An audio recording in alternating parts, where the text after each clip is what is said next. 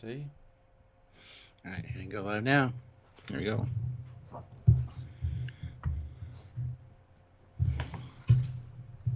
And we're off. Hi, guys. We are live. Hello, Stuart. Welcome to Trekyards. Oh, I might have to get up once or twice because I'm kind of like alone here today, so I gotta like dog things. That's exciting. Unfortunately, well, yeah. Dog friends. Everyone likes a dog Yeah. friend, unless you don't like a dog friend, then that's okay. Hi, Stuart. We're doing a special thing today because we hit 9. We hit 9 this year. 9 years. Like 10 days ago. Although, of course, we Yeah. have been talking longer, so it is longer than, it's like a baby's really older than it's actually they've had the first year before the. We're here to celebrate, talk with our guests about things and bobs. And it's you guys' job to celebrate with us, to make us drink, and of course, the joke of being that our guests will be coming in throughout the day. So the drunker we are, that'll be interesting. So don't have to be sober talking to famous people because that'd be funny. We accept our life here, You and me, Stuart. We accept our role in life. Yeah, should be a fun day, hopefully. Mm-hmm. So let's get it started. Olivia Julia's $5. Let's start easy. Hashtag cap drinks. And John Walker, $5. Hello all. Now drink cat. All right. Starting off, I got some red wine. Ooh. This is Merlot. Niagara Peninsula. Okay. 2020. It's a red wine. Excellent. Crack the seal. I've got Codberg Strawberry and Lime in a can. And I actually ran out of vodka because the last one we did quite a lot of drunk yards. So I got a brand new Smirnoff Raspberry Crush. So I've got a whole bottle of very cold, very full vodka, raring to go. Yeah, I've also got Ontario Peach flavored vodka. Ooh, local. Looks like water, Stuart. That's just booze. Well, it's vodka, so. This is vodka. Anyway, here's for the 2 drinks. And of course, as you can see on our right, hashtag cap drink, hashtag Sam drink. $5 take a sip drink, a normal drink. $10 half a shot, which I add to a cumulative cup. $15 will be to ask a special guest a question when they pop in. Any guest, any question. Now they can choose not to answer it because that's their prerogative. But it's your chance. So obviously, have good questions. You know what I mean? Don't be asking blah. Smart questions. Just for the record, our guests will be Aaron Waltke, Sean Ferrick, David Blass, and Doug Drexler. And Nick Cook. He's just a friend. He's not a special guest. Yeah. But we love them all equally. And I'm doing $50 costume change, and I've put what I can do in there. But again, we don't control our lives during these, Stuart. We are the whim of the wonderful audience. We are, yes. And I'm going to start a poll as well, just as we start in this thing. All right, well, hit like, everybody. We got 35 people here and 30 likes. We can hit 50 easily. Let's do it. Chuck A, though, throws in $5. Happy anniversary, Trekyards. Stuart and Samuel, I always enjoy your live streams and content. Well, thank you very much, Chuck. We enjoy you being here, Chuck. Thank you.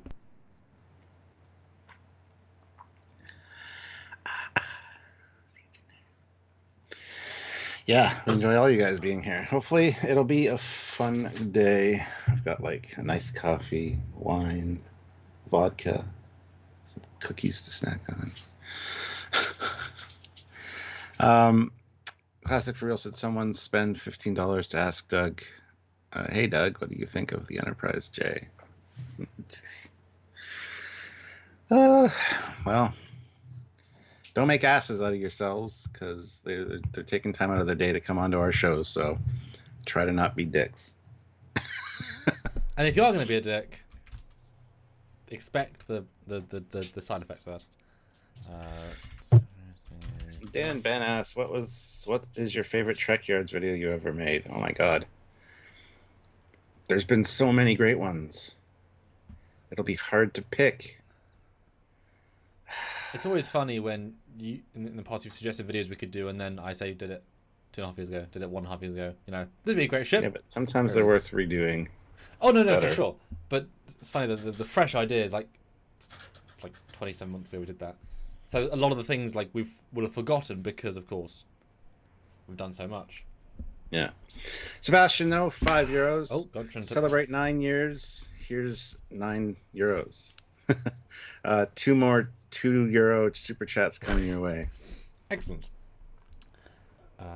One thing I always remember is having to do the John Eves interview twice, and given it so hard to get. That was quite a marvel.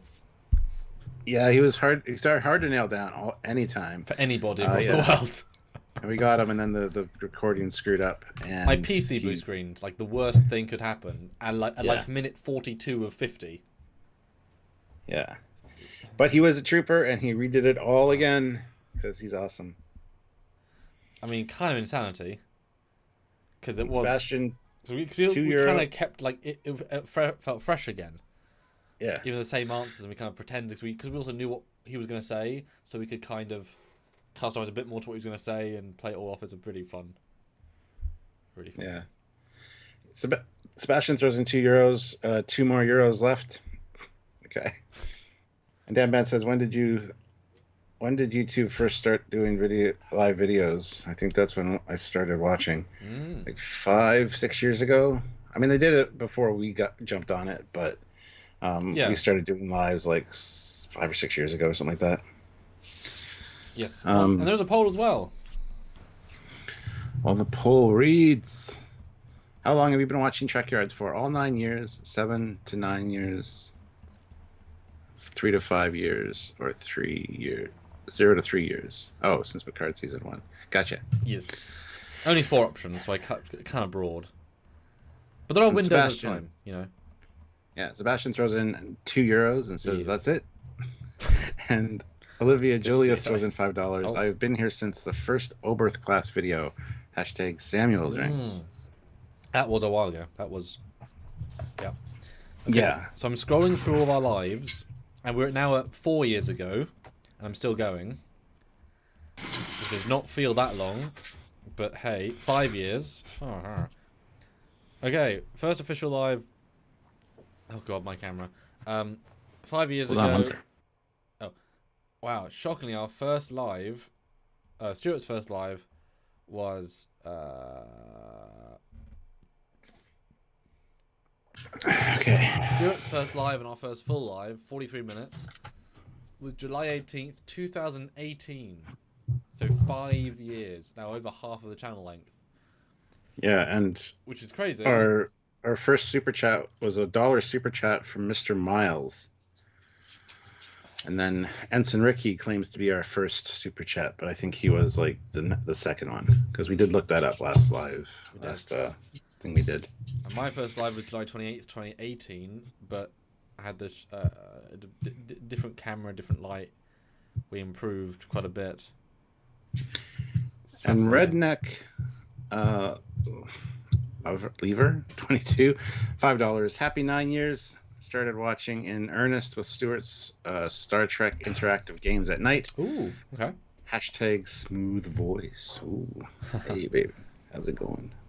And for reference as to what Trek we got when the lives came in, we had 2 initial lives that were actually news. We had Ethan Peck getting cast as Spock for season 2 of Discovery. So that was our first like breaking news, and a conceptual live. We talked about, are they doing new Klingons season 2 of Discovery, which was, we were talking about it. But yeah, Ethan Peck was announced. That far back was our first like breaking news style announcement video. That was a while ago. That was a while ago. Paul Graham, I'm going to have to cut you off because I want to keep up with Please super do. chat. Please so do. I don't want to cut off the guest necessarily, but I might have to. Yes. Paul Graham, $10. Oh, Cat, if you could drink anything at the LCBO, so no $300 bottles of scotch or anything crazy, what you don't have, what would it be? I feel like you're going to be dropping something off at my house at some point. Recapture's doing a short video and needs CGI help. Congratulations. Thank you so much, Paul. Anything at the LCBO? I mean, you can't go wrong with like Crown Royal Apple or Crown Royal Peach, something like that. That Smirnoff Raspberry or whatever that Samuel has looks interesting, and apparently it's like tastes like Starburst, so I might be interested in that. But he'd have to show the bottle again because I can't remember which exactly it was. But somebody commented that it's like drinking Starburst, and I love Starburst, so I would love to have some. Sam, what's that new drink you got? There it is. Smirnoff Raspberry Crush. Raspberry Crush. I've had several of their flavors, but never raspberry. We had their passion fruit at my birthday event this year with the Trekyards cast, and it was a smash hit with everybody. To the point that Marcus had it neat a few times. I tried some. I was like, I forgot how, you're like, oh, that's some flavour. Then the hit hits you. If you forget about the booze factor. Yeah, it's a great colour though. It is. Mark Lawrence, $9. Mark Lawrence. I think you guys popped up in my feed in 2015. Been watching ever since. Not only watching, but you've been a huge help in many ways, Mark. So, Mark, you're a Trekyards superstar in our opinion. President, not just in donation, but in our hearts. Yes, exactly. Anything's not be done without you, and we do appreciate it. And, of course, your contribution to Trek Shorts as well make a huge difference. So, the fan base owes you a decent amount of love. I will say that. And Chuck A says, I'm looking forward to seeing and talking to you both next year at Star Trek Vegas. Yes, that's going very smoothly. We just got to book our flights and stuff, and we'll be good to go. It's like a sour slice of raspberry, but I can taste it. Nice. Although somebody in the chat said it's like drinking Starburst. Not that sugary, no. I wouldn't say so. But it's okay. But it's still mostly vodka. All right, I'm going to start sharing, though. And not sharing our first live that I have still up on a tab. Because that'd be like, come watch our first live. No. All right, see you in a sec. Yes, please do. All right, so 42 likes, only 40 people here. But if you haven't hit the like button, please do so. And looking forward to having guests show up and things. But you guys can help us in other ways. Hitting likes, of course, easy. Or you super chat in. Any little bit helps. As well as joining the channel. You can join the channel by clicking the join button here on YouTube or heading on over to Patreon/Trekyards. All the same ranks, privileges, and perks apply over there. You can get your name in our fleet videos at the end of all of our edited content, as well as join the Discord and have some fun over there and hang out with us. So please consider doing so. Also, don't forget you can click the links down below to Teespring and TeePublic to get some Trekyards merch. Or you can also send PayPal. If you want to do PayPal, you can send that to trekyards@hotmail.com. That all helps out for trips and things. That's a different account that we use for that. So if you want to maybe help out with a trip and want to PayPal in some money, that is also an option as well. So lots of ways to help and support. And also just watch the videos, like the videos, super thanks on them if you want to. Anything from our past, you can super thanks. And also just share the content. It's all really important. So Captain Corky, member for 19 months at the rank of ensign, says, here's to the best Trek show on YouTube. Congrats. Aww. Thank you, sir. I'll cheers to that. That's awesome. All right. John Walker, though, throws in $20. Just found you guys this year, but I love the channel. Happy 9th to you guys. Hashtag both take half a shot. All right. John Walker's been great since he joined. He hangs out with me on the lives late at night, and he's usually here for the regular ones as well. And so he is amazing. So thank you so much, John. I certainly recognize the name. Yeah. Yes, sir. Well, that vodka is actually quite strong when you drink quite a lot of it. Yeah. In all the best ways. Cheers. Let's see.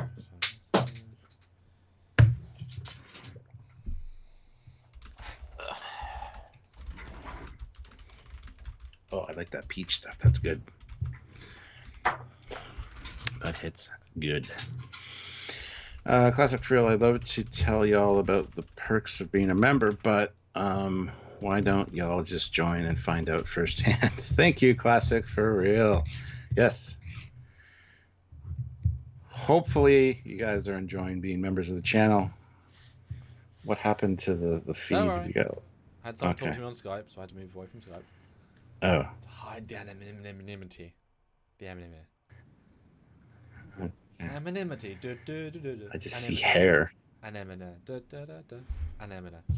Yes. And Matt Boardman's here too. Matt can jump in at some point too if he wants to. So, yeah. It'd be fun having all these people here. Yeah, talk about us a little bit, which is kind of surreal.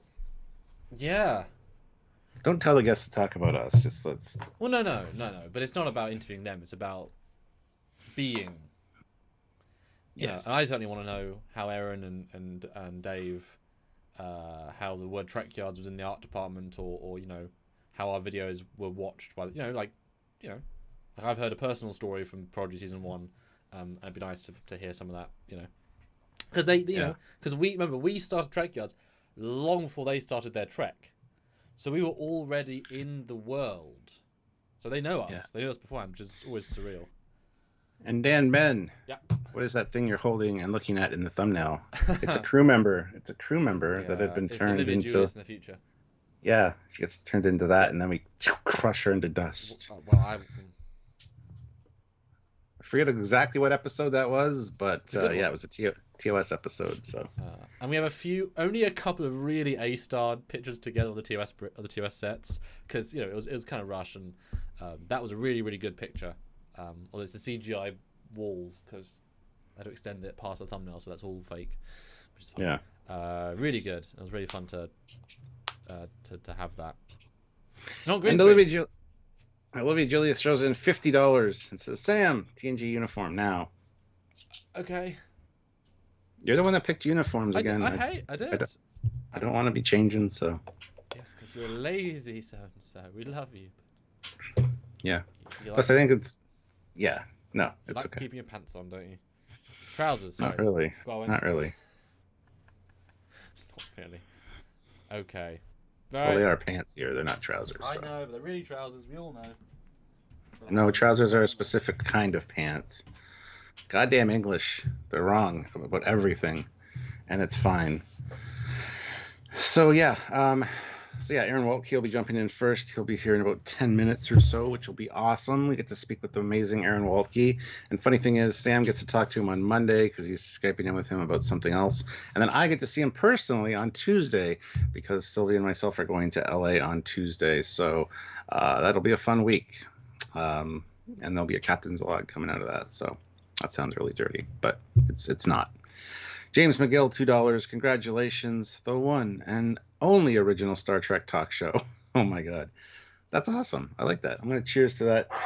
Absolutely. Thank you so much. Star Trek talk show. I never really considered calling us that before.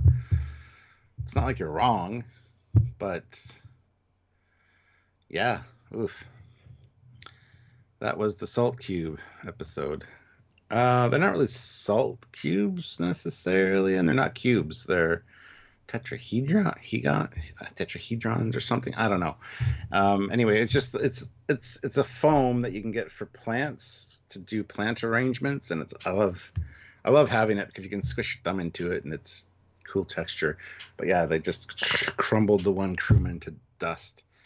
So yeah.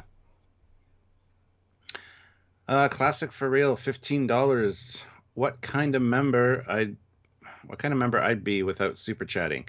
Dave and Doug, what was your most challenging thing about designing for Picard season 3? Insights into Intrepid, Duderstad. Well, they didn't design the Intrepid or the Intrepid or the Duderstad class. That was Bill Krause. So, what other ships we didn't see in the background? We'll have to try to remember that when they're on. There are like our last two that are coming in, so hopefully we remember that super chat question. Let me just heart it so it's marked. But yeah, they didn't design that ship. That was a Bill Krause design. So the only female red shirt to die. Yes, the one that got crushed. Yeah, by any other name. Yes, a rose by any other name. Sweet. Chuck A, I'm looking for discount vendor table tickets for Creation Entertainment for Vegas before I get my table. Well, yeah. We've got our rooms at the Rio booked. We also have the tickets for the convention set up and ready. So we just need to book our flights and stuff. But yeah, that's the plan, to go to Vegas next year in August. Hopefully you guys will be there. So, Matt Boardman, I feel like Sam and Stuart need to sing some Trekyards themed sea shanties. There once was a show that put to air. The name of the show was the Trekyards Show. I don't know.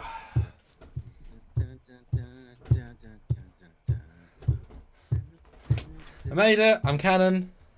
What? No rank. I mean, I'm beyond rank, aren't I? I'm 10th general.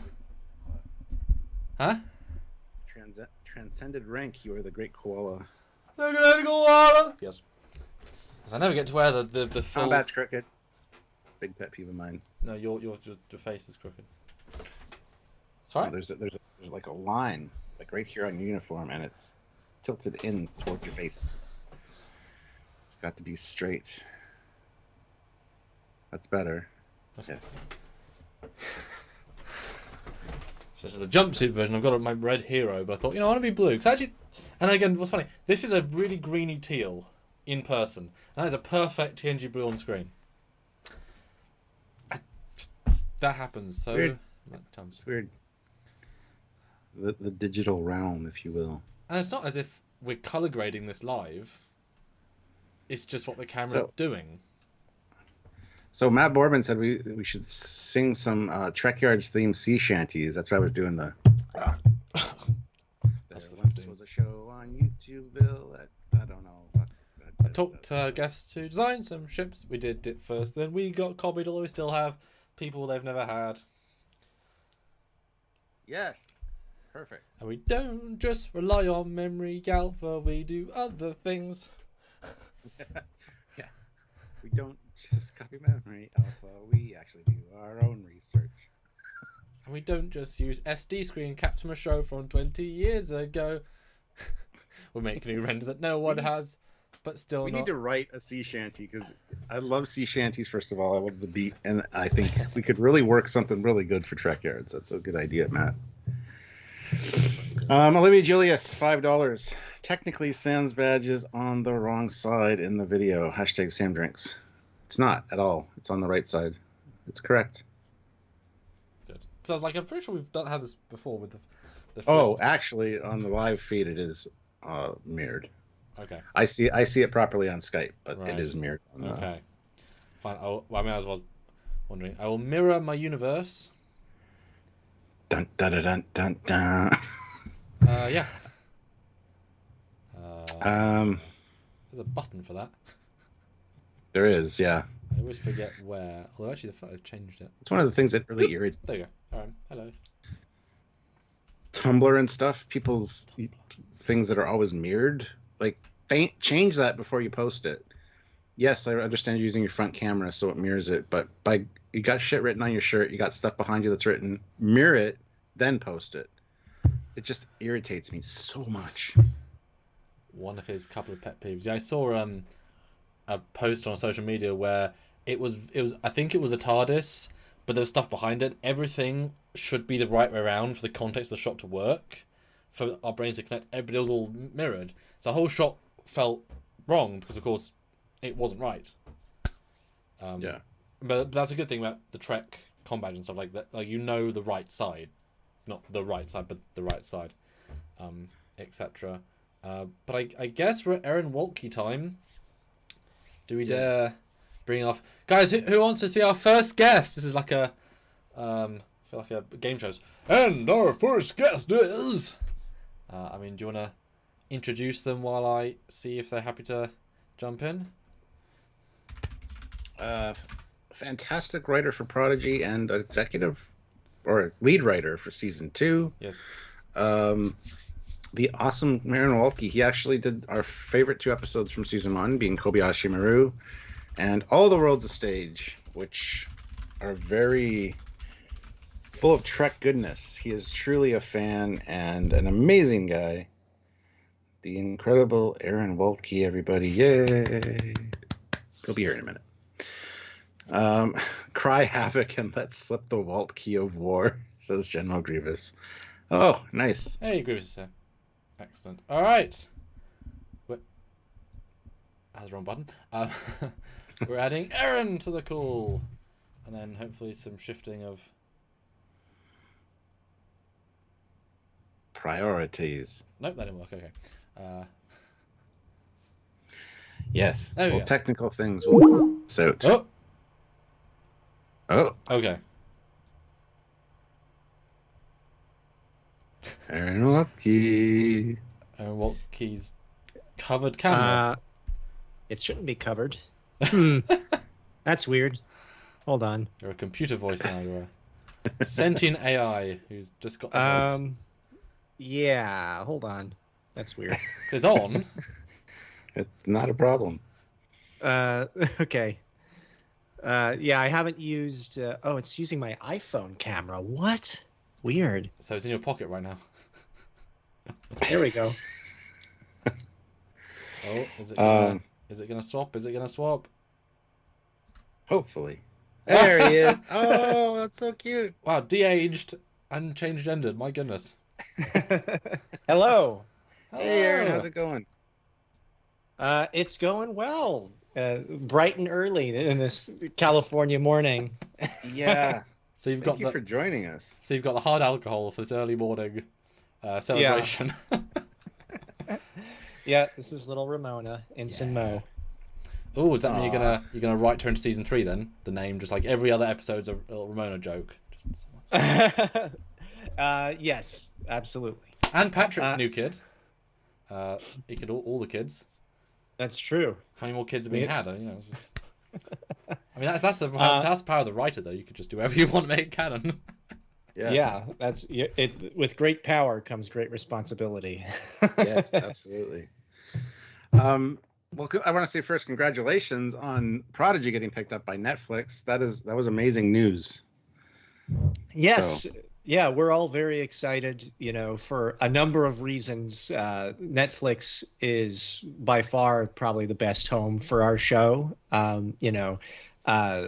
lot of people don't realize, but they actually have arguably the largest action adventure animation space of any network anywhere right now.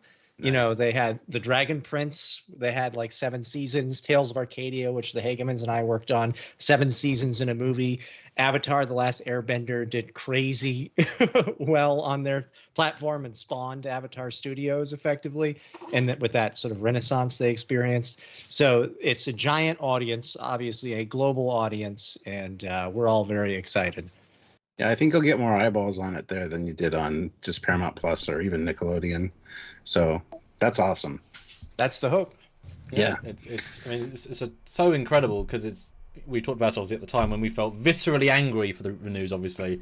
Yes. The first show that cancelled an Enterprise, properly stopped in the middle of its tracks cancelled. And while you're not uncancelled, have that second chance to be renewed properly. Yeah. And after winning awards too, what the heck? Yeah. Well, I mean, I think there's not much I can say to speak to that other than, I think the entire streaming landscape is kind of in unprecedented times right now, and everybody's kind of figuring out what works and what doesn't, and how to market and how to budget and this and that. So, I think that we're all kind of. The dust is still settling, I think, on every network right now. So the hope is, hopefully we'll all figure it out and have a much brighter future for everybody next year. So we're very excited. But it's fair to say with correct promotion and any promotion will help Prodigy, I think. Fair to say, just put any sort of promotion.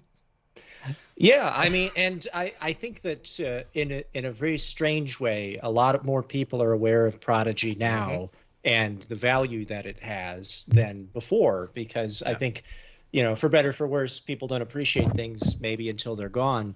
And I think that there's a lot of people out there that not only were like, oh, I wanted to check that out, but there's a lot of people that just didn't know it existed yet. So, hopefully that changes now that, it's on a platform that has a really wide reach, and there's been this sort of ramp up of people rallying to save it. So we're very grateful for everybody who was a part of that campaign, especially you guys. You obviously championed our show from the beginning, and very much appreciated. Out of interest, because I just occurred to me that obviously any delays in production, Rock Talk actress, becomes teenager, becomes adult. If you had have had a third season renewal in the same quick order, when would you have started doing season 3 compared to season 2? If it had been another order at the same time, when would have been the obvious? If you were going to release, say, in November originally, when you actually started season 3? Do you think it would have been just 1 week off and go into it? It depends, honestly. There's it used to be in the old, and I'm talking about the olden days. You would get a batch season order of, if they liked it, they would order it for another 20 to 40 episodes, which is just unheard of now in today's media landscape. In an ideal world for production, of course we'd want to roll right into making the next season and what have you, but that's just not how network television works. They want to see how it performs on their platform. Just like any television show, you produce a season, they see how it does, and those numbers inform, whether they'll invest to order another 10, 20, 30, 40 episodes. Yeah. Well, we got some super chat questions. A lot of questions. Okay. Olivia Julius throws in $20 and says, question, does your favorite slime ball come back in the next season, and will he evolve more in the next season? We need more Murph. Okay. Hashtag Sam Drink. So, I don't think it's a spoiler to say, yes, Murph is definitely in the next season. As far as his character evolving physically or mentally, or perhaps our understanding of him, sure, yeah, absolutely. All characters undergo growth. Even Dahl will get taller. Crazy. Maybe, but there's nothing wrong with being a short king. Excellent. It's true. All right, next. James McGill, $2. Anything new regarding Trekyards shows in the future? With Aaron or just in general? Oh, like episodes with you. I don't know. Yeah, we'll have him on again. I'm here now. Yeah. We love Aaron. He's here now. Yeah, we should do a quick 5-minute Trekyards live when you're here in California, Stuart. Just for a fraction of a second, just say hello. For sure, yeah, absolutely. Chuck A, TNG Fanatic, throws in $5 and says, "Hey Aaron, it was great to see you the Hagermans at Star Trek Las Vegas." Yeah, it was. I for whatever reason, I was not a convention guy for a very long time. And, it wasn't until, ironically, I started working on Star Trek where I was like, you know what, maybe I'll give it a shot since I actually have something to promote. And I was an idiot. They're awesome. What was I thinking?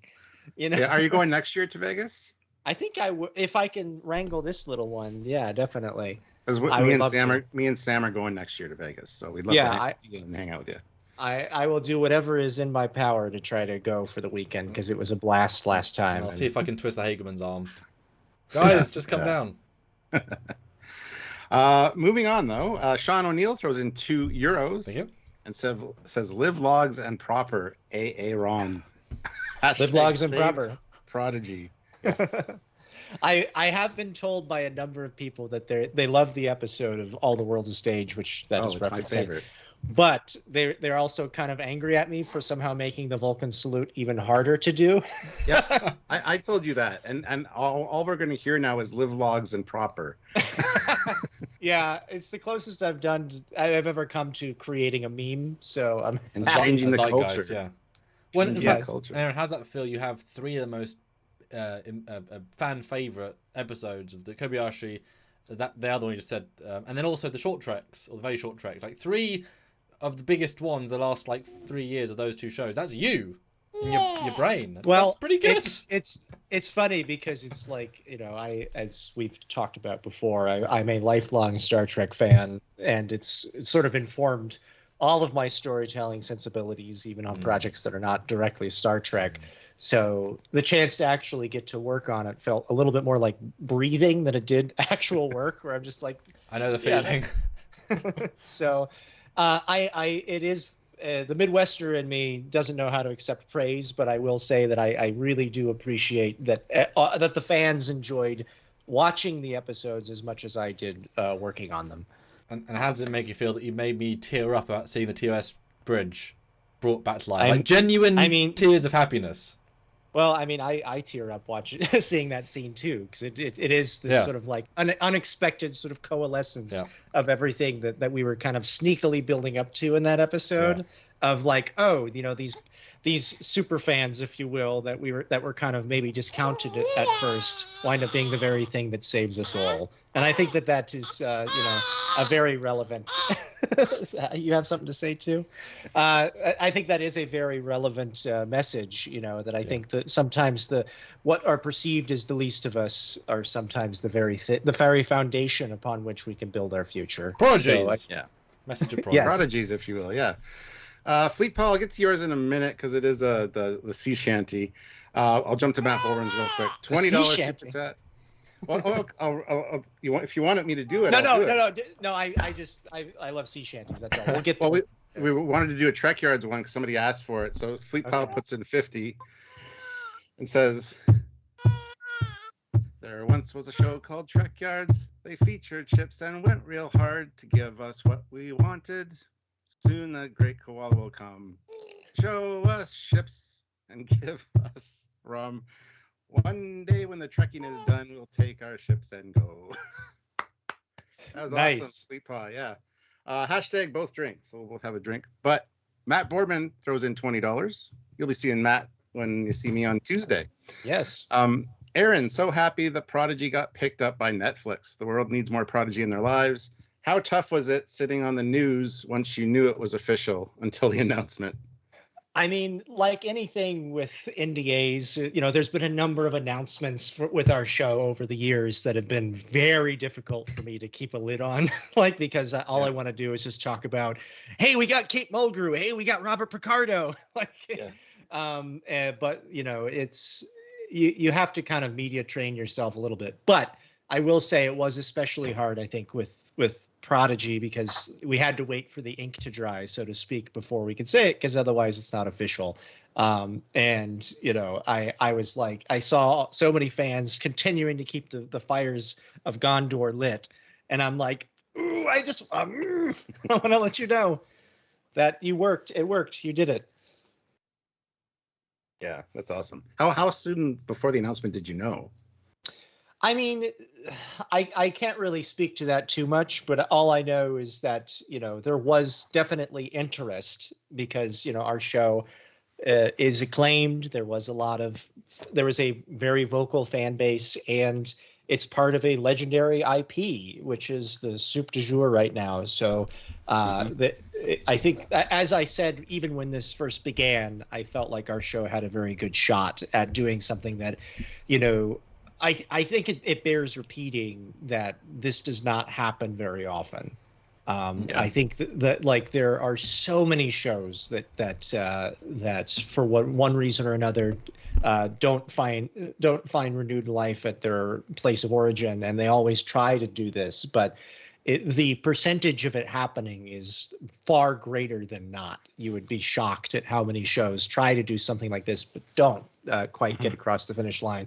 So the fact that it did for our show, I think, means something very special, both for the fans and for us. And also, you had a Skyflyer banner saying hashtag Save Star Trek Prodigy. That did it. Yeah. And also, it was about 2.5, 3 months. That's not a long time in the grand scheme. That's the other thing too. It felt long during, but after it's not that long. Yeah, the other thing I can say is, at least in Hollywood deal making, people would be shocked at the timelines involved. You know, I know people that sold a show, like ABC picked up your show, and it was not until about 9 months later that the deal was officially closed and they could actually start working on it. And so they had to, like, you know, sell their motorcycle just to be able to pay rent until they could become a showrunner of a network television show. So it's like, you know, it takes a long time to beat out this stuff, and the fact that it happens so quickly is another example of like how badly everybody wanted to make this happen. So well done, fans. and business affairs. And speaking of fans, Dave Gregory throws in $20 and says it was awesome having you at dinner with us and Larry Nemechek's P47 diner. Please come back next year. You've brought us a lot of joy with Prodigy. My God, I can't read today. I love hanging out with Star Trek fans because I'm one too, and I've often said, for some people, sports is kind of like that universal language where like you could go up to a complete stranger and say like, how do you feel about those Astros this year? But for whatever reason, for me, Star Trek and science fiction, I guess, has always been my sports dialogue where I can instantly form a connection with somebody, also assess what kind of person they are based on what sort of things, like whether they're really into ship battles or if they have a specific episode or if they have a guilty pleasure episode. You're a Star Trek 5 lover. What does that say about you? Yeah, I mean, what I will say is like Star Trek 5, the first act, we don't have to get into it, but the first act of Star Trek 5 is, I think, actually quite solid. And then I think it tries to squeeze in plots for about 3 different movies into one movie, and so it doesn't quite have the time to focus on all of them. And I think that's what people react to. But just taken as a whole, of like, and appreciate it like any great Star Trek episode, where sometimes Star Trek episodes are great because the premise is cool and maybe the execution is a little wobbly, but you remember the premise. And I think I really like that element. And I will say that the villain of Star Trek 5 is legitimately scary, like a Vulcan who kind of goes off the rails and uses those psychic powers for his own deranged cult-like purposes. That's freaky, man. That's cool. Fleet Paw, though, throws in another 20. Sorry to just kind of jump in with the super chat. Let's do it. So they don't stack up. $20. What was your favorite thing about making Prodigy, Aaron? Ooh. Personally, I love the Enterprisians and the world they built. It mirrors what we, the fans, have done with the franchise. Sam drinks. Oh, save Star Trek Prodigy. Right. My favorite thing about working on Prodigy, and this might sound a little corny, was the people. I think getting the chance to dive in. I still remember those first 3 weeks of the writers' room where it felt like anything was possible. And it was sort of like this wide open canvas of like, oh, we don't just have to kind of play the hits. Like, we can actually create our own alien race. We can decide, in very real terms of like what this 20-year gap in the timeline looks like, outside of a few very specific stories that we've seen tiny little glimpses of. And being able to kind of reduce Star Trek down to its essence and like really kind of beat out some of what makes it great in ways that I don't think have been totally done before in the franchise was really exciting. It was like touching a live wire and getting a real boost from it. So that was my favorite part. Well, Sean O'Sullivan puts in €2 and asks, was the world? Oh my God, was the world's a stage inspired by Galaxy Quest? What's funny is when we were breaking it, no, initially it was, if anything, it was actually slightly inspired by and this is just to give you a little peek behind the curtain of how the sausage is made. Sometimes we're talking about very like broad strokes ideas, and then we realize like, oh, there was a parallel there that we didn't think of, and then it kind of informs how we tackle it. Originally, we were talking about just sort of the nature of cultural contamination and said like how interesting is it that like one of the most famous cultural contamination episodes kind of opens a question right at the end, which is a piece of the action. We're just like, oh, what happened if we, one little book on Chicago history somehow transformed this entire imitative culture? And then at the end, they're like, what will happen with that tricorder we left behind? And I know some comic books have explored that. Communicator. Oh, sorry. What did I say? I get to correct Aaron Wolf. What did I say? You said tricorder. Oh, okay. Communicator was left behind, and they're like, "What will happen with that?" So it was like this really interesting question. Like, that does, like, the whole point of Starfleet is to reach out and make contact with other civilizations, and they've accidentally made contact with plenty of pre-warp cultures. They try to clean themselves up, but what happens if that doesn't happen? And there is a sort of imitative culture that tries to become Starfleet. And there was an episode of Radiolab that we also kind of talked about at length, where there's this sort of assumption that knowledge through a different culture means it's automatically like lesser than, or they're not as advanced as you. But we talked about an episode of Radiolab where there was an old Viking recipe book that was found, and in it was a recipe basically for treating the symptoms of what effectively was sort of a really intense flesh-eating virus called MRSA. And so they tested it like, oh, well, okay, we put this olive oil in this bronze tin, and then we heat it for 10 seconds and then add yak's milk or whatever. And to their shock, there is a new antibiotic resistant bacteria version of MRSA that came out, and they couldn't stop it. And then they tried it with this Viking recipe, and it worked. It was like 95% effective. Wow. So I think that idea of like knowledge, but through a different cultural lens, being actually quite relevant, and exactly what perhaps even so-called first world cultures might learn something from, was a great inspiration point for that episode in particular, of like, hey, these Enterpriseians might do things differently in a way that seems unusual, but the fundamentals are there. And so that was something. And then of course, as we talked it out, somebody was like, hey, this is kind of like Galaxy Quest.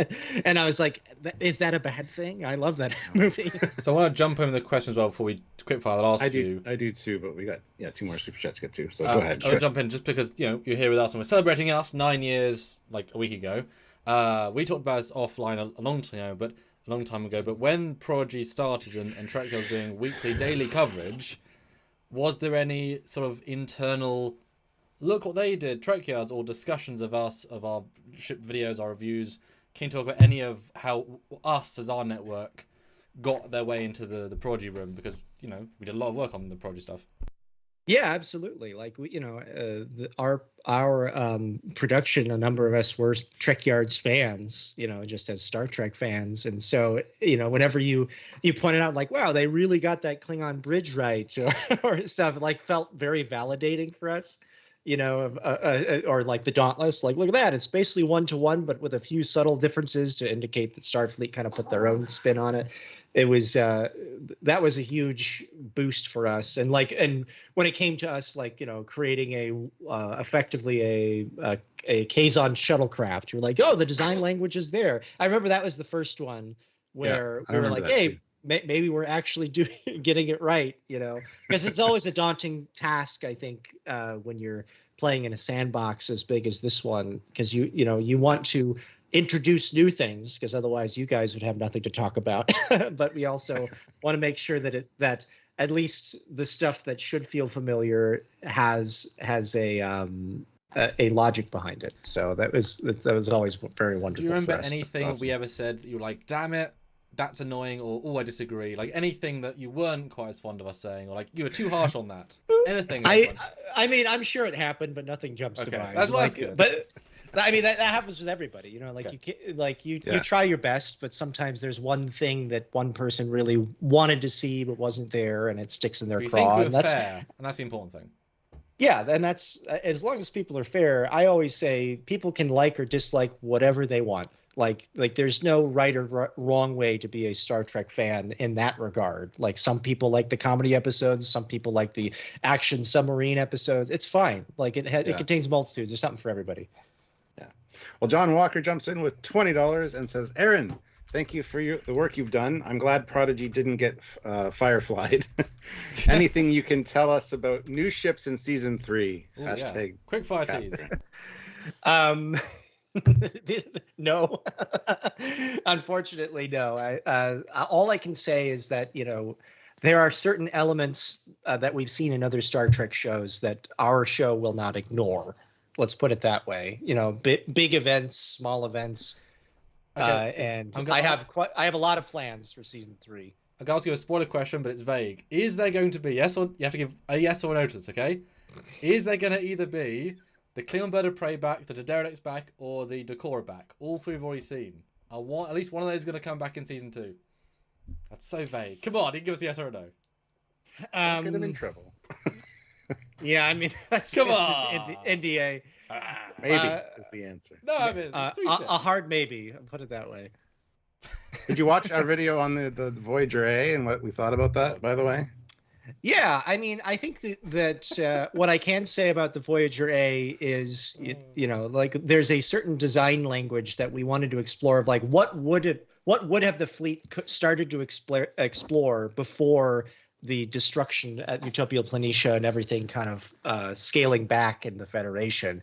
And so we started to push the envelope and create this sort of bridge design, I guess, of like stuff between stuff we've seen in Nemesis and stuff we've seen in Picard, 15, 20 years later.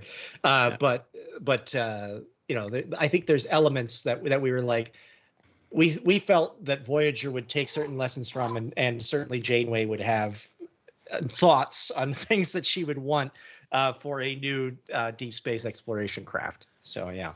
All right, quick fire, go Stuart. Matthew DeFreitas, $5. What was your inspiration for the design of the protostar? So I did not design the protostar, but what I can say is Benny Bond had a big part to, like, he basically kind of oversaw the main design. John Eves was involved in some early sketches, and then he kind of evolved it from there. I will say Rick Sternbach's sort of thoughts as far as what the future of, the shape of the yes, like having a bit of an arrowhead design, having something to do with the how you can breach the warp barriers that existed and whatnot felt right to us. I think we actually got some of that information from your interview with Rick Sternbach, so thank you for that. And so. And yeah, I think there was a lot of discussion too of like, since it's a smaller craft and we wanted it to borrow some of the elements like of the Intrepid class as well, since that was at the time one of the most advanced, smaller deep space exploration out there. So like its ability to land with the landing struts and stuff and whatnot, but we also I do remember in sort of the profiles we thought it was kind of cool that it had almost sort of like a bird-like appearance of like the nacelles coming down almost feels like the wings of a bird settling in, and that was kind of cool. All right. Citizen Tim Scott, $10. Congratulations on 9 years. Happy for Prodigy production team as well. Well, thank you very much, Citizen Scott. You can have us on for your 9th anniversary of Prodigy. Yeah, that would be nice to celebrate 9 years of Prodigy for sure. Oliver Lavery Farag, 20 pounds. Wow. I love you. Congratulations on Prodigy getting renewed. Can't wait to see more. And here's to 5-year missions and beyond. I'm a Generations fan. Make of that what you will. Okay. What I will say about Generations is that I know a lot of people like it, a lot of people dislike it, but what I really appreciate is that they gave it a solid college try to bridge the TOS and TNG storylines. That cold open where you're on the bridge of like the commissioning of the new Enterprise. I love that. I would have watched a whole movie about that. Me too. Ellie Littlechild has arrived. Hey, how's it going, Ellie? Hey. Hey, Ellie. Matt Boardman throws in $5. Trekyards needs an NDA alert klaxon for these conversations. Yeah. Yeah. He also goes on to say, one thing that I've always appreciated about Prodigy is not only do we get great stories, the visuals are also so amazingly beautiful. Yeah. And I point that out a lot. It's just like a piece of art. It's just amazing. I mean, in many cases, it is a piece of art. It's like in order to get a lot of those grand vistas and such, we borrow from techniques that go all the way back to Georges Méliès, the turn of the century, with intricately painted backdrops that we can then digitally, put it slightly out of focus, so it tricks the eye, a trompe l'oeil, if you will, of thinking that it's just how your eye might sort of focus on something in the foreground, and then we can manipulate a few little elements like make the waterfall trickle or have a character walk by, and it looks fantastic. And we don't have to build from scratch 3D sets. We can actually have the artist's imagination translate directly to the screen in real time. It's great. Although I love the scene when the Prostar lands and you can see the exact same arch rock bit there. There's a bit of cloning going on in that episode, but you had a lot to build, so it's all good. You don't notice, but it's like, yep, that's it. Yep. But I mean, if you look at the scope of geological processes, it does actually make sense that there would be a repeat. It's like the giant steps in Ireland, it's just the same process. And the caves in Lower Deck, they all look alike. Oh, yes. Oh, also, confirm or deny, that was the caves on Homeworld. I mean, what I can say is we thought it was cool. It would be a cool idea if it was where ancient Kazons sort of started to. Oh my gosh! Hello. Well, she knows time's up for you, I guess. That's the time's up alarm. But yeah, we thought it would be cool to sort of, because the Kazon became a nomadic species, but like, where would they become the ultimate hunters? And it was like, would it not make sense that on their homeworld there would be sort of an alpha predator that could masquerade as anything, and they'd have to be on their guard, which would explain why they were so interested in hologram technology when they.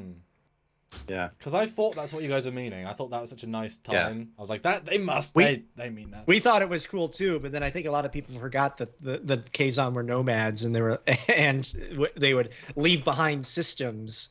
Sorry, not the Kazon. I meant to say the Hirogen. I'm sorry, my brain. Did I say Kazon?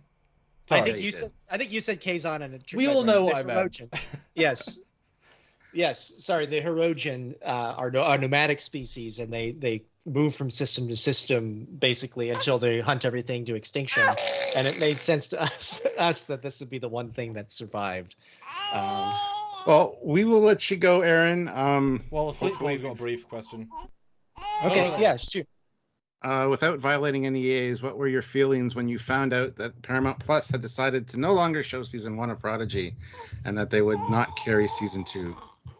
I mean, disappointment, like you would expect. I think I'm a human like anybody else, but I did become strangely hopeful because I knew what Star Trek fans are capable of. I knew that our show was something special, and so I was like, let's just see what the future holds, and it seems my hope was well placed.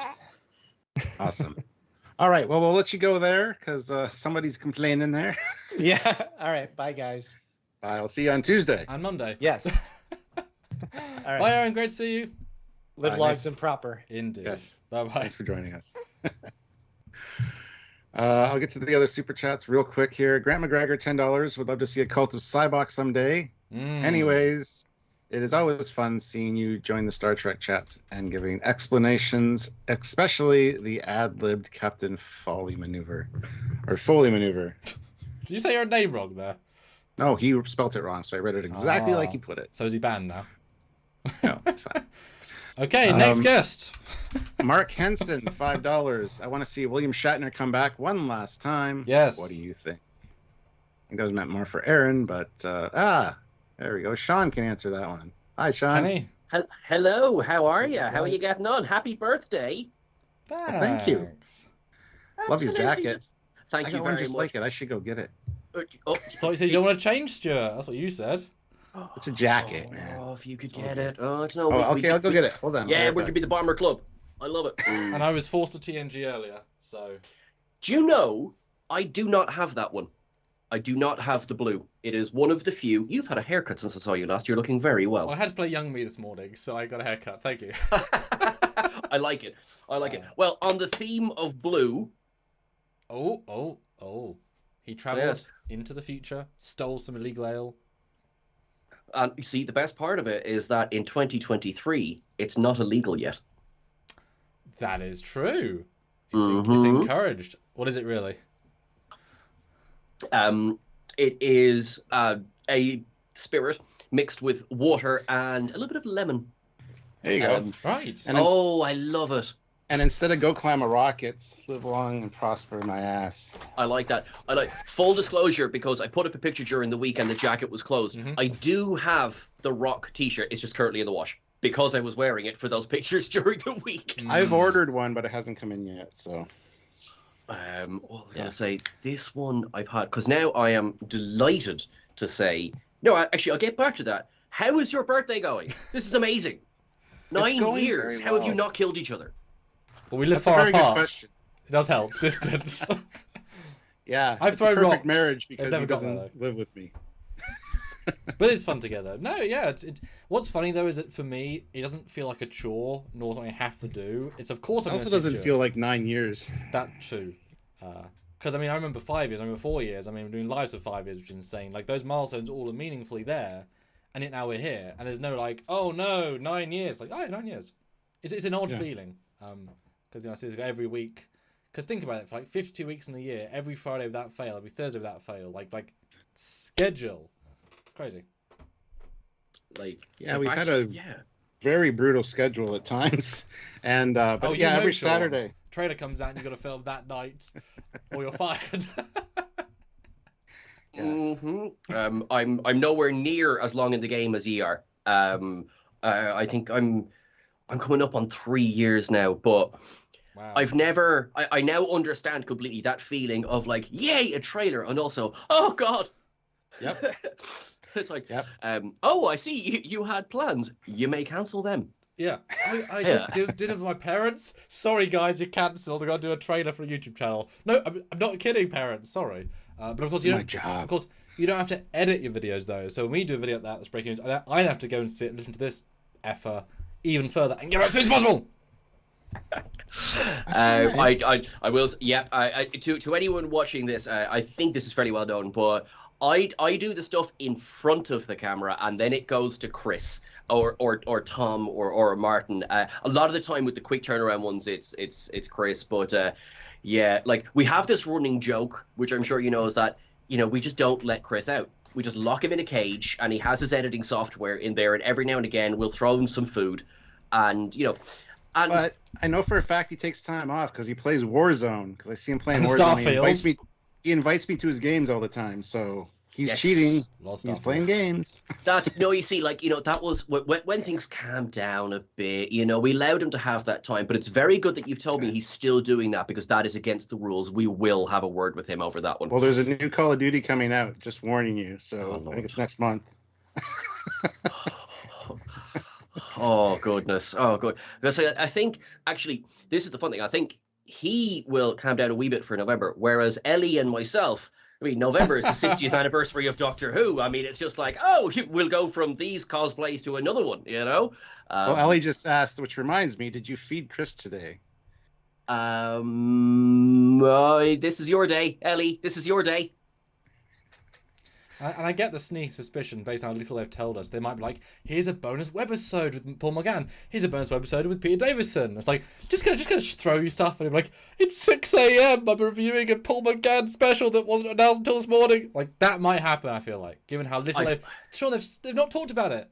It feels like. It's in like a month. It's like 2 weeks. What the hell? Do you know what I mean? And you know what? Actually, that's you're so right. Like, and yet, because you're right, but also it's been ramping up, and because I think we can all agree, the PR team or the marketing team maybe lost a few people over the last year, because when you think about when it was coming up to like the 50th or even the end of time, 40th, I mean, 30th, you could not move for David Tennant's hair was just there in front of you the whole time.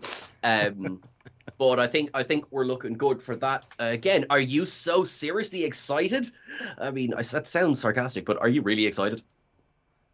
Well, I just find it odd is. though, because to relegate all of it to 1 month, because they've not celebrated the entire year, give or take. It's been a basically blackout. So I think they're going to just like bomb the audience with, how you stop watching for 5 years, and you sort of want David Tennant back. We're just going to throw everything at you. We put in 10 million. We're just going to keep and just like get a giant buzz that's kind of ridiculous, like a surprise buzz. I think that's what they might do this time. I think. What do you think, Ellie? I want to hear Ellie's thoughts on, kind of like, because I know right now what she's thinking is it rhymes with miver. River, Sam. River song. If you're ever talking to Ellie, it's really a matter of time until River Song comes up in the conversation. They're married, aren't they? As Kinston and Ellie, I feel like. I'm pretty sure. Yeah. I'm pretty sure they are. Yeah. Or to an extra generation, possibly. No, I guess it It's would. outside my wheelhouse, guys. Just saying. Oh yeah, Stuart Seymour's no Doctor Who whatsoever. We learned That's this right. alive. There's only 60 years of history. You'll do that in a week. Come on, you be grand. I'm gonna get to some super chats real quick so I can cut up. Sean O'Sullivan. Ask Sean questions. He's here to be grilled. And Sam's gonna interrupt me. Sean O'Sullivan, Grilled. €2. Samuel's redecorated his hair. I don't like it. Erevic Saunders, $2. Congrats on 9 Trektastic years. Well, thank you so much, Erevic. John Walker throws in $2. I'll let them geek out on their own. Ellie, just for you. Look at her face. Sean's jacket is my Latinum up of the week. What about mine? Mine's actually suede too. It's got to be a shared one at the very least. Yeah. Oh, see now, actually, that's a question. See, so I have those few bits, but I haven't put them on this one yet. So because it's a pain. I love that Baker. It's a pain in the hoop putting on the service bits. It is, especially when you wear a watch. Yes. You got to get there's smooth back pins you can get for them instead of those regular ones. Okay. I have some here. So you don't scratch your watch up or scratch your arm up. So they're just smooth back push pins. Okay. Yeah. Oh, I like that. I like this one that Sam's doing an unboxing while we're talking about fashion. Oh, yeah. Right. I'm loving this. Let's see. Olivia Julius throws in $5. PayPal alert. Sam drinks. Oh, that's awesome. I can even appreciate that stuff. Yeah. It's the newest one they made as a company. But they literally screw down the TARDISes. Oh, do you know what? Keep it secure. Okay, yeah, I'm on board with that. And Olivia throws in another $5 and says, finally, ups and downs with Trekyards. # Sam drinks. You need to do ups and downs for 9 years of Trekyards, Sean. Ooh. I mean... Only 4,000 episodes to watch? I think it's... sure, let's tell you what. I'll do that while Stuart's going through Doctor Who. Okay. I'll take those 3 years off because that's how. See, you joke, Sam, but I know that the second you were like, right, your time off has been approved, it's fine. You will find 9 other projects, one for each year, to then do. Like right now, as he's sinking beneath the desk, he's probably made another fan film. Yeah, self-imposed deadlines. That guy, I'm telling you. Yeah, no, the script's in your mail, Quinn. The script's in the mail. Sean O'Sullivan, though, €2. Can NPH outdo James Bondolin as master as villains? Different. I mean, it's a good question. I suppose one of the Neil Patrick Harris? Yeah. Yes. Oh, yeah. He's going to be the master? No, he's going to be a villain from very early days. Doctor Who is coming back, called the Celestial Toy Maker. First Doctor. Days. Oh, okay. And so because it's funny because obviously we loved all the behind the scenes thing. It's that himself and Russell T have worked together a lot now at this stage, so it wasn't so much of a shock when we heard NPH was going to be in the 60th. But I'm excited. I'm delighted. But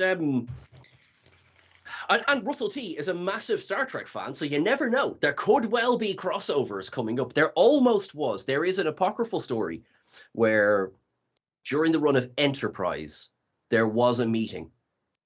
Now, I don't know how far it went or how serious it was, but there was a meeting about a discussion of Christopher Eccleston potentially appearing in Enterprise. I just don't know how they'd make it work. Because are you going to acknowledge these are the same universes?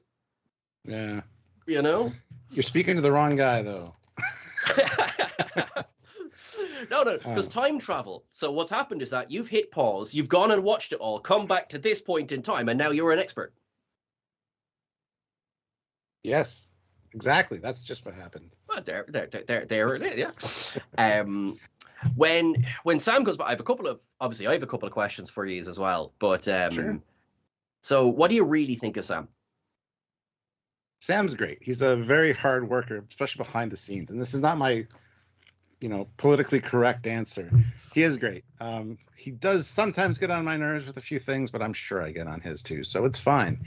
But he's a very hard worker. I think he's the hardest working man in Star Trek YouTube. I can easily say that, considering all the stuff he edits, all the stuff he compiles for our videos. He does a fantastic job. And then all those fan films on top of that. So, yeah. What he thinks of me will be an interesting discussion, though. I think in private he's talked about you, and once the shouting stopped, it all became very, very positive. But I mean, you're absolutely right. But I mean, he is wonderful. I don't downplay how bloody incredible the Perrys are. Thank you. I mean, it's been week in, week out for 9 years. I just, when you think there are people who have lasted less time than a head of lettuce, and yet ye are, lasting as long as you have, I think you're doing something right. Well, that's good to hear. Thank you so much. Yeah, you're very welcome. I'm going to get to a few more super chats real quick, and when Sam gets back, you can ask him what he thinks of me. Mark Henson, $5. And that loved the Booger episode of Very Short Treks. I think you are as well. I thought that was kind of disgusting. It didn't do it for me. No. Beverly and Riker, awesome. But other than that, not so much. Sean O'Neill, who's been a member for 9 months at the rank of ensign. So thank you, ensign. Thank you. 9 more years. 9 more years. Lower decks. Beta shift. Delta shift. Where the shift was. And Fleet Paw throws in $5. Biggest up for the channel was hiring me, right? Yes, because we pay you very well. Right under you two getting together and making Trekyards.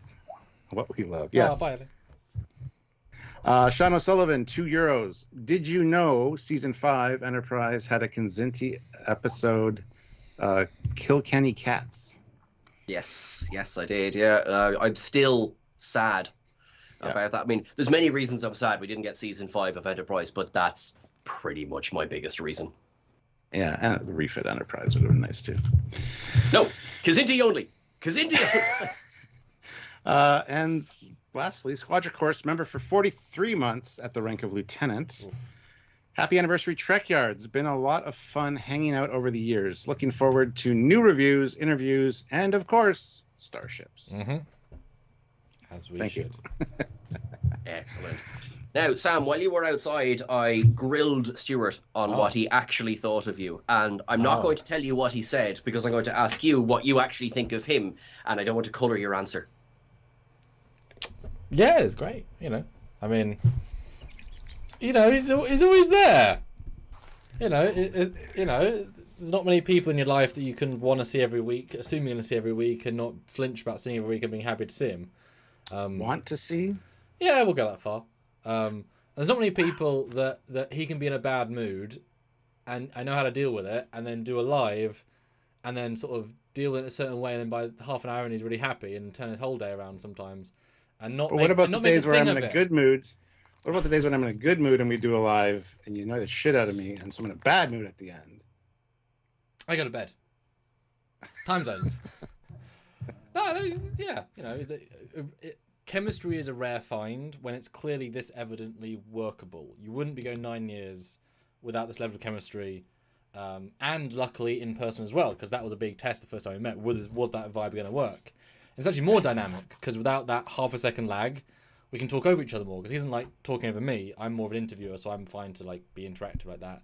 I mean, in person, we can be far more in direct, which is fun. So I look forward to when we do our 10th anniversary, we're going to be together, and we're going to do very regular lives, and that'll be like obviously full banter level 10. Oh, cool. I don't even have a joke. No, he loves you too. Like, this is lovely, and it's really nice to see, because look, if there's one thing I understand, it's deadlines, it's pressure, it's quick turnarounds, and it's day in, day out, and it takes a certain kind of person to be able to handle that, and it takes a certain kind of person again to be able to work well with each other under that. So ye clearly work very well together. I look forward to finally getting a co-host. Hi Ellie. You know. Well, you do I so think many he shows, Sean. You know, you do so many shows. I mean, No, she's still here. Rumbled, Stuart. John Rumbled. Uh-oh. Funny enough, I just got a text there. I thought it was from. So no, it's all right. It's fine. You should pull Chris out of the cellar to be your co-host. I see. Joe, it's funny. I would love to. But he has a face for radio, though. So. How dare you? He's got a beard for the ages. But it's funny. It took. Chris is a funny one because Chris is, he is. God, you get it. You know how hard it is to turn stuff around, idea generate everything, and 90% of everything you see on the channel, if he didn't edit it, then he was involved in idea generation, everything. And I feel bad for sort of because a lot of the times, because he doesn't do a lot of time on camera, a lot of people don't know him as well. We had a funny moment when we were at the Picard premiere. Very, very nice person came up and they were like, "Oh my God, Sean, Trek Culture, how are you?" I mean, I was shoulder to shoulder with Chris, and I was just like, I might be on the videos, but he's the reason you saw them. Yeah. If it wasn't for him, you wouldn't be seeing me. So. Exactly. So it is, and it's lovely. But also, I tell you, some of the funniest phone calls you'll ever have. Completely unrepeatable stuff. But, it's just... It's like me and Sam when we're not on air. Well, this is what's nice about what we do. We started at the very start wanting to be a documentary web series that was taking the idea of Memory Alpha as in all the information, detailed form, but giving it that characterization of personality of people to give it some life. It isn't just a voice with clips, abstract. It's actually more watchable in a lot of ways, but people know us. And I've known us for 9 years. I have a 3D modeler who's worked with me for a year now-ish, and she knew me when she was 15, 14. And it's like, when they were young, it's like, oh God, how long have I been doing? You know what I mean? There's now there's people who were 10 and now 19 when we started, and then you wonder how Bill Shatner feels. It's like, 50 years of children have been born since I wore that toupee that was on the Greg Jean auction to play Girk. How long? I mean, it's, and how do you deal with it? When someone says like, "Hi, I've grown up with your channel," I mean, how do you deal with that? Well, I mean, the good example, Nuchigata, I think that's how you say his name.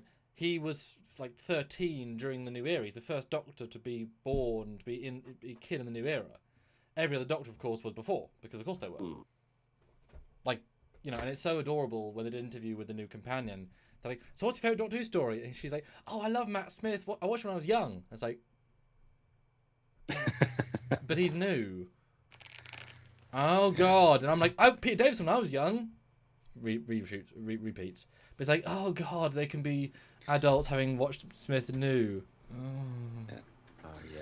Well, the funniest thing about Trekyards is we created Trekyards before there was any new Trek on the horizon. There wasn't even word that Discovery was coming out. So, and we prided ourselves on our first 2 or 3 years. We always said that we were the only new weekly Star Trek content. Video Trek content, yeah. Yes, and since Discovery's come out, so many Star Trek specific YouTube channels have popped up. But we're kind of like the granddaddies of Star Trek YouTube. So it's a weird feeling to we kind of got in really good when we did, because once New Trek hit, we were like, yes, we're here, we're already established. It was great. So. And to speak to that as well, there's a lot of people who will. I was only talking to someone earlier on. I think he's 4 or 5 months into his channel, and he's really struggling with views. It's not easy. No. It is, and it's become more and more saturated. It's we try and split the views. We try, and there's very little. I mean, there's very little oh, I want to get your viewers, or it's not that kind of feeling. So the fact that as a new business, survived the first year, there you go. You've beaten so many others percentage-wise in terms of sticking it out and kept it going for as long as you have. Because, I mean, after a time, passion for Trek or no, there comes a time when you have to ask yourself, hang on, right? Is this worth the effort we're putting in? And it obviously is. So not only are you the granddaddy, possibly great granddaddy, or like grand grandsire of Trek YouTube, but you're also a pure success story. And if this sounds like I'm blowing smoke up your arse, I am, but it's true. We don't have 100,000 subscribers, Sean. Not yet. Well, get your stuff together. We're working on it. We haven't hit 70,000 yet. 70,000. Okay, so well then, well, all right. The YouTube algorithm has never benefited us. It's never valued us. It did for the first 2 years. We really blew up in our first 2 years. Sure. But yeah, since then the algorithm hasn't treated us like very well. But that's okay. I hold no grudges. Question. Because there's all different types of videos. There's short form, there's long form, there's everything. Is there what would be your best for immediate reaction videos, if you like? New ships. When there are new ships people care about. Because our videos are dependent on if some people care. Like, we're going to look at the new Starbase that might be in for 13 frames. We like it. Doesn't mean people are going to give a shit. Or there could be a new Voyager. Then people view it. So it's not up to us. It's up to the audience if they're interested in the ship. We use the ships anyway. You know what I mean? Yeah. Well, we started as a strictly ship and like Star Trek technology channel. It's like, who else is going to look at that Orion fighter ship from the last Lower Decks episode? But we did. I mean, did renders and like that. No one's going to do that because no one cares. But the person that designed it, for Lotus, might care. And they know we're going to look at it. They know. Brad and Mike, and they know. So. And even we just had Aaron Waltke on, and he said when they designed the Kazon shuttle for that one episode of Prodigy, we talked about it, and because the design language was right, they're like, "Hey, I think we did a good job." So Trekyards said so. It's good to hear that kind of thing, Actually, Joe, I did catch the end of that, and I think there was a pretty nice compliment. There was your video with Rick Sternbach inspired some of the design ideas for Prodigy, and I mean, how does that feel? That always feels great when we hear stuff like that. And that happens more than you'd imagine. A lot of the people that are behind the scenes or in production watch our stuff. John Eves, when they were going into Discovery and he was still designing the ship, he even told us that Trekyards was on in the production office while they were working. So that's awesome to hear. Well, that's the advantage of not just being a list channel. No offense. Yeah. Like having actual documentary content that's evergreen. So if you want a ship design interview, well, there you go. It's been documented. It's a piece of documentary content, right? It's there for a reason. And this is definitely more of a Trek culture thing. Like the fact that we have in-depth, detailed, fair. We both do fair. You're on the positive slant, but you want positives, so that's absolutely fine, right? Reviews mean that when there's 5 seasons of a show, you can look back and say, what was the true perspective at the time? I wouldn't trust most reviewers. I'd trust you. I'd trust me. Of being a real touchstone of what people thought at the time. And that's really, I think, really useful as well. So it's really interesting to go back and watch Discovery Season 1 reviews and see our continual optimism. Because we're trying to find the positives. Like, we're hoping next week's better. Yeah, or just things and bobs. And it's just really an interesting history point. Because in the olden days, of course, you had paper reviews. You couldn't get personality. You couldn't, we sense your enthusiasm on screen when you're like, I gotta give, it's real documentation in that regard. Yeah. And there is a lot to be said for that because I would agree you are fair, and when being fair doesn't mean always looking for the positives. It doesn't mean always looking for the negatives. It's that if positives and negatives appear, you will discuss them both, and that stands for a lot. I think the people who want to know the details and the behind the scenes and the journey and everything, we want to hear the warts and all. Mm-hmm. There is a market for the pure positives only. There is a market for the pure negatives only. And look, to each their own. Certainly, you're right. I do tend to lean a bit more towards, just like, we're looking for the positive, look for the positives. And yet, we've been labeled the neutral zone of Star Trek content. I like that. And it doesn't do us well, because neither side wants to watch us in that regard. Yeah, because they don't like when we hear positive things if they're negative and vice versa. Because also... But that's one of the great things about doing our live breakdowns where we go scene by scene, minute by minute of the episode, because you can have a really shittily written scene that had a really amazing acted part or a great prop in the background. So we'll point out the bad and the good in all of that, because there's good and bad in all Star Trek. We've always said that. And it's hard. It's a disservice to any episode to say that's a bad episode of anything, because 40, 50 minutes, that's a People large worked hard on spectrum. that. People worked hard on that. And you can have one incredible scene, one incredible CGI effect. And so we did like Picard season 1, season 2, whatever. Like, we could often swap between this is an amazing thing, this is a bad thing, this is a weird thing. Like, the shift can be tonally radical because, of course, that's what they're presenting us, right? Mm-hmm. Which is really fascinating, you know, because each scene almost its own identity. Yeah. Judge it fairly. Yeah. Yeah. I'm going to jump on a few things here to read real Yes. quick. Tangerine Star 26, member for 37 months at the rank of ensign. Happiest birthday, Trekyards. Thanks for everything. Well, thank you for being a viewer. We appreciate you guys. Sean O'Sullivan, €2. At Sean Ferrick. SG1, Torchwood, or DS9? Continuation. Pick one. Oh. Continuation. That's a bold question. Yeah. SG1.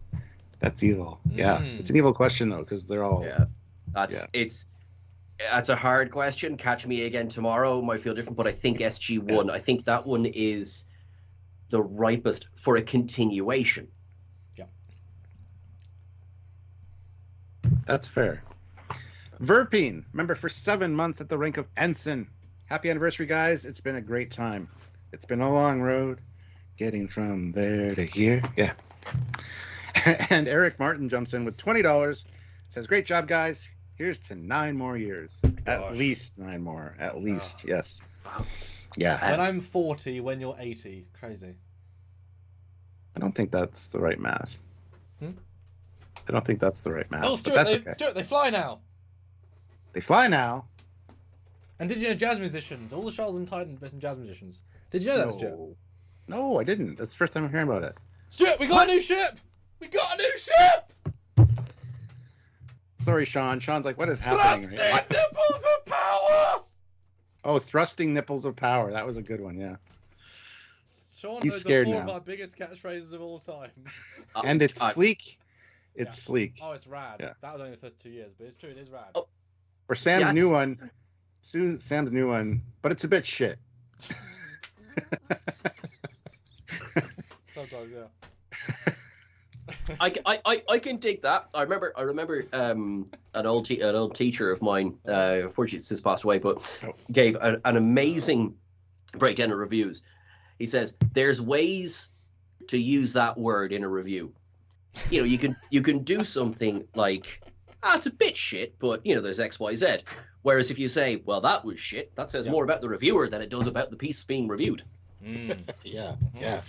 It was total shit, but I loved it. There's another one. That's another. That one. Oh my lord.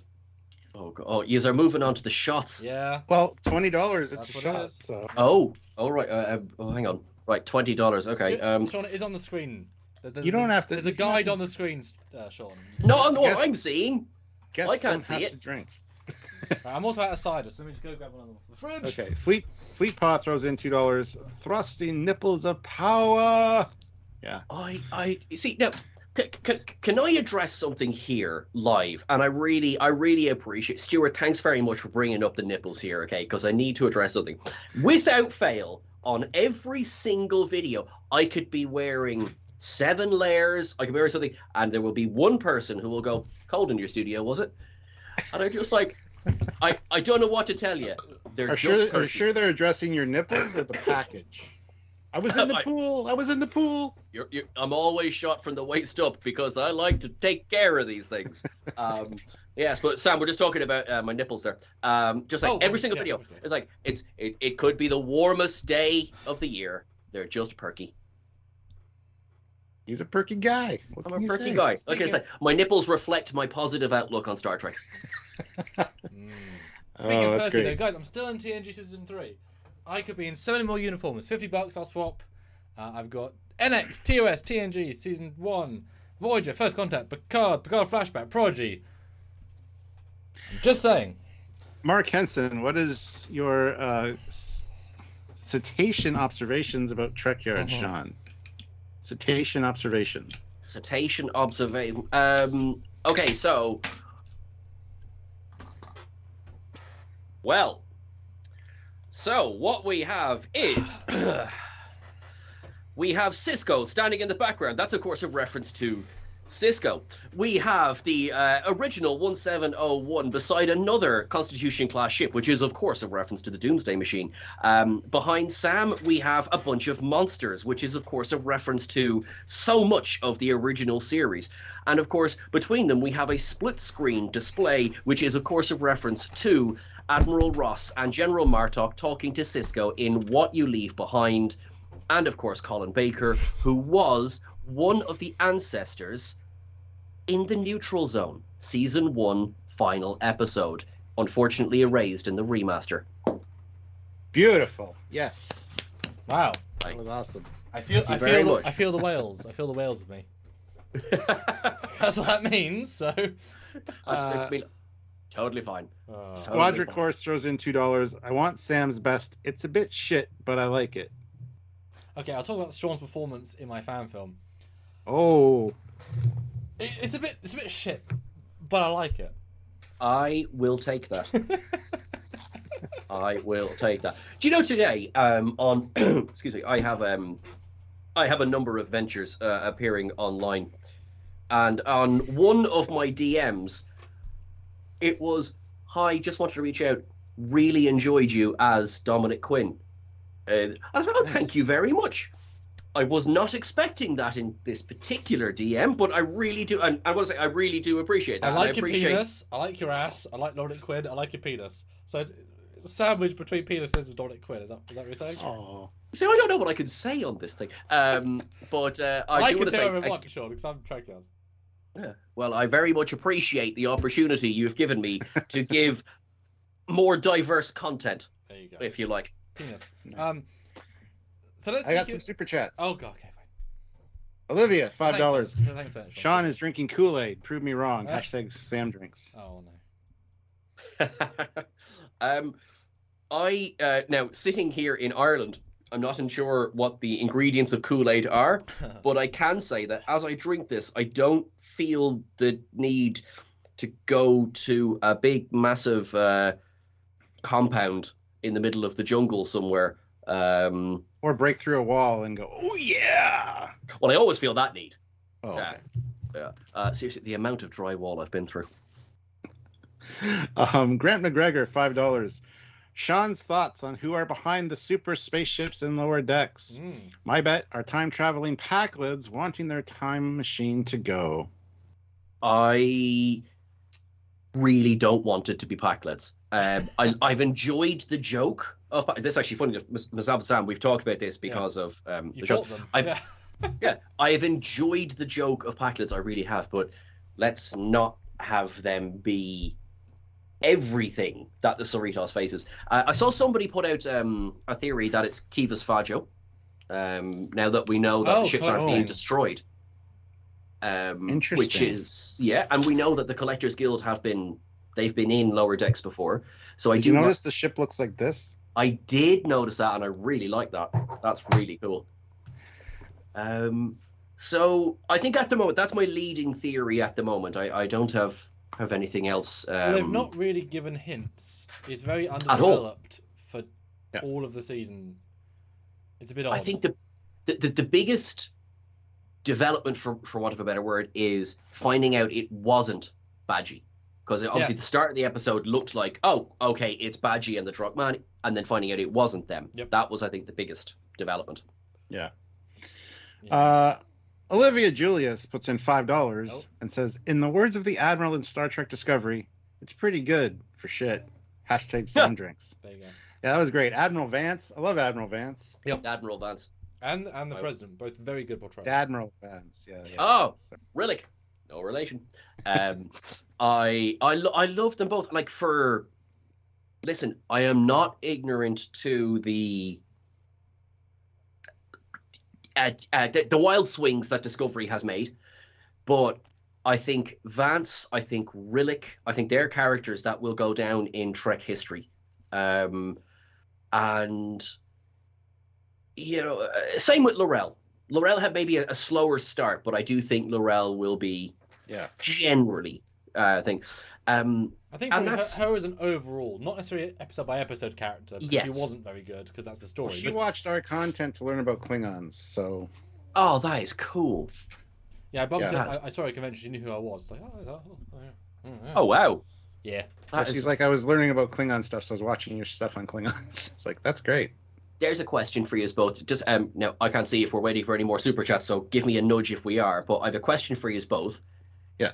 What was your first "oh God, they recognize me" moment?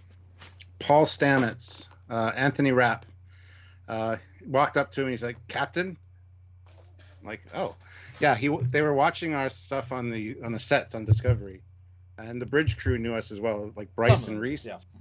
Oh. And it's funny because all week I had my room key. This was at Vegas. I had my room key and my business cards in the same pocket. And I was always conscious when I'm handing somebody a card to make sure it's a business card. So I go to hand Anthony Rapp our business card, and I hand him my room key, and he's like, "Captain Foley," and I'm like, "Oh, sorry." There's that moment of "oh sorry," but I mean, I wasn't expecting, honestly, waking up at 4 a.m. in the morning to hear Mycelium Network. I went back to sleep, but I know what happened. jump. And since then, me and Anthony Rapp have a really good dialogue. We talk all the time. So I think that was the biggest one for me, where he's like, we walked up, and he's like, "Captain," like without any other intro. It's like, that was amazing. Yeah, So. and honestly, Lorel, actress, her know exactly who I was, what content we'd done, walking up to a table, and I've done hundreds of celebrity at the table meet thems, and have one that's all of the who are you vibe is done at the table and to change the conversation. And Stamets was funny because I was this was before we met in Vegas, so it was funny. I saw him twice in 3 months, and I was in the queue, and I remember he was next to his husband, lovely man, I can't remember his name, sorry. And I was in the queue, and there's about 6 people. They weren't hugely busy for Discovery Cast because there's some really good classic Trek people. And I was standing, and Anthony sees me, and there's recognition in their eyes. You're thinking, oh, he's like, oh, he looks smart. Like this, you walk up to him, and I'm like, okay. But he knew exactly who I was, what I was doing, but didn't say hi because he watched our reviews and knew we were being, in a good way, hey, you guys are fair. But of course he knew who I was, shit. maybe. But it was fun because it was a really good conversation. And then he introduced me to Culber, saying how good we were and what we did. And then to go to Vegas, then for him to be all flirty with Stuart was quite a funny turnaround. And then fucking Stuart throws me under the biggest bus possible. We go up to Captain Lorca. And first thing we say is, Stuart says, "Oh, he hates your character," and it's like, "You piece of shit, Stuart." You did. I don't love him because he's not very nice, but I love Lorca. I think he's a fantastic character. I want him back. I want to see Prime Lorca. But I liked him as Lorca. Evil Lorca. Mirror Lorca. Stuart's a sadistic man. He was a good wartime captain. He was a very strict captain. I kind of like that style, and he was similar enough to Prime Lorca that not a lot of people noticed. Not even somebody he slept with. She was kind of suspicious. But why is your penis I'm just 4 inches saying. longer? And ridged. What? Bio implants. I mean, we don't know how they procreate the mirror universe. We have a pretty good idea, but hey, yeah, you ready? I don't think so. Yeah. But that's both so cool. That's cool. Yeah. We got some super chats. I'd like to ask you the same question, but let's get to the super chats real quick.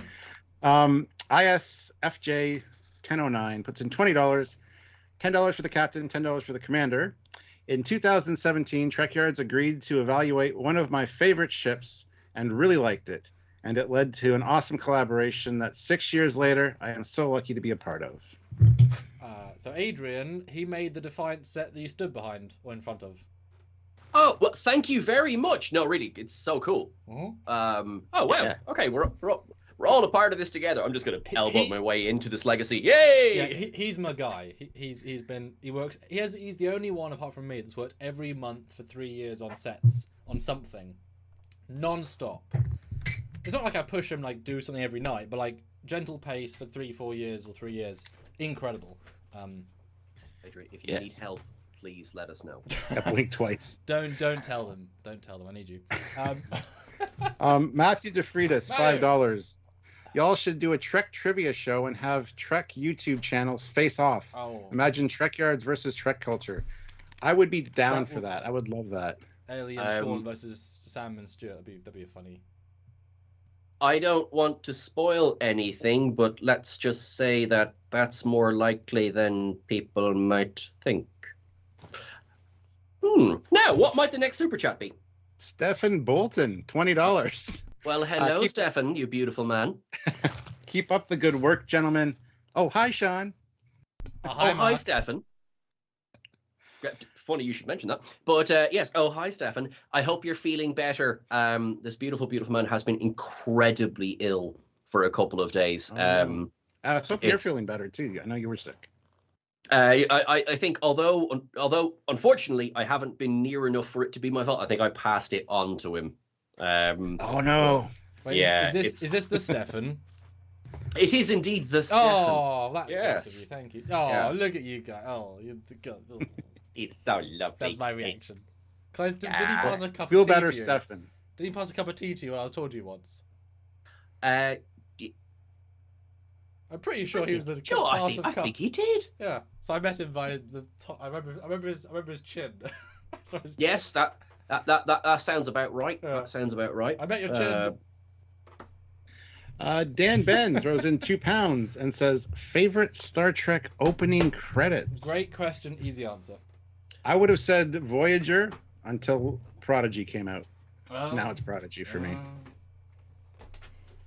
Sean? That's mine. Right.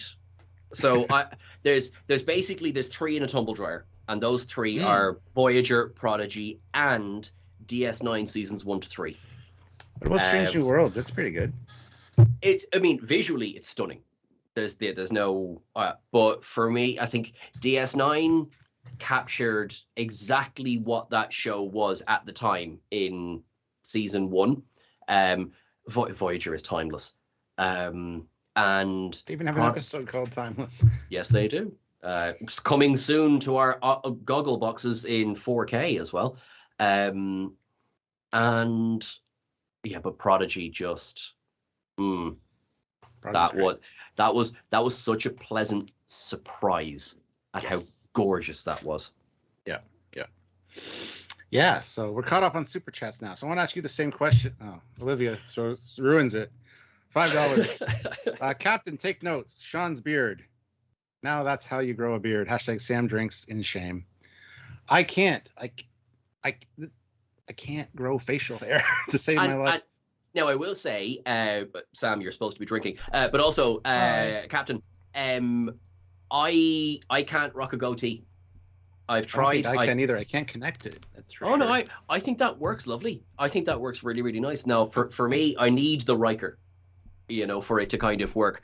And even still, it's a wee bit scraggly, but that's all right. That's fine.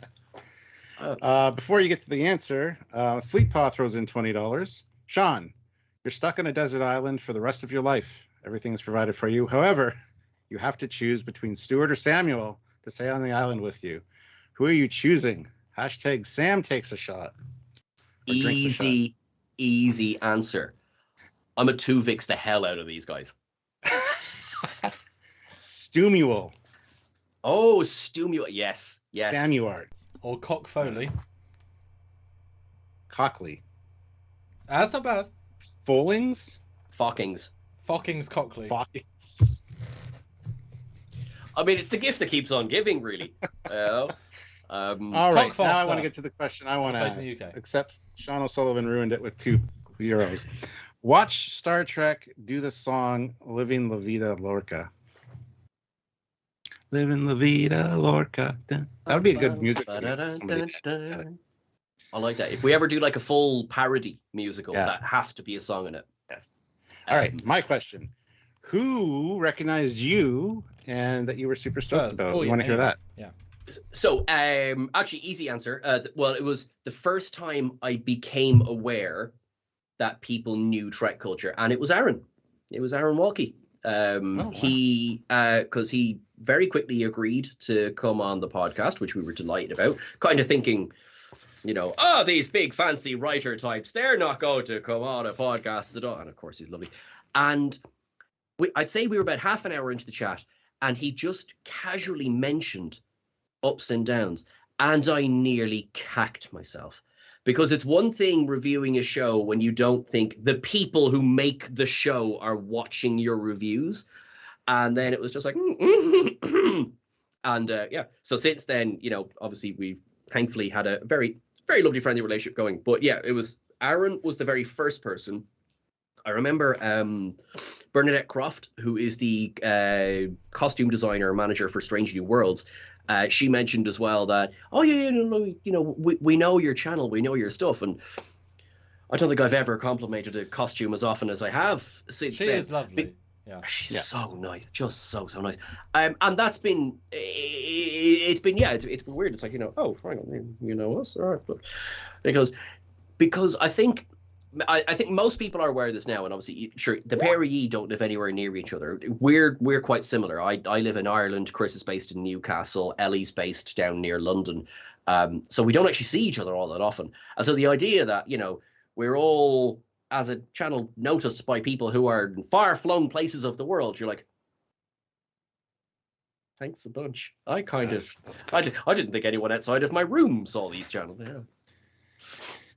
Olam Drab says, "Damn you, Art Cockley." That would be our name.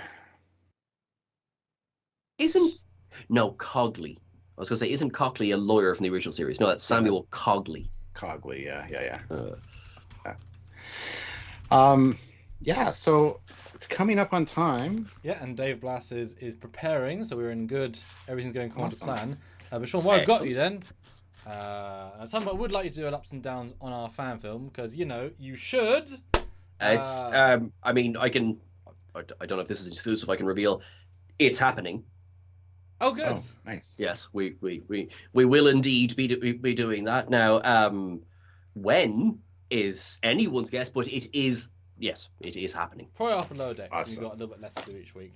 Because hey, it's a new Trek thing. But do you want to speak briefly about your appearance in that film? Because you are now an official part of the Star Trek fan film universe. Because I stay canon with many other teams, which, as long as none of us fuck around with anyone else's canon, I'm going to kill Hunter. As long as we don't do that, there's a grander community you're now officially part of. How'd you feel seeing yourself on screen, etc.? It's a bit surreal, it's because I was going to say it's a bit shit. No, that's not my catchphrase. It's a bit surreal because I mean, one thing we all share in common is we've been watching Star Trek all our lives, So to see yourself in a uniform on the set, and you're a part of the story. Now, whether you are the next captain or the most briefest walk-on part, you are a part of that story, and that means a lot. For a few years ago, I was barely aware of fan films in general. I wasn't really aware of New Voyages or Continues or any of that sort.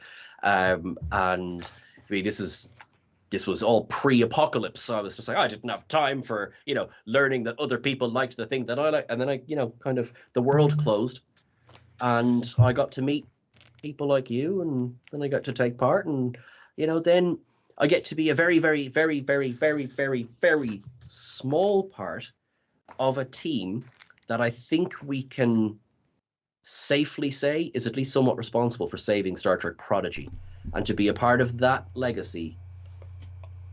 That's special. I mean, I'm not the history books, right? I can't know until 10 years from now.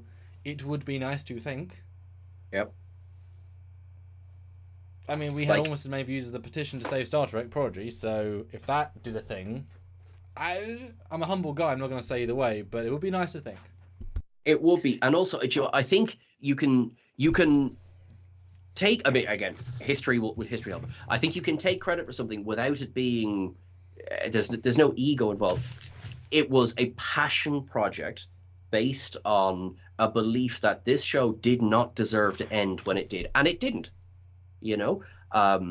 So it's funny, at the Picard premiere, The wonderful B. Joe Trimble was in attendance. So I cannot wait, Sam, when we're watching, what's a project that will take place in about 60 years? Star Trek 4.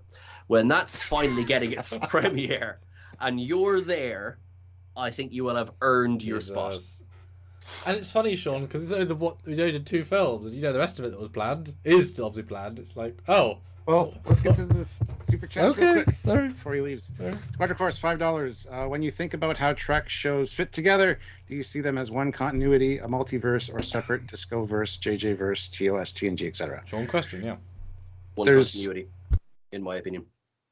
I disagree. That's okay, and that's fine. That's totally fine. I get it. I get as well. There's an argument for either way.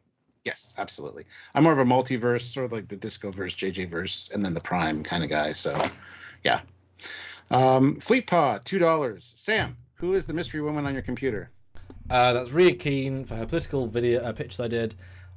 Who's also our narrator for some of our docs and our computer voice for all. Perfect. I pressed a button and it became my screensaver. And it shouldn't be. I haven't changed it for like 3 months because it's now in joke. Especially when Marie comes here, there's this giant woman's face on my screen, on both screens. That we don't address because it's like, it's an accident. I just haven't changed it yet. So it's a bit of an in-joke. An accident. I mean, it's a very weird picture to zoom in half her face on, Stuart. It's not...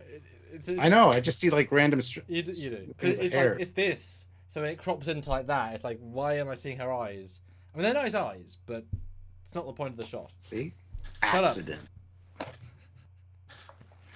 Anyway. Is that all the super chats? Yes, okay. So, Sean, do you want to tease your next fan film involvement? Because we have plans. We do have plans. They're frankly terrifying and really exciting.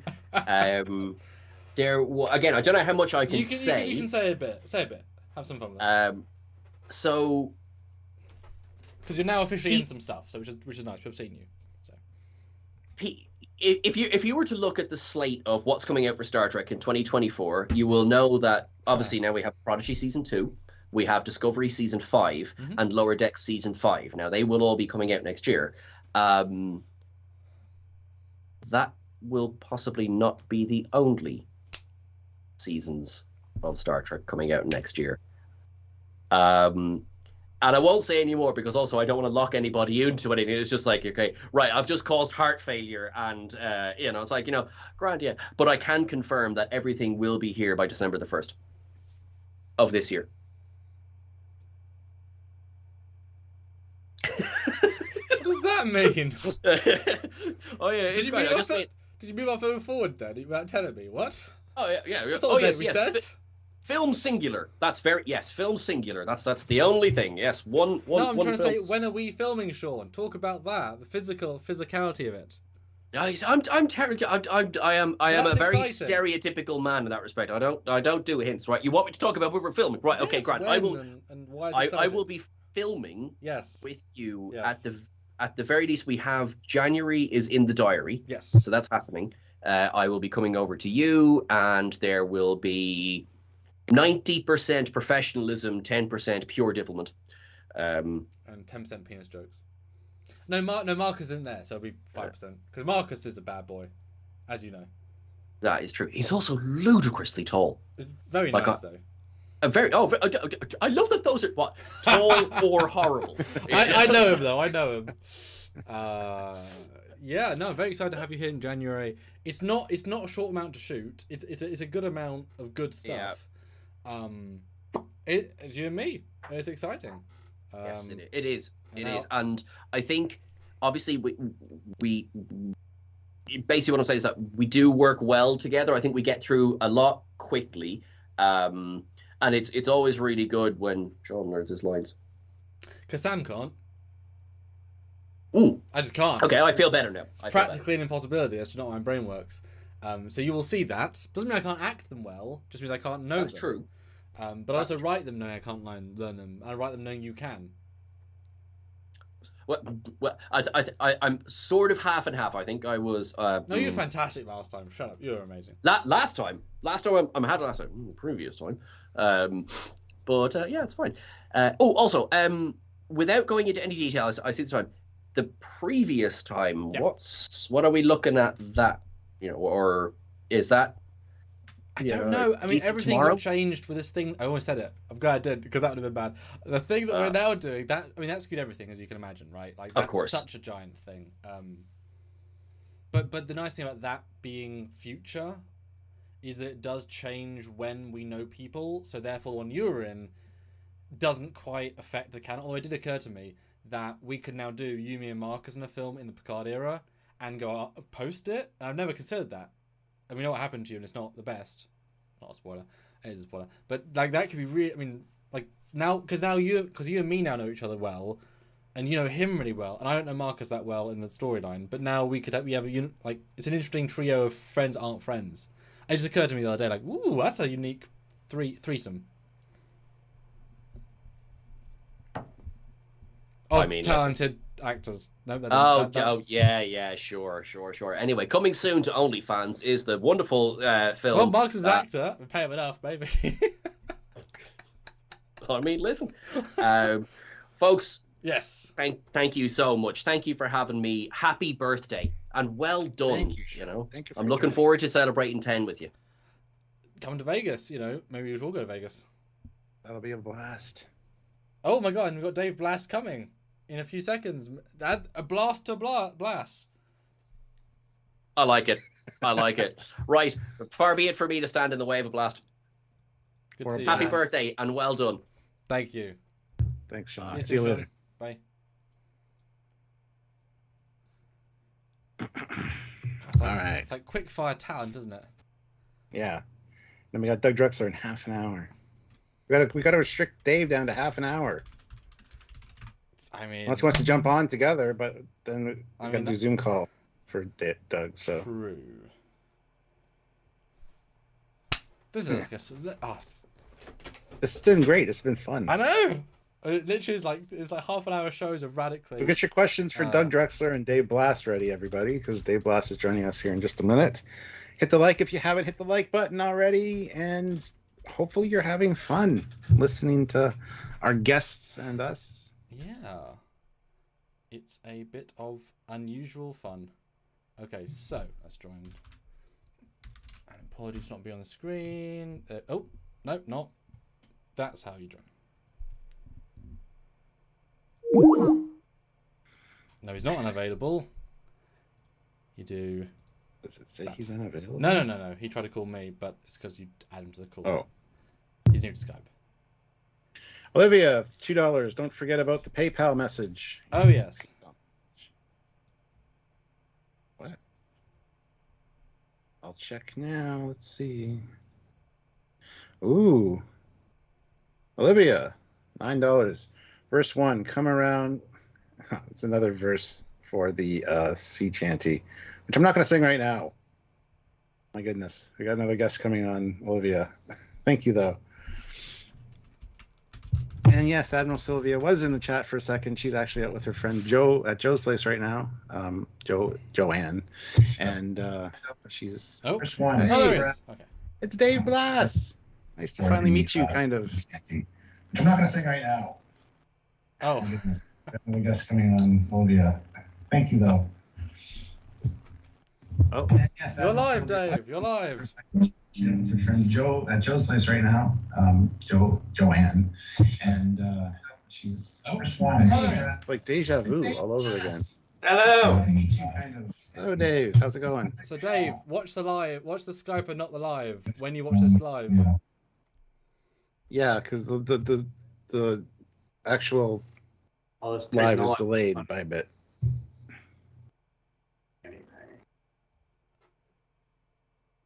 How have you got us now? He's working on it. What a great cap. 80102-A. No, Not getting any. no stinking A. No, it's no sinking B, C, D, or G. Dave Blass, everyone. Lead production designer of Picard Seasons 1, or 2 and 3, sorry. And The Boys and Other Amazing Things. Not just a genuine talent. 1 second. I can't hear anything about anything. But also a man that pushed for canon vibing continuation design logic to come through, which has not been pushed in the live action treks of late. Hold on. So we thank him No problem, tremendously Dave. for that. Yes. So guys, get your questions ready. If you have any for Dave Blast, now is the time.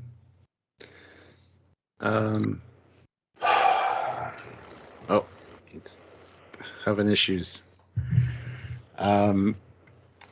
I haven't had a drink in a while, so I'm going to have some of this.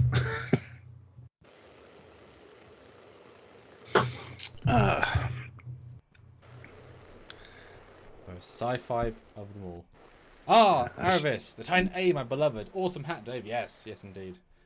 Guys, well done. This Yes. now, this chap, of course, is a real Arsenal behind the scenes questions. $15 is the question threshold. Sean's a fun old time, but Dave is a well of information when he appears. Okay, so I can't hear shit, but Sci-fi. You can't hear us? Oh, Aravis, the Titan A, my beloved. Awesome hat, Dave. Yes, yes, indeed. Oh, he's guys, behind. He's watching the live. So I'm assuming you're. $15. Question threshold. Sean's a fun old time. Dave, sorry. I guess you're on the wrong speakers on the Skype chat then. That's crazy. We could try a Zoom, Dave. That'd be easier. You tell us when it goes over. Yeah, if you want us to do Zoom, let us know. yeah, I'm on some type of delay. So I'm assuming. Ugh. Hold on. Shoot him a message, maybe, Sam. Dear me. Hold on. Let me try. We're Stu- working on it. Technical difficulties, everybody. Perhaps you are on the speakers from Poor Dave. We'll get it sorted. Don't worry. We got a Dave and then we got a Doug, so this should be fun. Anyway, it's my first time actually talking to him face to face. I talked to him quite a bit on Twitter, but it's going to be great to actually chat with Dave here. So, subspace is not working. Yes, we'll go with that one. Hit the like button though if you guys haven't already. Another 9 likes to get to 120 would be awesome. And can't wait to hear your questions. Okay, Stuart, we're swapping to Zoom, so. Okay. Because we know that works. Although he's calling me Okay. separately. Hold on, is that doing some? Is that doing something separate? What?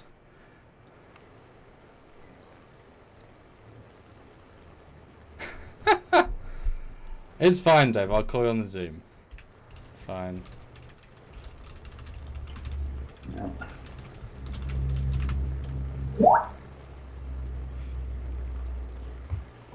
Guys, and I'm so glad we're not super drunk for this, but that's okay. Okay, let's send that. Okay. Hilarious, guys. Hilarious. Hilarious, ladies and gentlemen. Hilarious.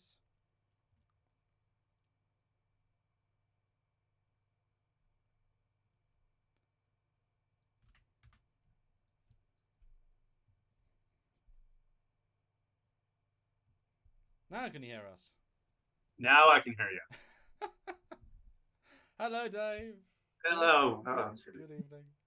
I mean, Rick Sternberg has problems as well with these things. I just love how you guys make the future, and yet an old technology often stumps. It's just a lovely little dichotomy. Well, I think it's that thing of going. You get used to doing what you're doing, and then all of a sudden it's like you show up and today you're doing Battlestar Galactica instead of Star Trek, and you're like, wait, hold on, it takes me a second to make the change. So oh gosh, that would be so difficult. I know some clients have said do this and sort from TOS to Voyager, you can't approach the CG the same way. So I imagine like Doug when he swapped between the two, it's like you can't think the same.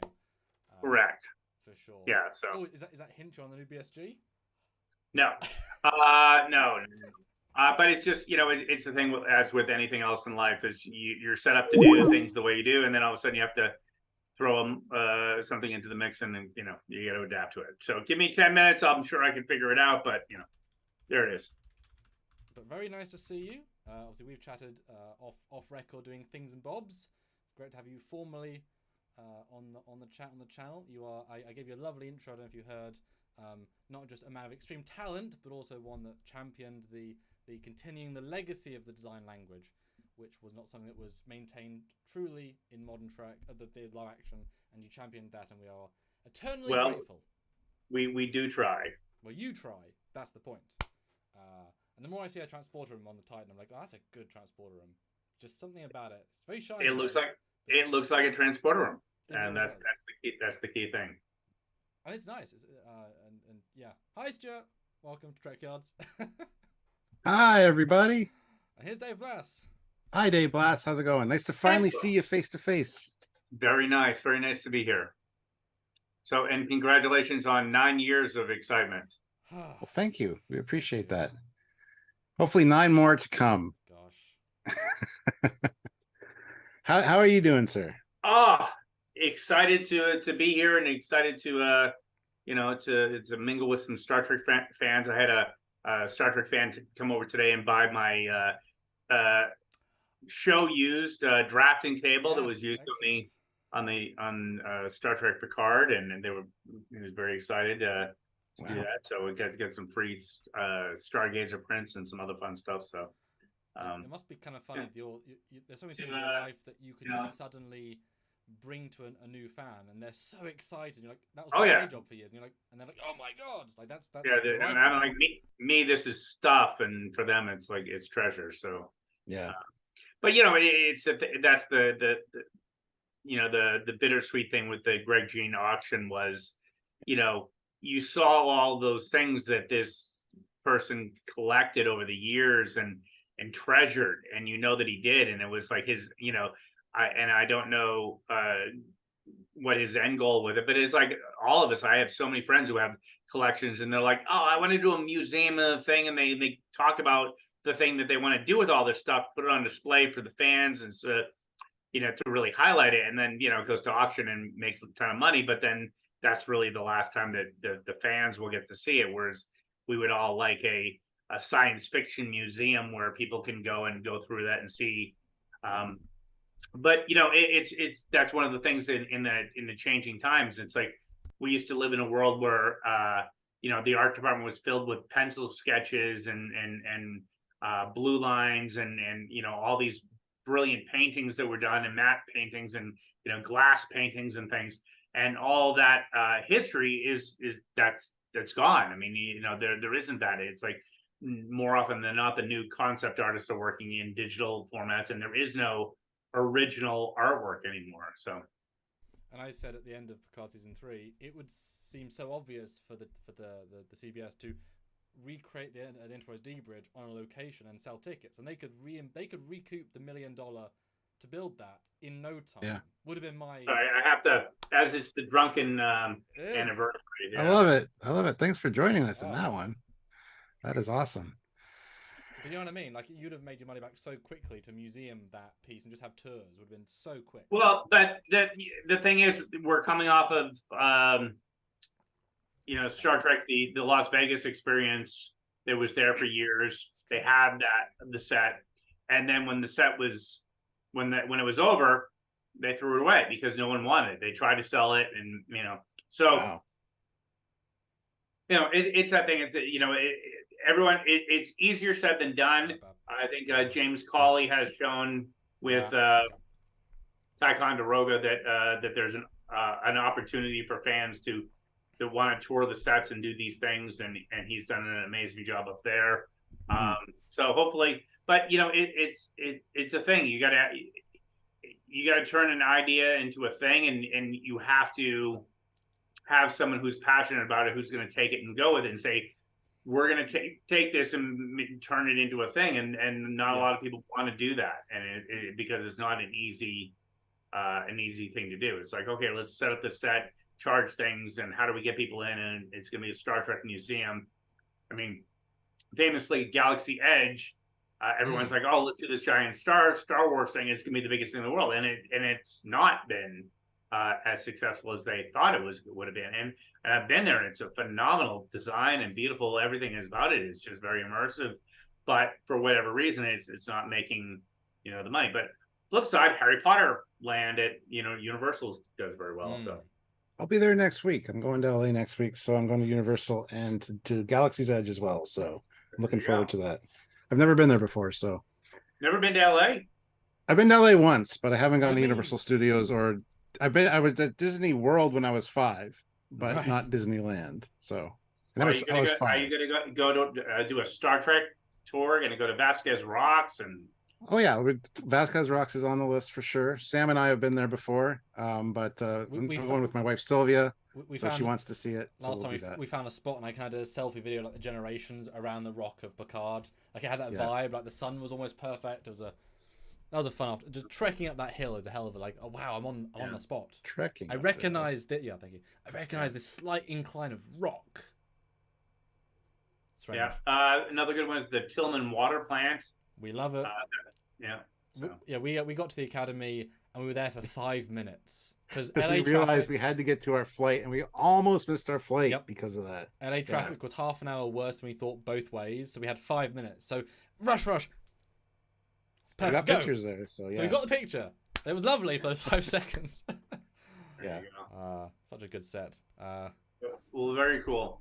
No, so it's been such an adventure getting to interact with Star Trek fans and and the reception of Star Trek Picard has been phenomenal. It's been great to now that the DVDs come out, people are going back and binging it and finding things they didn't see before. But it's a wonderful thing to like when you work on something that really the fans truly connect with. And especially in these day and age, it's really hard to do that because so many, groups that you put out something and the fans just trash it. So I think that when you have something that's that does well and really connects, it's very nice. Well, how does it feel to have a zeitgeist moment when they found the Enterprise D and it turns on that is will be remembered forever in Trek fandom? It's that level of zeitgeist. That must be special. There are very few of those. It's phenomenal, and to be part of that, and to know what went into it, because I think that fans sit there and think, oh well, it's like no, it's like I can't say enough what Terry Matalas did and how he did it, and it just literally just put his head down and it's just like we're going to do this, we're gonna find a way to do this, and it was not easy. And again, I remember being there on a daily basis, and it was a fight to get it done in very challenging conditions. So, kudos to him, kudos to the whole crew, and all. Yeah. And you can't tell it's COVID either. I'm very thankful that the thing doesn't feel like pure masked, and there's still a scope that doesn't reflect. Yeah, that's very good. And thank you for all your hard work on everything you've done. It's been amazing. Did you have many 4-hour sleep nights? Like, was it that sort of production schedule? Oh yeah. Mm-hmm. We thank you for that. Well, yeah, because also it's like things like District 6 was up very early in the show, and it's like we're doing District 6 while we're still dealing with Picard's basement in his chateau in the Borg in season 2, and so all that's going on at the same time. So you're trying to figure out, okay, where is Picard hiding the key? And wait, the key goes in the door and into the solarium there, but then you find, and you're like, okay, great, but what about District 6? And what about the the Titan, the Stargazer? I mean, we hadn't even shot the Stargazer yet, and before it became the Titan. So it was kind of like, rip, don't let the paint dry, because we're changing the name. Well, didn't they say one day it was Titan, and on the Monday it was the Enterprise? Today's Titan. So, okay, can't even process it. Well, Matt Boardman throws in $20 and says had an amazing opportunity to interview with Dave prior to season 2, and when I got off the phone, said out loud, "That's someone who gets Trek." Did you have a favorite moment from your time on season 2 and 3 of Picard, Dave? Season 2, easy. That's an easy one. It was watching the final scene with Q, not the final scene, but the Q scene with Picard in the solarium, where they have that final moment, and just literally, the morning of rehearsal, I'm standing there 4 feet away from Patrick and John Delancey as they're rehearsing it and figuring out how this scene is going to play out. And John Delancey looks at Patrick and he goes, I want to take your face in my hands, and is that okay? And just like watch that process and be like, oh my God, this is these two giants of Trek and acting just having this moment, and they both understood the importance of that moment. And we shot that last because we had shot the scene before with them in the field where Q snaps him back. So we had already done like that scene, but when we were shooting that scene, it didn't feel as personal as it could have. And then we shot this, and then that was really for everyone involved the real moment between these two characters and actors. And then season 3, I think there was just so many. I mean, it's just every day. Too many. Yeah. I mean, having on my birthday, we had this scene with Geordi where we introduced him in his office, and we just piled his desk filled with all this Easter eggs and things. And I get a call and from the on-set decorator, and they said, "Oh, they moved everything out." I'm like, "What do you mean they moved it?" They're like, "Yeah, it was too busy." I'm like, "Who said it was too busy?" I'm coming down. And I came back down. I'm like, "No, we're putting everything back in. It has a reason and a purpose." And they're like, "But it," I go, "No. The only reason anyone's going to talk about the scene is they're going to talk about all the stuff that's there. Trust me. Just go away, do the thing." And then LeVar comes in and he sees the bust of Zephyr Cochrane, and he's like, "Oh my God, look at this!" And he comes up and gives me, and that was my introduction to LeVar Burton. And imagine getting to meet someone like that who's just been so important to you as an artist, and to have them really appreciate your work and the details you put into it was so incredibly nice. Yeah, it would have been awesome to be on set like almost every day and meeting these actors. Like, I'm very envious. So, well, but also you got to remember it's right deep in the middle of COVID. So this is how you meet the actors. You're like, and I could run into Patrick Stewart on the street and he wouldn't know who I was from. I mean, it's like very few of the actors would know who because I'm there for the rehearsals and a little bit of a thing, and then if I'm there, I'm because of COVID and the protocols, you're not sitting there with the actors because you have to keep them safe. So they're all masked up, you're masked up, and you're kept off of set so that they can, when they're not masked up, that you can, keep so that there's no issues. Yeah. I mean, I don't have any selfies with anyone, on the show or anything like that. I mean, the shooting crew was able to do that a little bit more because they're there with them all day. But I'm usually 2 steps ahead of the shooting crew doing, it's like when they're on the Enterprise D, I'm trying to figure out how to create a Borg ship and all that stuff. So hey, good Borg ship as well. Yeah, it was. Kit Stolen did an amazing job on that. It gets overshined by the Enterprise, but my God, he is one of those guys who just put your stock in that guy. He's going to be huge in the next 10 years. He's going to be designing the biggest shows between Orville and Picard, and now he's doing For All Mankind. Probably one of the most talented young people I've met in decades, and his design work, his aesthetics, his thing, just the top notch. So between him, he and Liz came in season 3, and literally, I don't know what I would have done had I not. It's like picking up 2 draft picks right before you go into the playoffs, and then they just exceed all expectations. Not to put a slight interesting side note, how do you think it would have been different if COVID hadn't have been a thing, and you had that level of unmasked, more free access to the sets? How do you think that would have made it different? I don't know that it would have. I mean, you're dealing with a large group of actors in a small space, and I think it would have changed dramatically season 2, because season 2, like when we shot Starfleet Academy, we could only have 25 extras. So anytime we would go and do something, it was always how many people, and then also I think in a bigger thing, and again, I'm speaking slightly out of school, I think there would have been more creature diversity if we didn't have COVID and the restrictions of that nature, because the number of hours required to be one-on-one with characters and things like that. That was a big thing, and I know that the makeup guys, they were so talented. I think they were just really, really handcuffed by the COVID restrictions as to what they could do. There's something beautiful about going just pure TNG cast, the main 7, 8, however number is. Like, that's a COVID safe number in a sense. Like, those scenes, like, that that's all you need, right? That's, Oh, yeah.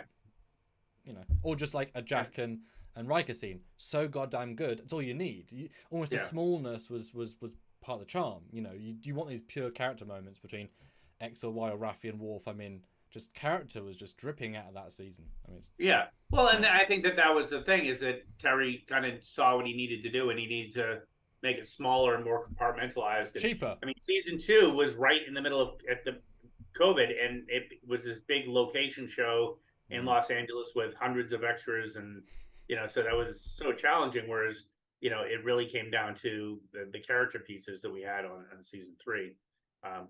But again, both well written, well done shows, just different. Well, Matthew DeFreitas throws in $20, so thank you, Matthew. We'll have a shot for that. Dave, was the Titan A always going to be the next Enterprise? Was it ever going to be the USS Picard? Hashtag cap drinks. There you go. I have no knowledge of anything. Drink. As he takes a drink, it sounds like, I don't know what you're talking about. Well, I mean, that sounds like a great tangent. Dave, I'm proud to tell you that my next Trek shorts will bring in the Enterprise G back onto screen. We love the Enterprise G. So we'll see. Have you got a chance to meet Bill Krause by any chance? I did. I met him at the premiere of the season 3 premiere at Man's Chinese Theater. So he's great. He's been a good friend of mine for like 6-7 years now. He's a good guy. Bill was such a talent and just such a fan and a creative aspect thing, and we were just so lucky to be able to add him. And it was kind of one of those things of bringing in these things, and I liken it to what Peter Jackson did with the Lord of the Rings trilogy. Is he went out and he took the artists who had been drawing Lord of the Rings stuff for decades and said, listen, you are the guys that create the art that everyone envisions what Middle Earth would be. I'm going to bring, you know, it's like Alan Lee. And Alan Lee drawing, you look at that and you're like, that's Lord of the Rings. That's what it should look like. And he brought them in to design the films because he knew that that's what fans liked and what we as fans. So when you saw Rivendell, you expected. So again, I think someone like Bill Krause and some of the Thomas Morone, the guys from the online game, is like bringing in these artists who are designing parallel to the world that we're in, but doing amazing things. And I think that it's been part of Trek culture to do that. And that there's always been that fan creation element with Star Trek, even, you know, going back to like the Franz Joseph tech manual and things like that. And again, it's not canon, but again, there's that parallel existence of life. So, all right. But yes, we'll see the G in Mike's fan film, is what I was trying to say. We'll see the bridge and we'll see the ship do something pretty. And a slightly comedic battle that I'm sure Terry will quite like, because it's slightly played for laughs, but hopefully it's he'll get it. He'll definitely get it. So yeah, I had a very exciting meeting with Terry the other day talking about some stuff. So nothing. But again, I love his passion and I love his enthusiasm for all things Trek. So it's always well. good. He's like you. He's one of the guys that gets it, and it shows on screen. It's like Mike McMahon. It's like Aaron Waltke. It's all these people that grew up being fans of Trek. It really shows in their work. So, So again, I think that there's a lot of people that, you know, again, there's a reason they call it show business, because there's the business aspect as well, and there's a whole different reality that goes on there as well. But having spoken to Terry a couple of times, you know, sort of in person, as it were, it feels like internalized his love. It's very deep in his soul. You know, it's not like this big bouncy love. It's like internalized, thought-provoking. You know, you can kind of see his brain working when he's talking about something. It's like he's got layers, and it's an interesting man to talk to in that regard. Or is Aaron Waltke's fun like, ha ha? You know, everyone's so different. And then Mike Man is very chill. He's very chill when he talks about his own show. He's like, oh, cool. He has all the answers. It's great. They're all so lovely, you know. Yeah, it's really exciting to see Prodigy get picked up by. Yes. I'd done another show called Longmire, and Longmire was on A&E. Yep. And it got canceled, and then it was picked up by Netflix and went on for several more seasons as well. So I think that's a wonderful thing. That was with Robert Taylor and Katie Sackhoff. So there's that world where things can continue, and there's lots of possibilities. There's a lot of Trek, and a lot of good Trek, and it's we had a few years of and we've had a couple of Yeah, and push the good stuff though. And the Resurgence came out, and the New Infinites came out. This is feel like we're really building into like anything's possible. If only the streaming world wasn't shrinking in a weird way, which But it's changing as it's adapting, but I think that it's that world where we're now it's going to figure it out, and they've also realized that Trek is a viable property that can make them money, and once they realize that, they will keep going back to the well to do it, and it's just hopefully they keep doing it in a way in which the fans love it. So and I hope you stay involved, because I don't know if you're involved with Prodigy at all. I don't think you are, but I'd like to see more from you in the future for sure. Yeah, that would be great. And again, it's always a challenge to for these shows, because as I tell people, that they say, you're perfect for the show. I go, well, but it's all about the stars aligning. I mean, fans have to actually thank Marvel for me doing Star Trek Picard, because if Marvel didn't cancel Ghost Rider, I would have been doing that instead of Star Trek Picard. So we were weeks away from starting to shoot the Ghost Rider show for Hulu, and Marvel pulled the plug, and then all of a sudden I became available, and Picard's like, oh, and we had actually lent our stages to Picard for season 1 because we were waiting for it to start building sets, and they wouldn't give us the go-ahead, so we had that. And so the big tree where Picard and Elnor are, so that was all built on our Ghost Rider stages. So I was in the kind of loop, and then when we went down, it all worked out. Well, I can ask you a radical question then, briefly, Stuart. If there was a golden ticket and a new season's commissioned, would you want to, not should you, would you want to say, oh no, spend the next 7 years on a Trek show? Would you want to commit that much of your life in a classic TNG or DS9 form? Is that interest enough to you, as Picard saturated that interest? Oh yeah, no, I mean 100%. I'd love to do a long form, settle into a show and develop it type of thing. It's just hard. I mean, the last show I did like that was Justified. I did 5 seasons of that, and even that is challenging, because you're only getting, like, for a streaming show, or even like that was on FX, it was a network show, you're only getting 10 to 13 episodes. That's 6 months of work. You still have to find the other 6 months of work to make, and then have everything line up. So in between one season of Justified, I went and did Longmire, and then when I came back the next season, when that came back, they started earlier. Justified went late, and I couldn't continue on with Longmire. So, so it's one of those things that's just hard to. Back in the TNG days, you jumped on a show for 22 episodes. There's a year's worth of work, and then you're going multiple seasons. You just work 7 years on something, and you make good money. You build a life. You come home to the same house and kids, and it's a great thing. So, do you get paid the same for the streaming 6 months and the 22? What do you mean? Do you get? Because you're still doing a full season of television. If it's 6 months, is it a similar paycheck to what would have been a 22 episode?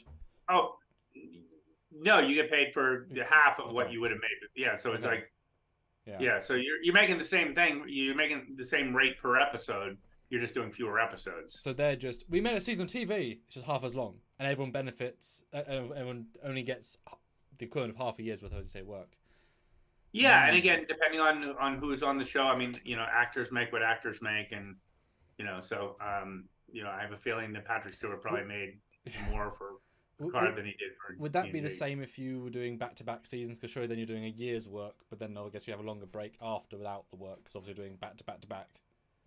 No, if we did, I mean, we did back-to-back, so basically we lost out on all the prep, because normally you'd have 6 to 8 weeks of prep to start a new season. So we didn't have that extra 6 to 8 weeks of salary prep, whatever. We had to do it. We had to basically just double up the effort. I mean, that's what the shows are doing now to save money. They have what's called a double up day, where they shoot 2 episodes on the same day. So you have two different crews shooting two different Oh, things. I see. So two different directors, two different cinematographers, and two different crews shooting simultaneously. So they're not, so then instead of a 16-day shoot, you have a 14-day shoot because the first day and the last day are double up days. So it crunches the schedule down and saves them a boatload of money. But, a lot of us end up just doing double the work. That's what it comes down to. Those crunch times of the same amount of hours, just in truncated time. Yeah. And I mean, I assume it's same with Picard. It's one of the things where you almost find the fun after it's finished to see what you achieved, whereas on the day it's the stress. Oh, yeah. Not even close. It's same thing with Terry. It's like, oh my God, you're on the Enterprise. And he's like, no, he's pulling his hair out, freaking out. And I remember that day for 3 days, wasn't it? Something silly. Yeah.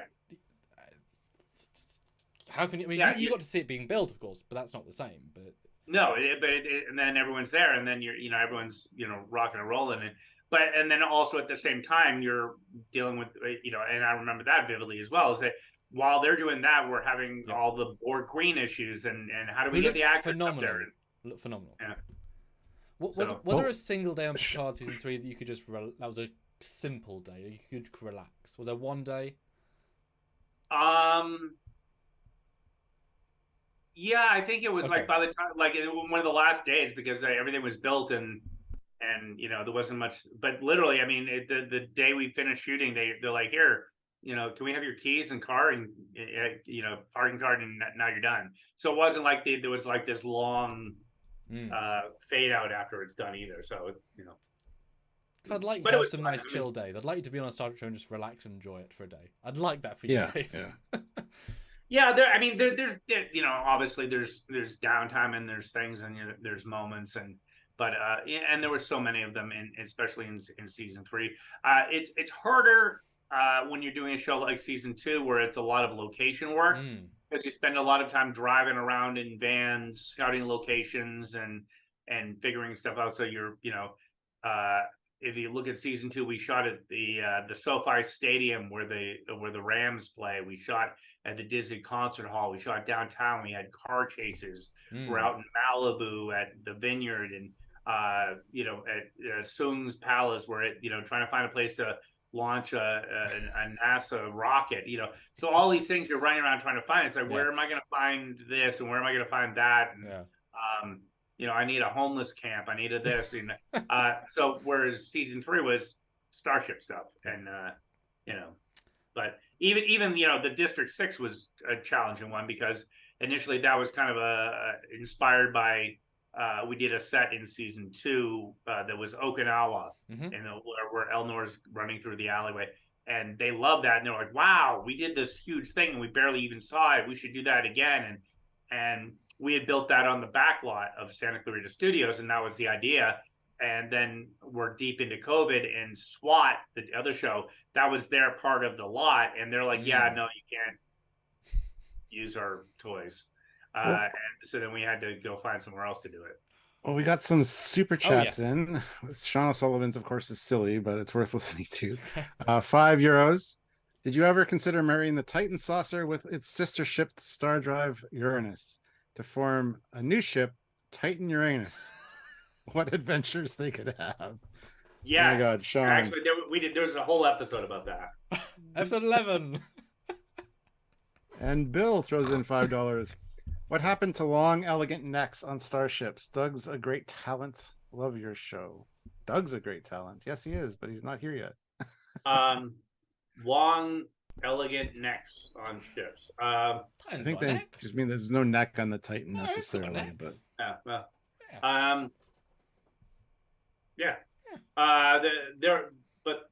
there is on other ships, so I don't know. Actually, the Intrepid has a wonderful long.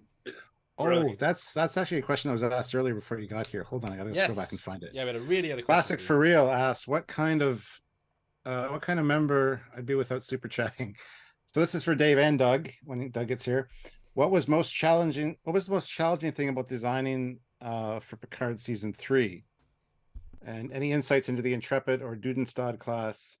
What other starships didn't we see in the background? Time is, because normally we spent about 6 months designing the Stargazer. We had 6 weeks to do the Titan and the Helios and the Shrike and the Intrepid and the Wow. so Yeah. that was the so when Terry showed me Bill's design for the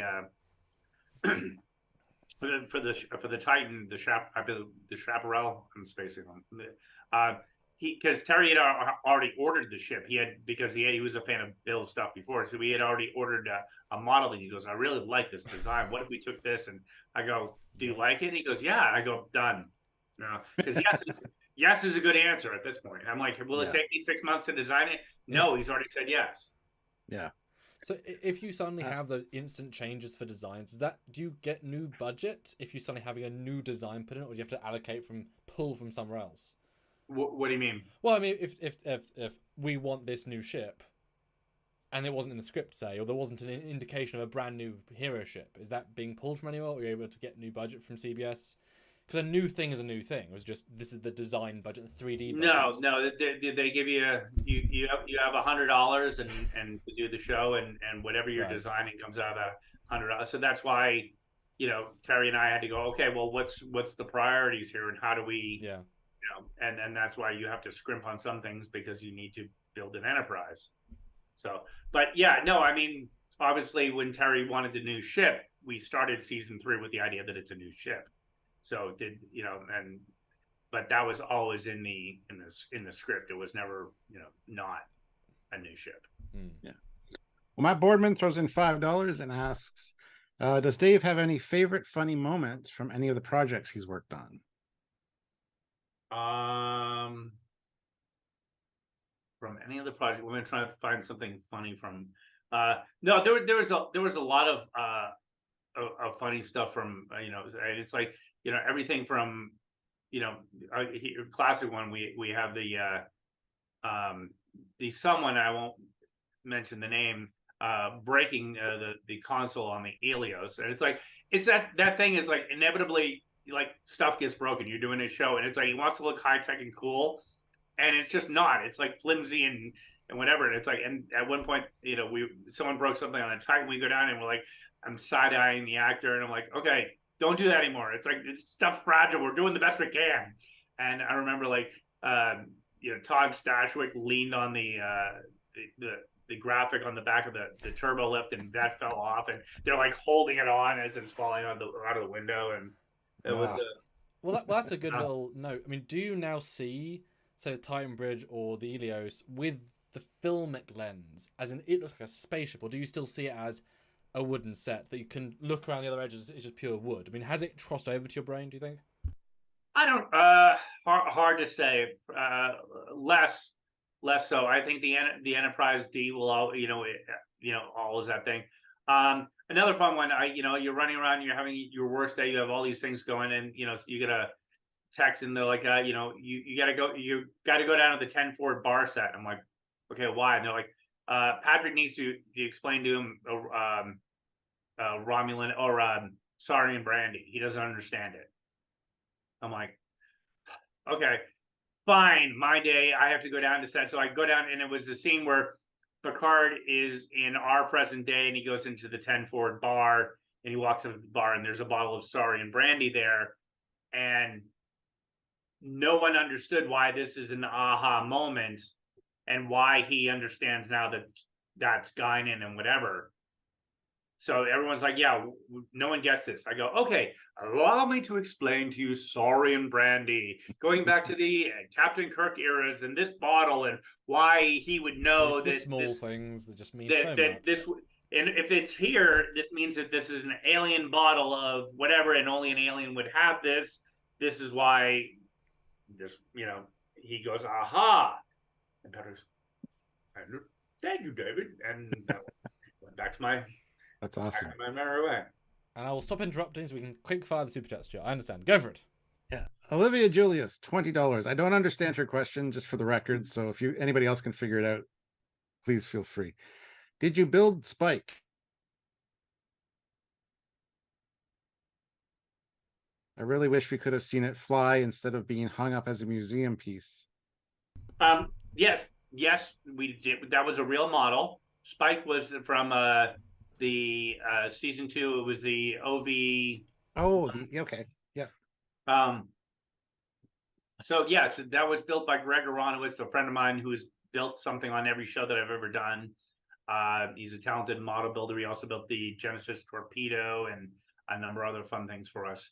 But yeah, that was I think it's about a 4 or 5 foot long model. And initially there was talking, like in the script as written, we were at the Discovery Center in Los Angeles where they actually have the real shuttle. So the whole scene was written for that setup. And when they look up, all of a sudden you were going to cut and look up, and above them is the shuttle. But we weren't able to get that location. So the story stayed, the script stayed, and they're just like, hey, build us a shuttle. I'm like, oh, fuck.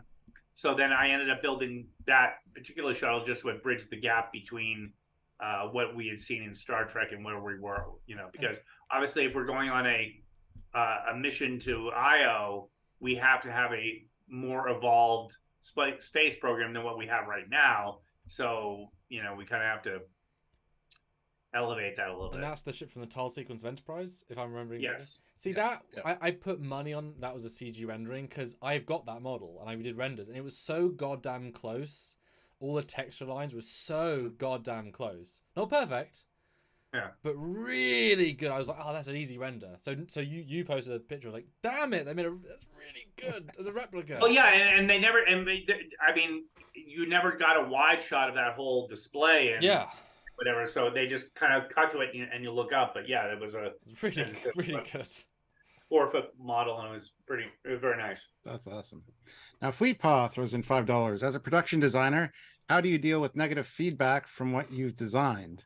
Do you take it to heart or tell people to sod off? Well, it depends on what it is. I mean, it's like, ideally the problem with Picard was that there was nothing to do with it. So it was just kind of, so if because we shot season 2 and 3 back to back, it wasn't like any comments on season 2 we could have taken and said, hey, I like what they're saying here. Let's make some changes for season 3. It's like, no, season 3 is already done too. Not a lot. We can't do anything. So there's plenty of times I work on shows where you get comments from fans and you're like, wow, that's a good point. It's like, I remember on Justified, they mentioned that because we shot Justified in Los Angeles and it takes place in Kentucky. And someone from Kentucky said, you know what, you guys are missing, there's no screen doors in any of your things. And that's a really big thing, especially down in the hollers. Everyone's got screen doors. And we're like, you know what? We don't. I mean, and it's like when the thing. You wouldn't think that, but it's so obvious, yeah. Yeah, it's not it's more of an East Coast thing. It's not a West Coast California thing. So it's like, wow, that's a great catch. And then you internalize that and you make changes going on. But no, I mean, you gotta, it's all about how fans are passionate about what they like. They're passionate about what they don't like. So you just have to kind of take it and roll with it and not, not get too upset about it, because, and also it's a different world now. You used to have to go to a convention and I'd be up on. Well, so hi guys. So that was the end of this. Wow. We did not keep track of that. Lol. Oops.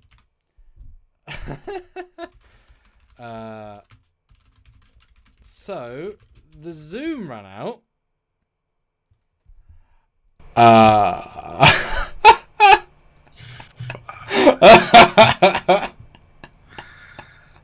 Sorry, Dave. I didn't remotely keep track of that. Oh.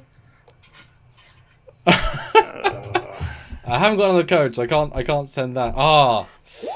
That's hilarious. That is absolutely hilarious. Unfortunately, Doug doesn't have Skype. I'm trying to get in touch with him to see if he can create a Zoom call for us. Right. But he has not seen it yet, which is odd.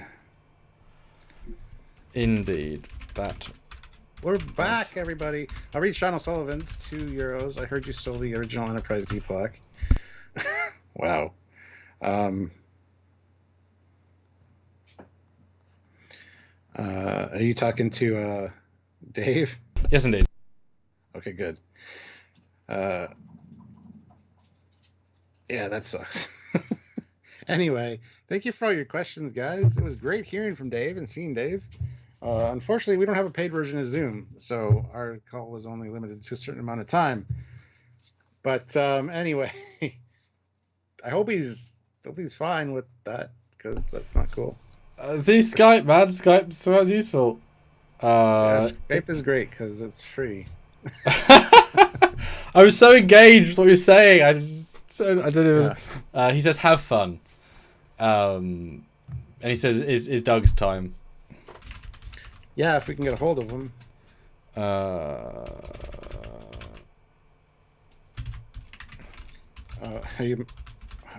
messaging Doug. Hold on.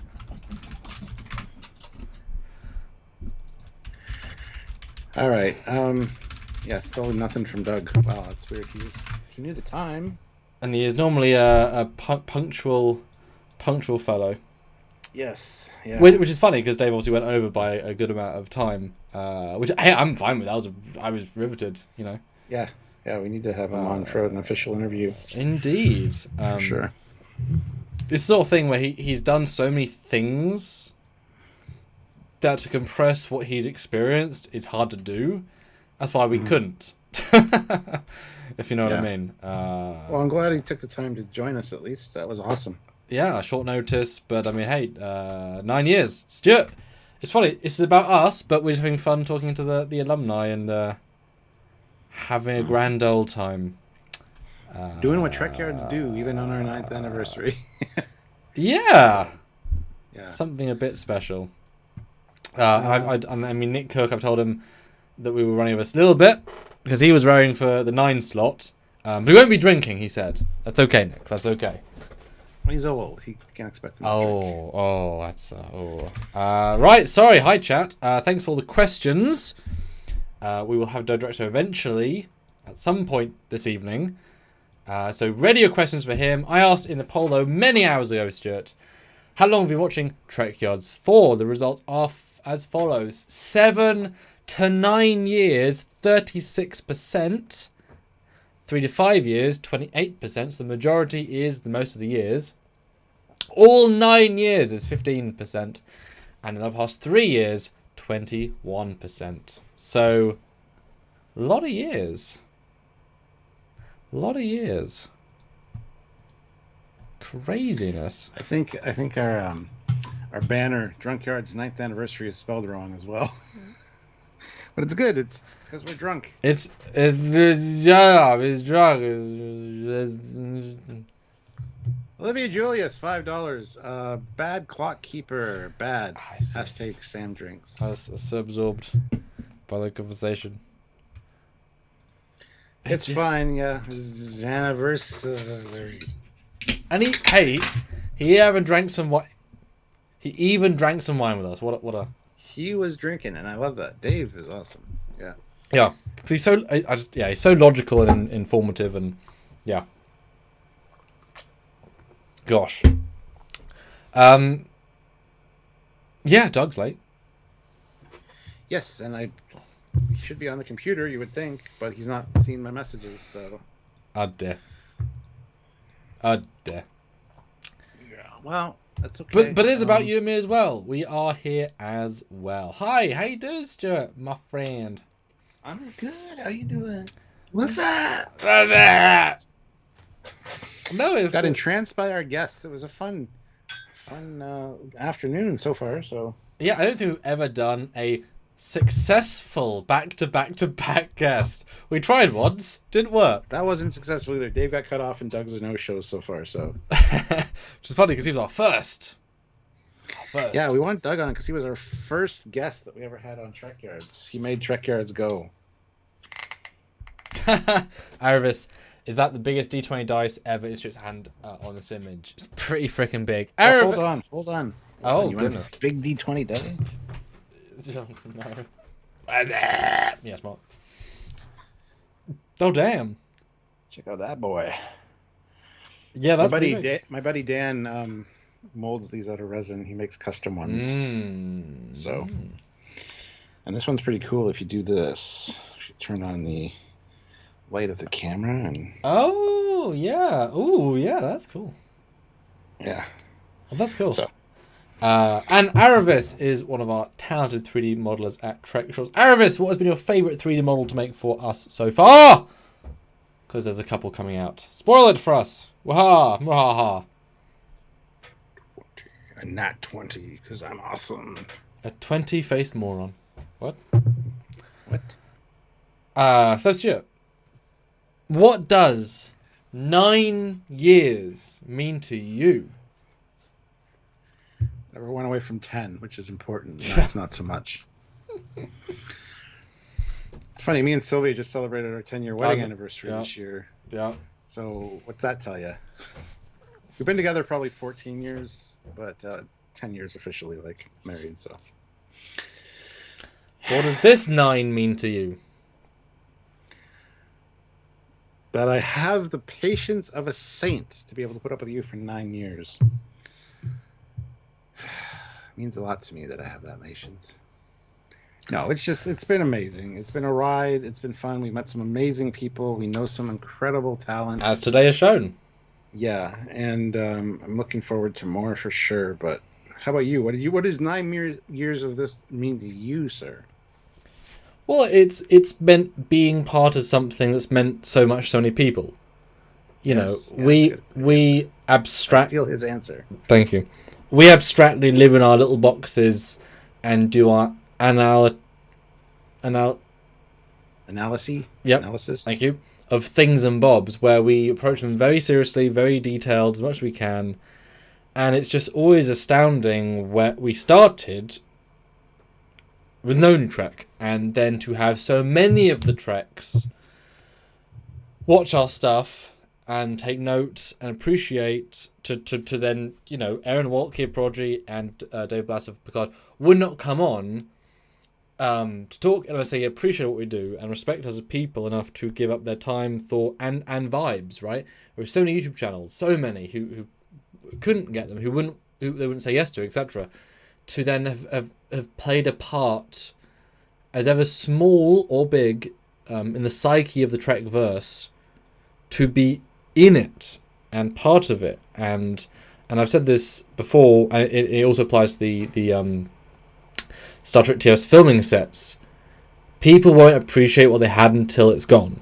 We have done a Saturday video every week for 9 years, which is a lot of people's psyche, life, mental, like short-term memory, long-term memory. Has a lot of life. Constant friends in your corner, always there. It's shocking to think what we have achieved, and then to still be here without feeling as the hill I just described. Does not feel like that amount of work, does not feel like that amount of effort. That is an astounding thing to have done, will do. That's my answer. Yeah. No, that's fantastic. And you're absolutely right. Like, it means a lot to a lot of people, and I never thought that.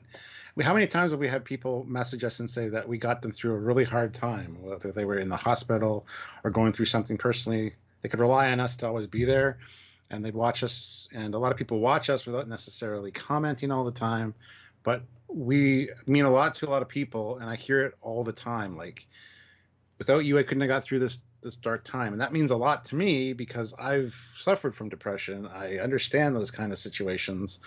And I never thought that I would have that much of an influence on somebody else's life. So when you break it down, it's actually amazing that we're doing what we love, you and me, one-on-one, but at the same time, we're having such a big impact in the community as a whole and just to individual people.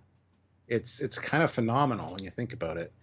And thank God for the internet and YouTube, because, you know, back in my day in the 80s, this wouldn't have been a thing because it couldn't be. And, you know, as you always say, the right people at the right time with the right skills to do the show. And it's been fantastic. So, yeah. And if we had said,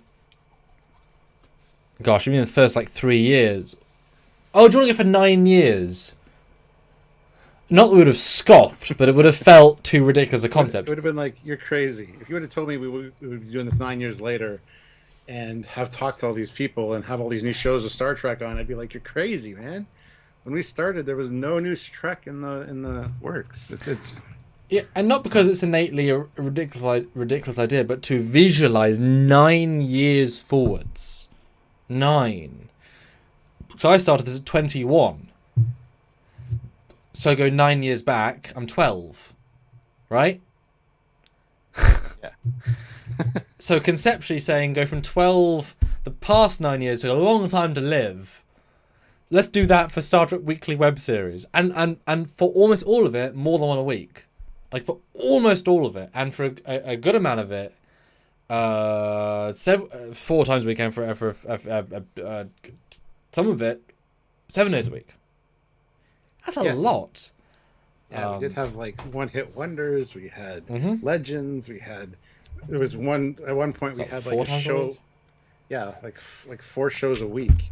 I think we Different styled shows, but the same kind of thing. I think our height of that, we had the podcast. It wasn't that long last. We had a podcast. We had a top 10. We had a One Hit Wonder, Legends, Main. Yeah.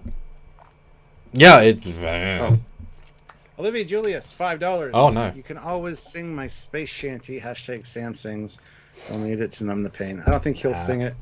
Not a singer. We will put it all together, and I'll do that separately. I don't feel like doing that right now. Sorry, Olivia. But thank you for the input. Fleet Paw though throws in $10. Thank you. I think I've been here since 2017. Staff since 2018. Trekyards has been a constant in my life since then. When things have changed, sometimes better, sometimes worse. Cheers, lads. Here's to many more. Yeah, and Fleet Paw is a perfect example. There's a lot of times where I'll go live and he'll say, thank you for going live. I had a shitty day, jumping on and helping moderate the chat, and just, hanging out with you on a live means a lot. So, yes, thank you, Fleet Paw, for all of your help and assistance over the years. Thank you to all our moderators. Matt Boardman, Raj, Olivia, Brett. Everybody has been fantastic. Brett, yeah. Yeah, because it's, face off. We love that. But of course, it's a grand old team that helps the machine churn. I mean, especially, God, when Picard Season 3 was out, again, Dave Blass, the amount of content was so extreme. And then I remember Season 1, it was horrible. The first episode, I did 2 episodes a day. I prepped everything, I edited everything, and I filmed everything. It was, I think I worked, it was all day, every day from Thursday until the next Wednesday, and I had Wednesday afternoon off. And then again on Thursday. But because in touch with... Sorry, go ahead. Yeah, no, it is. Yeah, it is. I got in touch with Doug. He says the problem is that he's not home and he's using his phone. But he knew the time. It's okay. It's fine. I mean, you can phone members. Yeah. Are we skipping Doug? Is he coming home later? Because I can tell. I don't know. I'm waiting to hear. So. Shall I just bring Nick in, see if he's available? Sure. Yeah.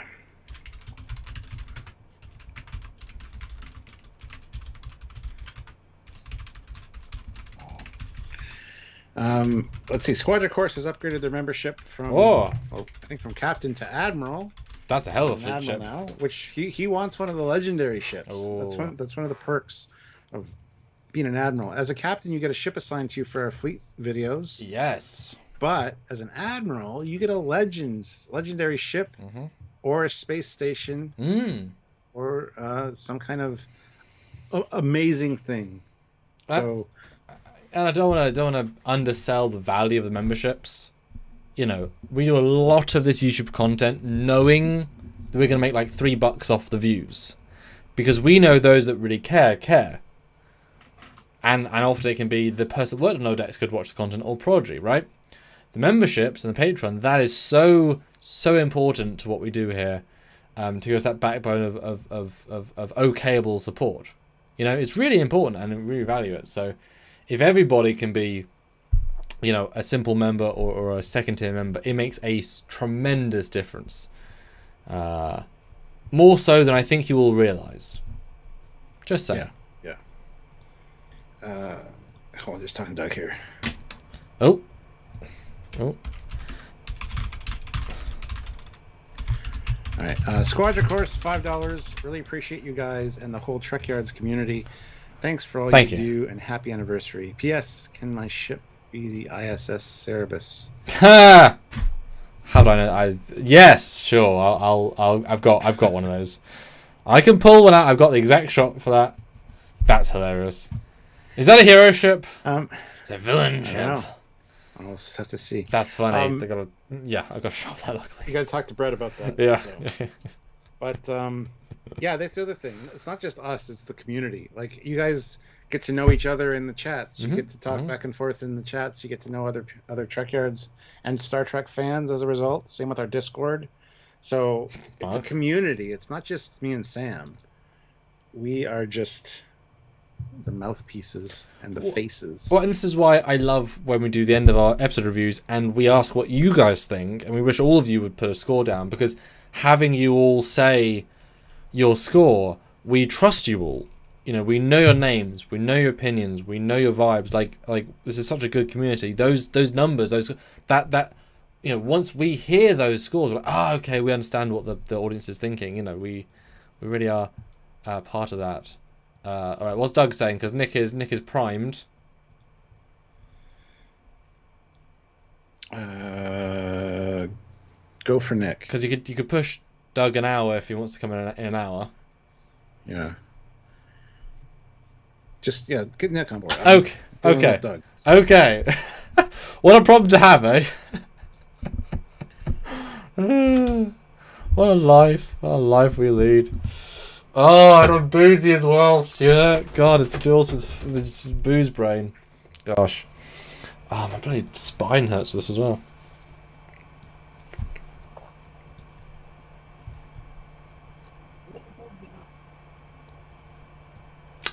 Hello, Nick. Hello. Nick, how's it going? Good. You? How's things? Good. Very well. I'm trying to wrangle a Drexler right now. It's not as easy as it sounds. Yeah, how does it feel to You're follow? good, man. How does it feel to follow Dave Blass, lead production designer of Picard? Yeah, that's a tough act to follow. He was good. He was interesting. I'm sure it was. Okay, that's. I gotta reframe the framings. So yes, welcome everyone to Nick Cook. He is at this point, I think longest running continuous fan film producer in history, because John Broughton stopped, James Cawley stopped and stopped. You have produced constantly for the last 20 years. Yes, you might have missed a year here and there, but you haven't actually stopped producing. You've just been a bit slow. So I'm happy to give you those kudos. So in the fan film a world, bit slow is kind of my middle name, I guess. So yeah. Before, I want to get to the super chats real quick, Nick, if that's okay. please do. Olivia throws in $10. I started watching early in Trekyards' lifespan. We remember. Became a staff in 2020. Trekyards is the best underrated channel on YouTube. Thanks for making this great channel. #Sam Drinks. Thank you. And I still really enjoyed when we did your trucker video. I still, that's, I'm not gonna say the highlight video, right? Because we've done so many, but that was definitely a fun one. I remember that fondly. Oh, the April Fool's Trekyards? No. Her truck design. Oh, yeah. Genuinely, I enjoyed that as a filming. Yeah. Just the vibe and was fun. Yes. And Thirst Contact upgraded his membership to Commander, so thank you, Thirst Contact. Thank you. Much appreciated. No, it does make Squadra a difference. Course, $2. Thank the you. ISS Cerberus is more of an anti-hero ship. It's true. Oh, sure. But he's requesting it as an admiral. It should be fine. Yes. Admirals do get And special Olivia. privileges. Olivia upgraded her membership to Federation Council, which is like the top Oh tier. my god. Say thanks, Nick. Thank you, Olivia. Was it Olivia? Yes. Yes. Oh, I can't say thanks, Yay, Nick. thank you. So I said Thank say you. thanks, Nick. And you say thanks, Nick. And Olivia, $10. Her most Imperial Majesty, Mother of the Fatherland, Oh, yes. Overlord of Vulcan, Dominus of Kronos, Regina Andor, Olivia Julius, Augustus, Iponius, Centurius. I'm back. Yep, that was Thank you. That was the thing for a while, yes. It's quite a title. Because Olivia took the names of Giorgio, you see, Nick, and just added to them every week, and it became a whole thing. And many in Paul jokes. Graham. Paul Graham, member for 3 months at the Rink of Ensign, says, "Well, Thank I have a bad day. I love a Trekyards tech video. Thank you. When I have a bad day." Yes, thank you, Paul. And you're another awesome moderator as well. So thank you so much to everybody that helps make Trekyards go. Without you, we wouldn't exist, even the viewers. And this is definitely a thing to Nick. We've talked to Aaron Waltke, Sean Ferrick, and Dave Blass. All of them we started before. You are our first guest today who started before us. How does that feel? That's kind of bizarre. I know. Sorry, I'm chewing. That is bizarre because it feels like you guys have always been there. To be honest. It's been a while. But you know, the internet and YouTube is a different place than when I started. Very much so. I mean, the fan film community is a different place from when I started. When did you start? How long have you been doing this? So we started work on our first film in August 2003. So 20 years. Which is kind of sobering. New Voyages was just starting up around about the same time as well. Hidden Frontier had been going for since about 98 or 99 at that point. Although they were Voyages of the Angeles before that. And obviously Starship Farragut started up around about the same time as we did. There may have been a few months between us here, there, and I'm not sure who. I couldn't tell you who started first, other than Rob Caves. I couldn't tell you who started first. And of course, Robin Hirt. Robin, I'm so sorry if I mispronounced your name. Apologies. Hirt? Batavia. Robin. Robin's a lovely guy, and I wish we got to work with him more. Hey, that wasn't on me. No, I mean, I it's tried. not on anybody. It's not on anybody. People's lives are busy, and fan films are a hobby which we all enjoy, but sometimes the fan films have to give for, real life stuff. Sam, can you turn your I did. levels? I did. Okay, I just want to make sure. Yeah. Although still, hey man, you and Velsac, you did such a fucking good in Velsac. Nick Stewart, he won Best Actor in the Fan Film Awards recently for Velsac 2. Best Actor. Yeah, I don't know. Who did you bribe for that? Everybody. No, seriously. I've been the whole awards thing just makes me kind of uncomfortable, actually, a little bit. As well, I've always been a little twitchy about awards. But you won Best Actor by directors of fan films, so we know. But having said that, it was nice to actually get that accolade from people who do these things as well. So I was really. There was a bit of drama around all the fan films awards this year, which is why I pulled out of pretty much all of them myself. It was you that left me in that one. But I was really touched by that, actually, and it was a nice feeling. So I was really touched by that. And it's amazing because we lightning in a bottle twice. Pursuit of a Dream is such a lightning bottle, and Velsac was written that night and filmed that next day, and it's so good. I think I can say that now, having some time. They're both really good. I think part of that was, and most artists will say, the best art comes out of necessity. Necessity is, drives creativity. So I think a lot of that is what came out of that. I mean, it was a case of necessity. We didn't have a choice. It was like, we come up with something else to do, or we do nothing. We could relax, just hug out. That's no fun. When do we ever go, apart from your birthday, when do we ever go down to yours and just relax, Sam? Never. In fact, we went down to your birthday and you made me shoot a film for me. So yes, for you. Second day. Really, this is your birthday. Do you want it? No. We must do this. It's like, we must. Okay. We must. And Marie's letting you do this. No, okay. That was good. Your Marie is very, very, very tolerant and understanding. Have we met your wife? I mean, come on. Well, my wife is very tolerant and understanding, but Marie tops her on that front. You're going on the record that you're saying that officially. Yeah. Okay. Not in a dodgy way. I don't know where your brain's going on that, but no. I was saying really. Definitely wins the award for tolerance and patience. Okay. Even above Lucy, who really deserves an award for tolerance and patience. Yeah. Definitely. But Matt Boardman, though, he throws in a $5 super chat and says, "Right there with you, Nick. I'd like to consider myself an OG fan filmer, having worked on Of Gods and Men." Of Gods We need and to have Men. Matt on. We do. You know, of Gods and Men is Oh. quite a remarkable achievement, that film. Yep. To bring so many people together, it was pretty impressive. Back in a second.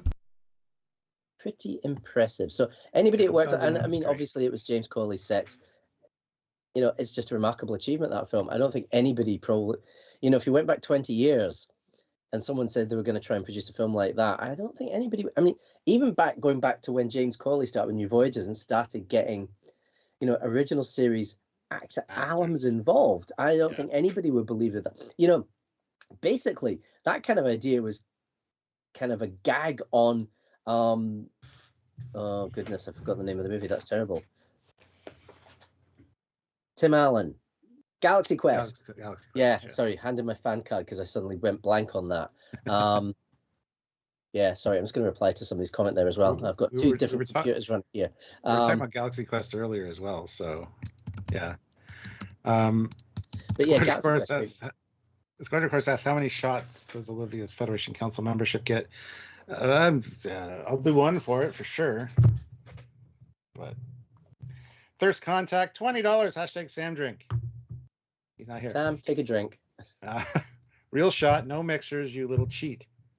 Missed the Fleet Yards content. Sam, did you get the Daedalus model from Master Replicas yet? Cap, did you get the Cerritos? I did get the Cerritos. Actually, you'll see that review next week on Wednesday on the Captain Foley personal channel. I wish I could afford all these models, but you know, I've already spent too much on stuff that I probably shouldn't have bought. So the irony is, next week I'm going to be in LA.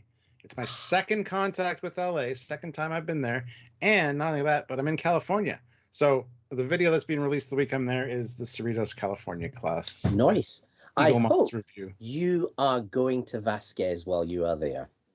Yes, me and Sylvia will be going to Vasquez Rocks. That's part of the plan. I don't know if when we're going to fit it in because we've got a lot to do, but Vasquez Rocks is, it'll be interesting to see what it's like in October. Will it still be October when you're there or November? Yeah. October. Yeah. Interesting to see what it's like in 24th. October. I mean, LA's still reasonably warm in October, so it should still be pleasant. Yeah, it's still nice there. So the last time I was there, it was the height of summer, and it kind of melting like a ice cube in the Sahara. It was great. Me and Sam have been there, but Sylvia hasn't. So we're gonna make a point to try to go. So it's a great spot, and actually, there's so much Star Trek history, but also just filmmaking and TV history there. It's remarkable. I mean, there's actually the number of things that have been made there. You know, there's a shot from I think it's one of the 1930s. Or one of the Dracula movies is actually a shot from Vasquez Rocks there as well, and it's quite remarkable. Yeah, I wish the fort was still there because that would be cool. Yeah, it's a really cool piece of geological whatever is going on there. So it's quite distinctive. So yeah, it's been used in a lot of different productions. So when you're there, you're part of all that. Thing, so. Yeah. I still maintain that somebody needs to make a movie about Tiburcio Vasquez. And shoot some of it there because the guy that it's named for is really quite an interesting chap. I don't even know anything about him. Tiburcio Vasquez, he was a very educated outlaw kind of. They think, if I remember right, he was very much an outlaw, and he was eventually caught and hung. But quite an interesting guy. I think there's some rumors that he may have some basis of the Lone Ranger may have been based about him, but also Zorro. I think some of Zorro was based on the concept of Tiburcio Vasquez. But I mean, he was a real person, almost kind of like a Mexican Robin Hood kind of. At least that's what the legend kind of portrays him as. What the reality is, don't ask me. I don't know. Yeah, but yeah, interesting chat. On that. I'm back. Who missed me? Welcome back. Thirst Contact missed you because he left you a super chat. Oh no! So read Thirst Contact's super chat. I already read it out, but it was all for you. Hashtag Sam Drink. A full shot, all mixers, you little cheat. Mr. Fleetwood's content. Sam, did you get the Daedalus model from Master Replicate? Cap, did you get Cerritos? Definitely have a mixer. Enjoy the drink that I'm super chatting right now. Cool, thanks. Appreciate it. No, I got a Daedalus when it first came out. But I will admit, I got a second Deadless when it came up a month ago. Because you know what? They're goddamn identical, and I feel like a fleet man. I have two, so. You're sounding a bit drunk now. I think it sounds fine. Uh, How is it on the live? That's the question. Oh, he sounds fine. He's just vibing drunk now, definitely. and also, my back was hurting from the other uniform because jumpsuits kind of. So I thought I'd meet you nearer the future for Nick because I'm close to. Because I've been this me for you. Mm-hmm. My cameo of Cameros, I see you. Yeah. Best cameo ever. It was a good cameo. Thank you. It was a good film. It was a great film. I should come up and do another one. You should. You will. Okay. I know I'd be in one. Never. That's the answer. Never. Well, you have to come to the UK, Stuart. Nothing happens in the UK. All the cool shit happens over here. Nothing happens in the UK. I mean, society happens, Stuart. Your country happened here. America Yeah, happened here. you moved on and got better by being over here. So, yeah. Yeah. But Aravis also, who, as you know, Nick is our amazing model, Lena, said Intrepid is her favourite model she's made for us as Team Trek Shorts. And that's you right there, buddy. That's you. I love your work, Everett. Because there's a couple of shots. Avarice. I'm so terrible with names. It's terrible. Because it's fair to say there's a couple of shots in Echoes that really highlight the detail. You've seen. Oh yeah, obviously. yeah. We don't go light on what you built. No. Yeah, I tend to try not to be too ambitious with the shots, and then Sam says, "Oh, do this and this and this," and I'm like, "Okay, that's fine." I'm probably the most low maintenance for kind of feedback for you, Sam. I think because you close, you yeah. just throw shots at me and like, "Oh yeah, that's fine. That's great. I love it. Let's do that. That's great. No, I love that. Oh yeah, I love that. That's good." I mean, the You're rule. like, no, that's fine. That's fine. Well, the rule I've always said is I only submit a shot if I'm happy with it. True. So that's a quite high bar already. Although it's funny, there's some, I won't say who, obviously, but there's some clients who ask for shots, and then 3 iterations in, I've gone past what I like the shot. Mm-hmm. So it's just what they want, and I've kind of disconnected because I've already liked it 3 versions. Yeah. This is what they want then, which happens occasionally. Because, Art is subjective. Art is totally subjective. And indeed. what one person loves, another person is going to hate, or another person is going to be neutral to. Yes. I mean, you see that with all our films. You see these comments. Some people love them, some people hate them, some people couldn't care less and just ignore them. I mean, some people judge them like That's real fine. Star Trek, as if we had more than a $10 budget. yeah. I get quite uncomfortable with it. Oh, this is the best Star Trek ever comments, or this is real Star Trek makes me really uncomfortable because I'm like, no, I don't know, I just no. I feel quite awkward when people make comments like that. And I think we all Not that I get comments like that very often, it has to be said, but on the rare occasions I do, it makes me quite uncomfortable because I don't feel that at all. And I think we all get comments saying this is better than Discovery from the Discovery haters. Yeah, of course. that makes me very uncomfortable as well. I as you know, I get quite uncomfortable with compliments. Yes, you do. But compliments where someone puts down something else makes me really, really uncomfortable. I don't Nick, like you're that. handsome. I think if you're gonna compliment someone, You're just more handsome than compliment Sam. someone without putting someone else down. And I mean, that's me. That's a personal thing. It just makes me feel a bit awkward. Yeah. Be nice, everyone. I wish people would just be nice. But no. I'm still trying to get this Zoom thing working with Doug here. That's so okay. just- But it's nice that we both aim for a classical feeling Trek that aims for the Yeah. original spirit. And I often say I that. think. Oh. No, sorry. On you go, please. Well, I do. When I do interviews, people ask me, what advice would you give to new fan filmmakers? And I always say, assume you're going to make one, because they are such intensive things. It's easier when we have made many, because we have props, costumes, actors. It's easier, but to start, it's hard. So make one that you really resonate with, that means something to you. And often that's the classic Trek vibes, right? You want to tell a Mirage tale, or an action adventure, or something that's very classical, because that's what you brought up with.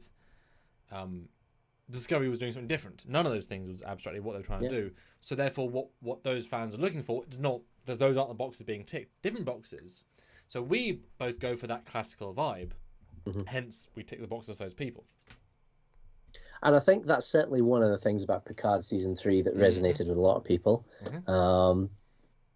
And some people were critical about that, and that's fair enough. Not because, many, as we say, not many. but art is, I think there's possibly more than we think. But I think art Less than is, season 1, art though. is, A lot of critics of art season 1. And season I know, 2. but I mean, I like season 1 and I I know you like do. season 2. I enjoyed both of them. They were different. I don't have a problem with different. But art is subjective, and not everybody is going to like the same thing, and that's okay. We don't have to hate each other over it. I mean, you and I don't always agree about what's good and what's bad, what we like and don't like. But, you know, we find plenty of common ground on the stuff we do like, so... Like insisting you play Young Hunter. Oh, you fucking asshole. Nick, B25 again! Nick! 30! Okay, now you're 35! Yeah, I have had to lose a lot of weight lately, so... You know. But it's funny, this morning, I played 21-year-old Davis for the first time. I will absolutely apologise to you a little bit. It is harder to play young you than it seems. Yeah. I've never been young me. Because it is a real conscious choice to play an energy that you don't necessarily have. And I found myself... I raised my register, which I know we did with you as well, which does affect. But acting in a voice is so different. I'm not an actor, obviously. You're far more actor than I am. But I feel like I know what I'm looking for, and hopefully I can present that as being knowing what I'm looking for versus... And then directing myself internally, etc. But it's so interesting to have these 5, 10, 12 lines. Each one is subjectively young. And then to as we do with auto cue, pause between the lines of cueing the next line, and suddenly to talk to the person who's in the camera as present me, whose cadence is different to young me, and swap back in. A really interesting experience. I sympathise with you more now. I try and play a young yourself. It is a bit of a hit, and it's funny you should say that, because very recently, did we actually end up shooting that scene? I don't think we did we? Which? There's a scene with Two of older you? Hunter and younger Hunter. Yeah, We've done one of them, but not two of them. yeah. I don't think Not- we did not the both fun of them, one. but Well, we've done the fun it one. is difficult Yeah. to chop and change between them, Yeah. because how do you make them seem different? I mean, I just kind of go with it and trust that you're getting what you want Yeah. when I do it, because ultimately I trust you as a director. So, and you've certainly gotten, some competent performances out of me over the years. So I trust your process in doing that, and you know what you want to see. So I just go with it. Because that's where you sort of realise. Again, I write these scripts and act them is kind of strange. You as the writer are doing so much of the heavy lifting of vibing. What does young mean? How does young them talk? Because if it's a different cadence, then of course you as the actor is doing those dialogue choices just differently. Writing Keeley young and old is not remotely the same. You don't write them just the way you frame it. So it's like three elements, right? Especially with the de-age effect. It's writing it young is different. Performing it with that little bit of young is different. The age effect, and then suddenly, bam, he's young. Because I love Pursuit of the Dream. That first scene, he feels so fresh and living, and then he feels so dead in the last scene. Yeah, I mean, I have a particular soft spot for that film because it came together so quickly. Yes, yeah, wonderful. And I think we shot it so quickly as well. But for some, it just worked, and I think, it was a kind of lightning in a bottle moment, and those things don't happen very often. I had so many uphill battles for so many of the films that I've been involved in making. The most recent one we've done, Echoes, such an uphill battle between scheduling actors and COVID and everything else. The contrast is horrifying, honestly. But it is pretty much a complete film now. We're just kind of working on visual effects and sound, and what do you think the reshoots are all done then? Possibly, we might still do the thing we discussed with your dad, because I think that would actually add to the ending. There's some cut footage of a mirror that I think we can use for some flashbacky stuff as well. I don't want to overdo it with that. I think a little bit of selective stuff in the cave scenes could be helpful. So you think you sort of feel, have you edited the gaps then in with the new reshoots? I'm doing that at the moment. I only Okay. got the footage from the pickup from last week's shoot yesterday. Okay. So I was looking at that today, funnily enough. I can't wait to see the new version. I'm really excited because it was a solid Yeah. first piece, but it needs a bit. Yeah, it's not going to be hugely changed on this, but we've added in a log entry at the start, and there's footage that we wanted of Ewan. There's a wee fight scene in there and stuff like that, which I think will pad that. And there's other stuff, and I need to look at the cave scenes as well and reorder them slightly. But it's coming there. I think I'd be surprised if we don't have it done by next summer. So I'm looking forward to having that done and out the door. And we should be shooting on down this road before the end of the year. We kind of missed our window to shoot exteriors on that because, life is busy. And we had trouble casting one role that I thought was cast, but now wasn't cast, so we had to go back to the drawing board on that. Know, it almost makes you want to film another Lightning in a Bottle with you. Just come and film something quick. Just come and do just a quick little 20-minute film. Oh, look, it's so quick, Stuart. They're so quick. I know.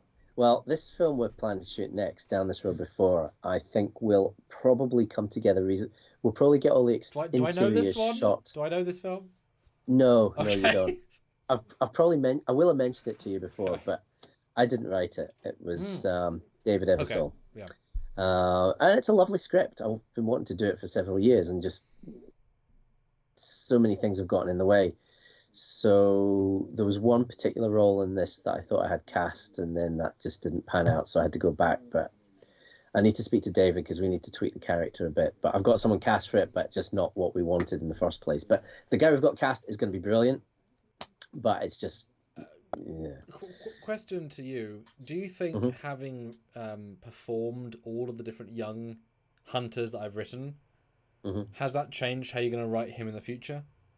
Probably, yeah. Because I mean, we fleshed out his back. You flashed me often when he's street. Well, yeah, I know. I mean, there's not a lot of space to get changed when we're shooting. But yeah, he, definitely.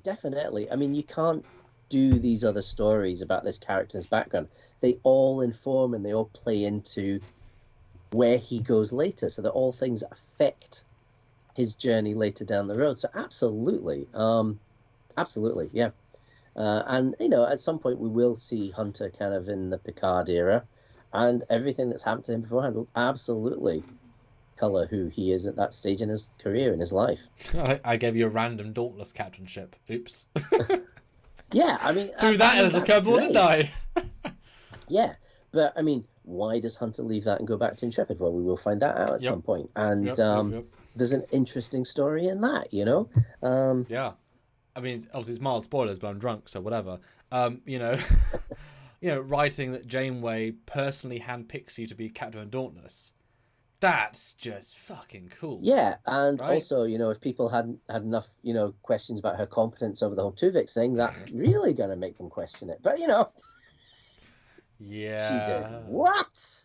Is she drunk? Well, on coffee, yeah. That Nebula coffee is really infectious. But no, I mean, that was a fun story. And the stuff we're doing on those, I don't want to say too much. Yeah, Prodigy films is, it is and it's kind of a love letter to the show itself. It's just so I'm looking fun forward to coming down and shooting the rest of those. Because it's nice we gave you Defiant Captain, but it doesn't feel like you're really a Defiant Captain. It feels like you're there, but it's not. But to actually have you properly as another captain of another ship, that feels meaningful. It's yeah. For me, it's weird because one of the things I always set out to do with Intrepid is avoid all the big stuff and the big names. And okay, we did one with Picard and stuff like that. I kind of like to try and stay away from the main canon and anything that's big, because you start delving into that. I kind of feel like I'm trying to paint my character as more important. He's not. As somebody big, he's not. I've never wanted to play him that way. I've never wanted to portray him that way. But the more of the stuff you do, the more of a back history you get, and the more you get tied into other things. But I would never have chosen to tell those stories and put Hunter into those positions, because that's stuff I would have avoided. But getting to go into them and play them is a lot of fun. I mean, and I've said this before, making fan films is wish fulfillment. And I say this a lot. You know, everybody wants to fire the phasers. Everybody wants to make out with the green or slave girl or slave boy or whatever. Maybe not everybody, but most, you know, you get the idea. We all want to have fun with it. We all want to play in the sandbox. We always just have fun. And it's the ultimate wish fulfillment for a Star Trek fan. It really is. You know, any of us that have done these fan films, that's why we do it. I mean, why else would you do it? You want to put yourself into that sandbox. You want to play in that sandbox. That's the only reason to do it. But I certainly agree with the forcing important connections. But I like to think that most myself's sort of organic because it shouldn't feel contrived. And for whatever reason, that obviously we have revealed that the whale probe, the Vija film, that I wrote in like 4 days, and it's one of my favorite scripts I've ever done because the scale is giant, the fan service is giant, but it's so grounded in character and pace. And you, Nim, and Emma were fantastic, and there's so many great stakes, and it's really, really compelling, that one. And it just came together. Whale probe, similar. For some reason, both those two just came together, and they seem silly, right? Doing a whale probe. I've done Whale Probe, Vija, and Doomsday, the trifecta, right? But they're all so organic. Once you caveat, here they are. But apart from that, just really fun to play, and you've done 2 of those. It's crazy. Yeah, the funny thing, I mean, working on these films, and I get on very well with all of your cast, and just have a blast working with them. Get on particularly well with Nim. We always get up to a bit of trouble actually when we're there. Yep. Yeah. That wine. We do give Sam quite a hard time when we get together. Actually, that's it's like I'm there part of the team, but for some reason I'm being abused slightly. It's terrible. Yeah. And I'm sure Nim would say exactly the same if she was here. But no, I mean, it's a great team you've got brought together, and we just have a good laugh together. And you know, it's hard work too. I mean, we do come along and we work hard, you know. He makes us do, you know, sometimes 20 pages in a day. It's not, it's, you know, it's hard work, but it's also a lot of fun.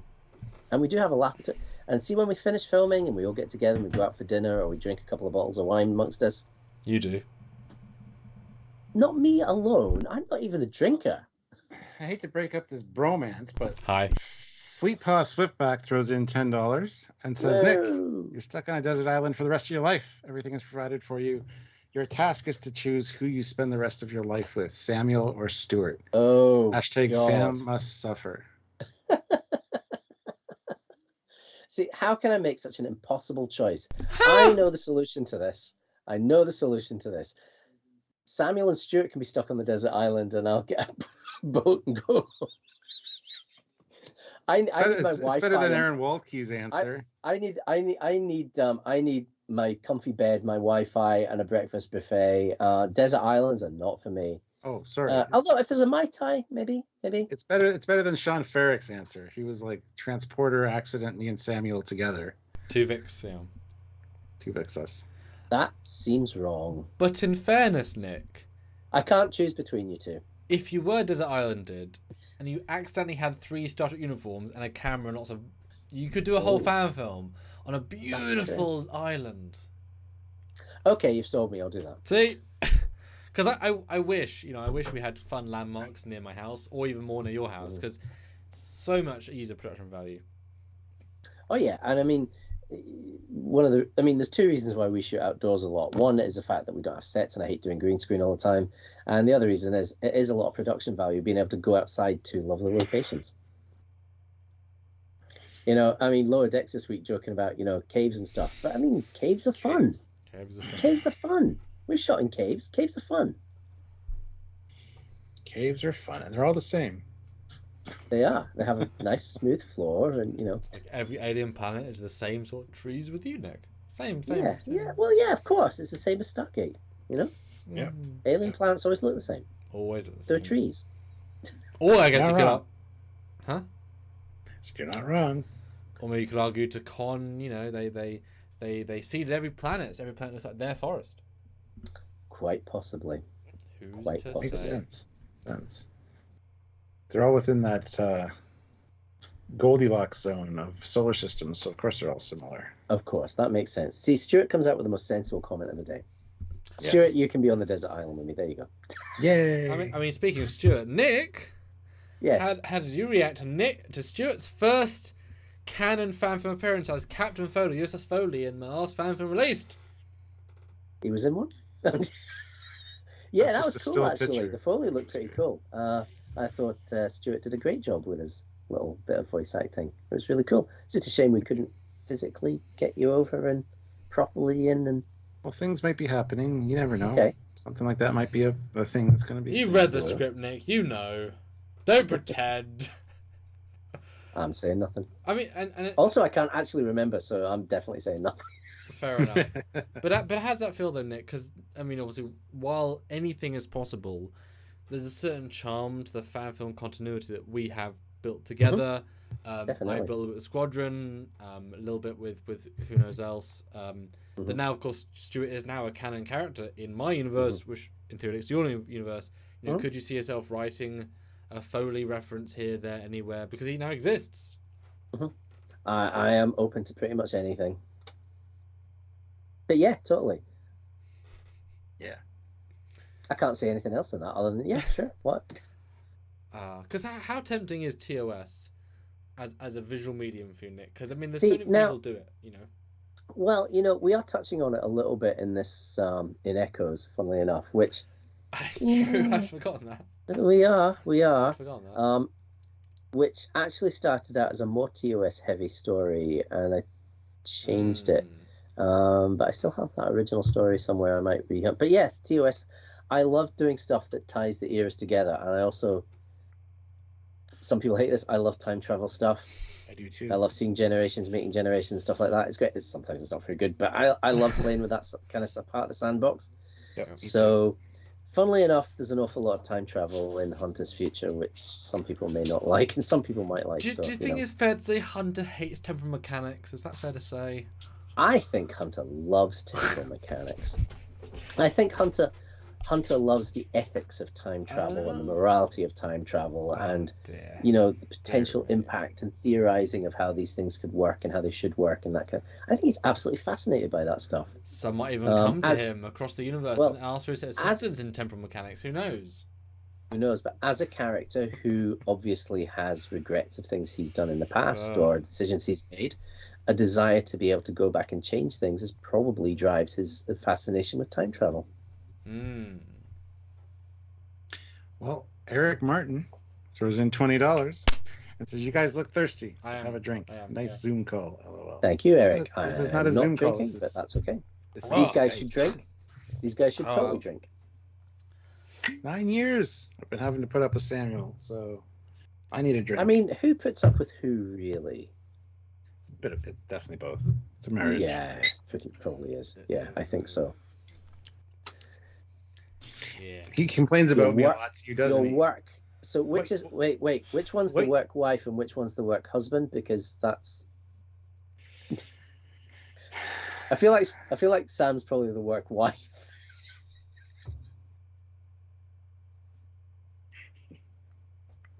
I'm not even. Well, it's Cheers. look. It's more comparable to a captain, a first officer. Okay. A commander does all of the work. A captain stands there and makes orders and then sits in his room and does nothing all day. It makes the Sounds okay to important me. decisions. Yes, Important. but does decisions, none yeah. of the work. But he's already done all the work to get where he is. No, I know. We had that debate years ago about Riker. and I'm Picard. not getting in that one between you two guys. But it's funny when you think Picard does so little on the ship, actually work-wise, versus Riker. That's He true. does all the duty reports. He does all the crew. Picard doesn't know Yeah. anybody on the ship. He doesn't know. It's really interesting when you look at their dynamic. Because True. that's why you get a captain. You want to be the choice maker, the piloting a ship. The you can on a whim say go to Amtrak 6, and the commanders will do everything in between. Like it's interesting. Unless you're obviously like commander of engineering, do that job. I feel like if I was an actual starship captain, my ship would probably spend a lot of time at Risa, but you know. Yes, absolutely. To Risa, but Captain, we were just there yesterday. Follow your orders, number one. I wouldn't be one of those captains that the rest of the crew would have to like force to take shore leave. I'd be like, No, I'm taking another shore leave, guys. no, this would I'm not out. be an issue for me. Yeah. Nobody in their right mind needs to be forced to take a vacation. I mean, seriously, why would you need to be forced to take a vacation? 'Cause you Everybody love your loves job vacation. so much. Does anybody love their job that much? I No, love I guess some Trekyards. people probably do. Trekyards is my job officially. So, but that being said, I am going on vacation next week to LA, Woo. so I won't be here. LA for is the, a good place for a vacation. I won't be here for the lower decks. Stuff's gonna happen. You're gonna be not episode here. 9. I know it's going to be amazing. I'm mildly jealous. I wish I was going to LA next week. Me but too. Oh well. Me too. Don't worry. I just love the weather as I'll well. video about it. The weather and the I love food. that city. I love bits of that city. Well, I There are like bits the of it that people. are I not like to a be lot of the loved. people there because we know a lot of people there. Mhm. So and I'll be seeing a bunch of them. not to give the full story, but you reiterated. You told me a story about on a train with a homeless person. Was that LA? Or was that? That was LA. Okay, Yeah. So there's some less ideal bits. Yeah. I don't know if it was a homeless person or a mentally ill person, but Or both. yeah, it was. Yeah. Yeah. Yeah. Yeah. There's definitely an issue with homelessness and mental health in LA that's kind of growing, but I mean that's the same everywhere. It's not just LA, and it's sad to see. Well, wish we could solve all the world's problems, but unfortunately, Alas, we can't. But all we can do is try and bring our little bit of Trekyards try. fun. Like you said earlier, way earlier in the live, Stuart. You said it's amazing how many people over the years have said, "I was going through a thing, a bob, or a bad time," and Trekyards was there to be a friend, to be someone to watch. A North Star, a constant in their life. Yeah, it's very very nice. And it's really good if you can actually touch somebody like that, and I find that there are people out there who will poo-poo fan films or poo-poo things like Trekyards and say, on him. But actually, if you reach even one person to make a difference in their life, that's important. And entertaining people is important. Art is important. These things matter. And I don't think anybody should be able to denigrate that or undermine the importance of that. So yeah, guys, keep doing what you're doing because it does matter and people enjoy what you're doing. And yeah, keep at it. Congratulations. I mean, happy anniversary. I mean, 9 years is quite an achievement. I think next year's going to be 10 years. Yeah, it'll be a big awesome. One. We have plans. Yeah, we've Awesome. talked about we definitely want to do Vegas, which is obviously a bit before the anniversary, but do some lives, do some meet and greets, probably go to Stuart's house for a week or something after that and do celebrations there. Kind of make it a celebration year because, of course, in essence, we've beaten TNG, DS9 and Voyager to 10 years. More episodes, of course. Now the online space is packed with YouTubers, of course, but 10 years before almost all of them. And it's a surreal feeling. I mean, obviously, 11, 12, 13, up to 15 isn't an anniversary, but 10 is a milestone of epic proportions because. Oh, totally. We said this earlier. If we had said this to us, if you had said, Nick, in 20 years you'll still be doing it, none of us would believe that. Conceptually, that space of time, it sounds ludicrous. And here we are. I know when I started doing this stuff. I mean, I don't think I thought of any. I mean, we had kind of bizarre ideas that, we'd be like Hidden Frontier and we'll do 6 episodes a year and shit like that. And I mean, that was never, that was never going to happen. That was idiotically naive. Idiotically naive is probably my middle name, but it never really occurred to me that I would still be doing this stuff in 20 years, that I would want to be doing this stuff in 20 years, that I'd be able to be doing this stuff in 20 years. And I'd be still enthusiastically doing this stuff in 20 years and still have an awful lot of that original group around me that I started this with. That is true. So, it just amazes me. And I think, will I still be doing it another 20 years? Maybe. I don't know. I have no idea. I will be ancient, but could I? If I'm still fit, I guess I could be. Maybe I could be Admiral Hunter. Who the fuck knows? 40 years to get a promotion, yeah. But yeah, I don't know. Maybe I can hand the reins off to someone else, and I can just kind of like occasionally Yeah. do a Picard and guest as an admiral. I don't know. Or I- Nick, you come down to Kent or film as 21-year-old Hunter, yeah? I know you're 60, but just I'll be what a- coming what a- down with my Zimmer frame by then. Yeah. 21, be 21. Oh, we got some super chats. Okay, fine. I think by the time I'm in my 70s, you de-aging me to my 20s is probably not going to happen. Fine, But back no, to the now technology will be better then, so That's we true. can. Well, that's true. I'm still not particularly lined, so maybe I'll age but I'll better. bring you Who back knows? to here. So we'll bring you. So you'll be like hyper post Picard. We'll bring you back. To Maybe my carer can bring me down, and All right, change Doug got it back. change to me. my He's- depends and everything. Doug can jump on now, so Oh. Okay, now bugger off, Nick. Is it okay? pretty much. Sorry. I will send you the link, and I'll send him the link. We love you, Nick. We do love you, Nice Nick. to see you guys. Happy anniversary. All the Nice to best. see you too. Take care. Thanks, Nick. Bye. Bye. Have a good night. Thank You you. too. Bye. Sorry, I didn't mean to cut you off. Bye. Bye, Good. Nick. Bye.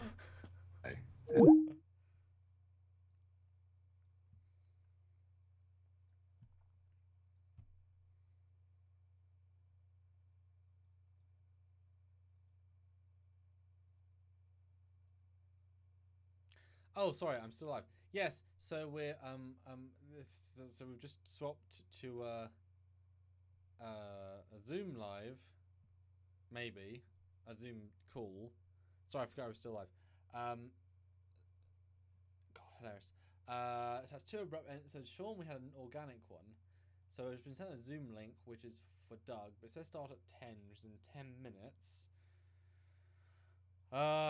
Okay, so that's starting now. Let's see what happens, guys. Let's see what happens.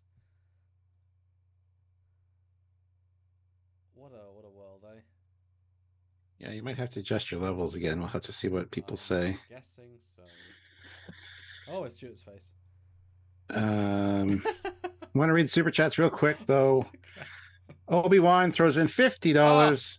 Happy anniversary, guys. Captain, I received my Tomy Enterprise today. Have you got yours yet? Yes, it has arrived at my buddy's house in Michigan. I just have to arrange a time to go pick it up. So, and then How is it, everyone? Wheat Paw throws in $5. All it takes is one person's life to change. Oh my God. All it takes is one person's life change to make a difference. You boys have changed how many? You've made your difference. Cheers. Thank you. Yes. Sorry for cutting Nick off like that, but all right. So I sent the link to Doug. Let's see if he jumps in here. Gosh, he hasn't seen it's the link funny yet, how- so it's fun. What a day, eh, Stuart? What a day. indeed. And So I get to be giant in yeah. the frame. We're gonna get a hand there. In the you. We will have. You're in the me frame. Where are you? You're up here. I can't be in yours. Yeah. We will have Doug Drexler joining us as soon as he sees the link. It took him forever to read the last couple comments, so I don't know how long that's going to be. Oh, but in the how's meantime, audio? Let us know. In the meantime, we can still chat amongst ourselves, obviously. Sound's gone quiet for one of you. Which one? Squad of course says puts in $2. Have to go, but we'll listen, but can't chat.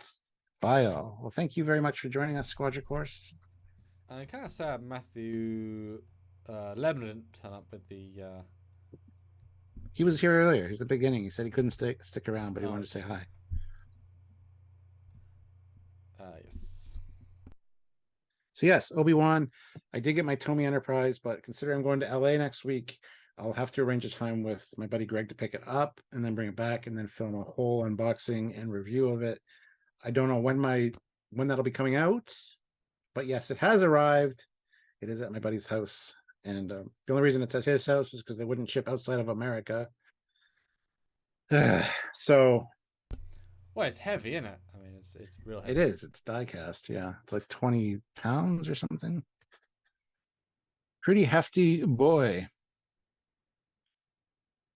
Have you adjusted your levels? Because Olam Drab says it. Your levels are still low. Obi-Wan, I'm Which glad one you of us? got Which one of yours. us? It says Sam's. Sam's levels may still be low. I'm at like so high. Okay, I'll lower your levels so the same level because I'm just Okay. so... Yeah, but Obi-Wan, I'm glad you got yours. Hopefully it is nice. I've seen a bunch of them being unboxed now that they're arriving with people, and I'm looking forward to getting mine as well. So I can't wait for your unboxing because you have these very honesty reviews with these things. Yeah. It'd be interesting to see. yes, Matt, I agree with you. Hope I don't have to pay the duty or tax on that thing when I cross the border. Should be fine. I'll just say it's a gift for my birthday, and maybe it should be fine. Happy birthday, Stuart. If they even pull me over. That was in May, but thank you. They don't know that. So yes, thank you to Nick Cook for joining. He was our fourth in a line of 5 quote-unquote celebrity guests. Although, as Peel said, we have a slight bromance, me and him, apparently. So, hi, Stuart. Yeah, I'd say. It's fine. You and Doug can be all broy and lovey-dovey. I'll sit back and let you guys fawn over each other. It's fine. You're of the same generation, Yeah, shut up. All right, I'm just trying to get Doug's attention to see the link to join us here because I've only got a certain amount of time, I guess. That's the other thing. He's going to pop in and be like 5 minutes, and then boom, he's going to get cut off. We'll bring Nick back in. No, okay. We'll invite Dave Blass again. I think after Doug, I'm going to be done. This red wine's kind of taking its hold. Dear. I mean, it's a whole day. It's a whole day of celebration. It's 9 years. It really is a thing. I was at university when we started. I did this as a side thing in the 4th year where I don't know who knows this, who's still around, but I had to stay at an extra year at university because of various bullshit things. So all of my friends at university all graduated in the 3rd year. I stayed for a 4th year.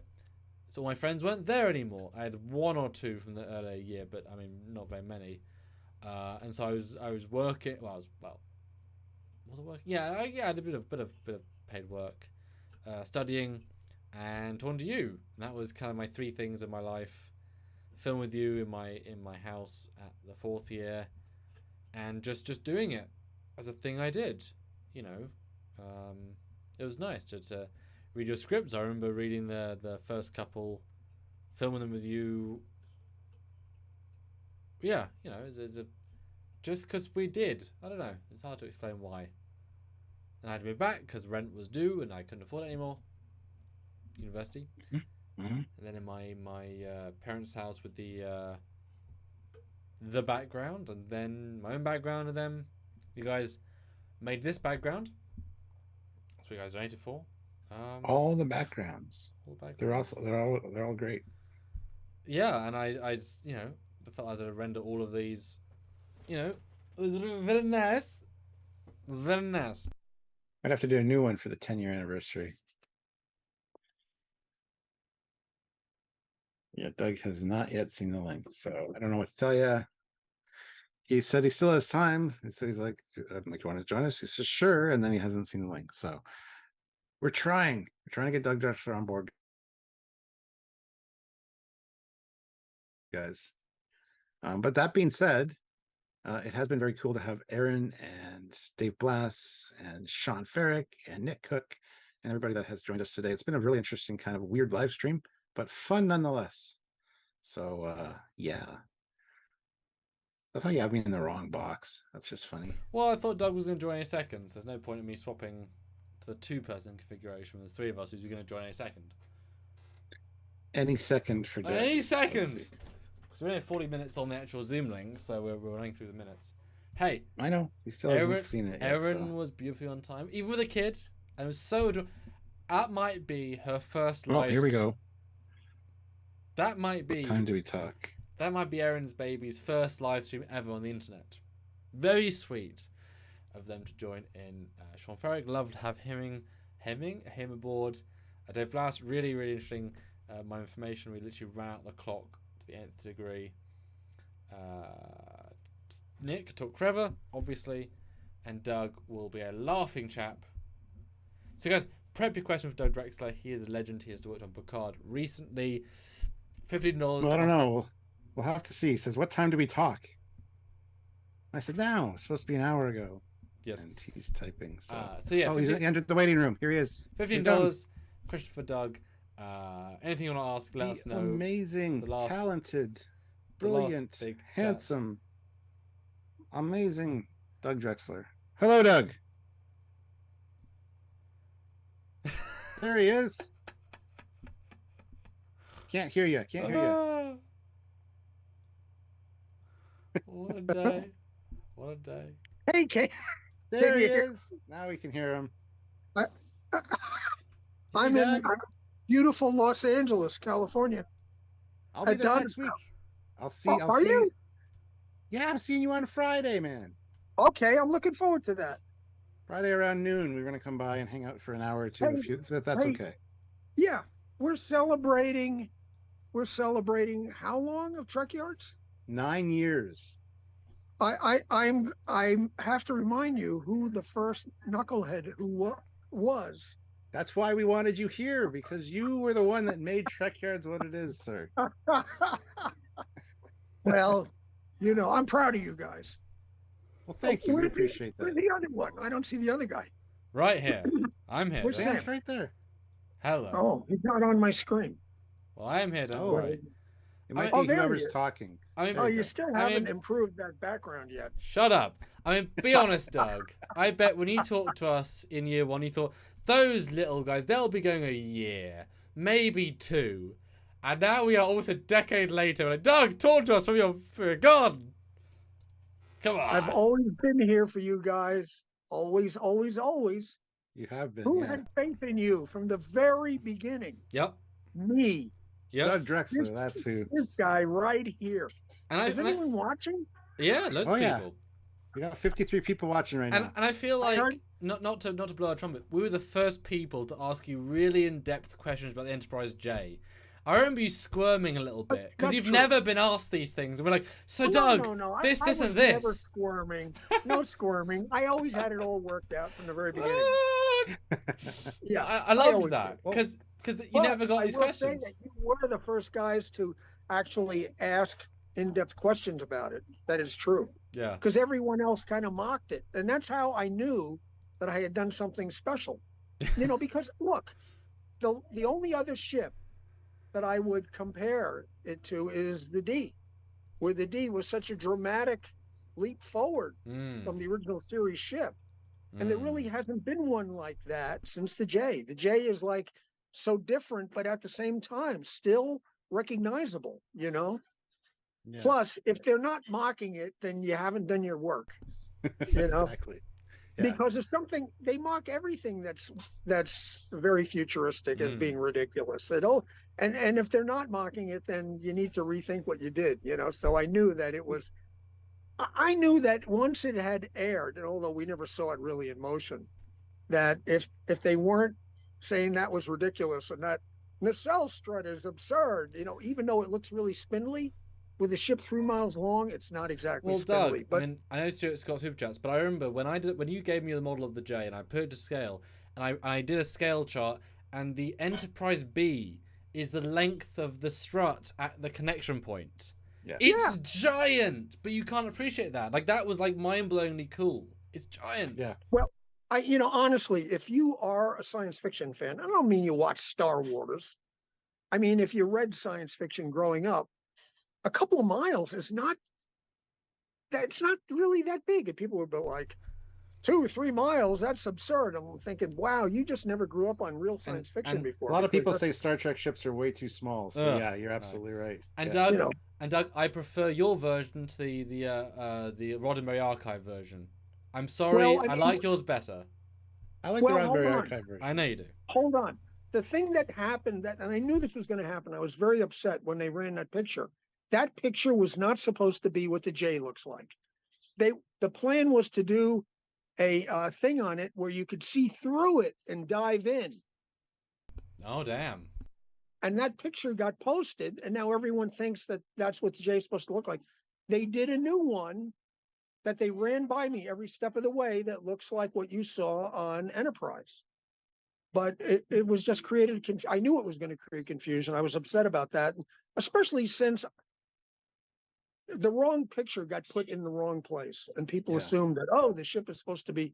Although honestly, I think that even, in the recent Picard era, you can easily make any section of the hull transparent that you want. I mean, we know that in Kirk's era, the transparent aluminum was considered, so. And I always felt that the windows on the bridges that they've shown are not really windows. They're just a transparent portion of the hull. It's not like a fragile section of the hull that's got like glass. Give me a break, give me a break. Get it? Do you see what I did there with that? I got it. Give me a crack. Give me a chip. Stuart, do you have super chat questions? We do have some super chat questions. Oh my God! For you, Doug, or at least some compliments. Doug, so hold on. Questions for you. Yeah. Sergeant Montgomery goes in $5 and says, had to roll out earlier. Enterprise J episode with Doug Drexler was my first contact with Trekyards. Thanks for all the content, the lives, and the community. So thank you, Sergeant Montgomery. Seriously, I mean, and I mean that myself. I've always been a fan, and it's just not a job for me. Anyone who really knows me knows that. Same here. Yeah, and I'm so grateful for the community. I mean, when I lost Dorothy, the fan community they just encircled me and protected me and gave me comfort, and it's so moving, really. So thank you, everybody. It's really incredible. Yeah, we're here for you, man. Fleet Paw though throws in $2 and says, "It's the D-Rex. Howdy, Mr. Drexler. Good to see you."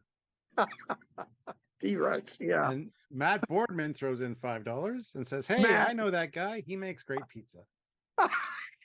He's stuck on the pizza. I made him a pizza, and I got to admit, it was pretty damn good. Goat cheese, and I mean, and I actually made one this morning to take over to Donna's house, and I posted it on my Facebook page. I've gotten not bad. Nice, that's good. And Pizza. It doesn't matter where in the universe you go.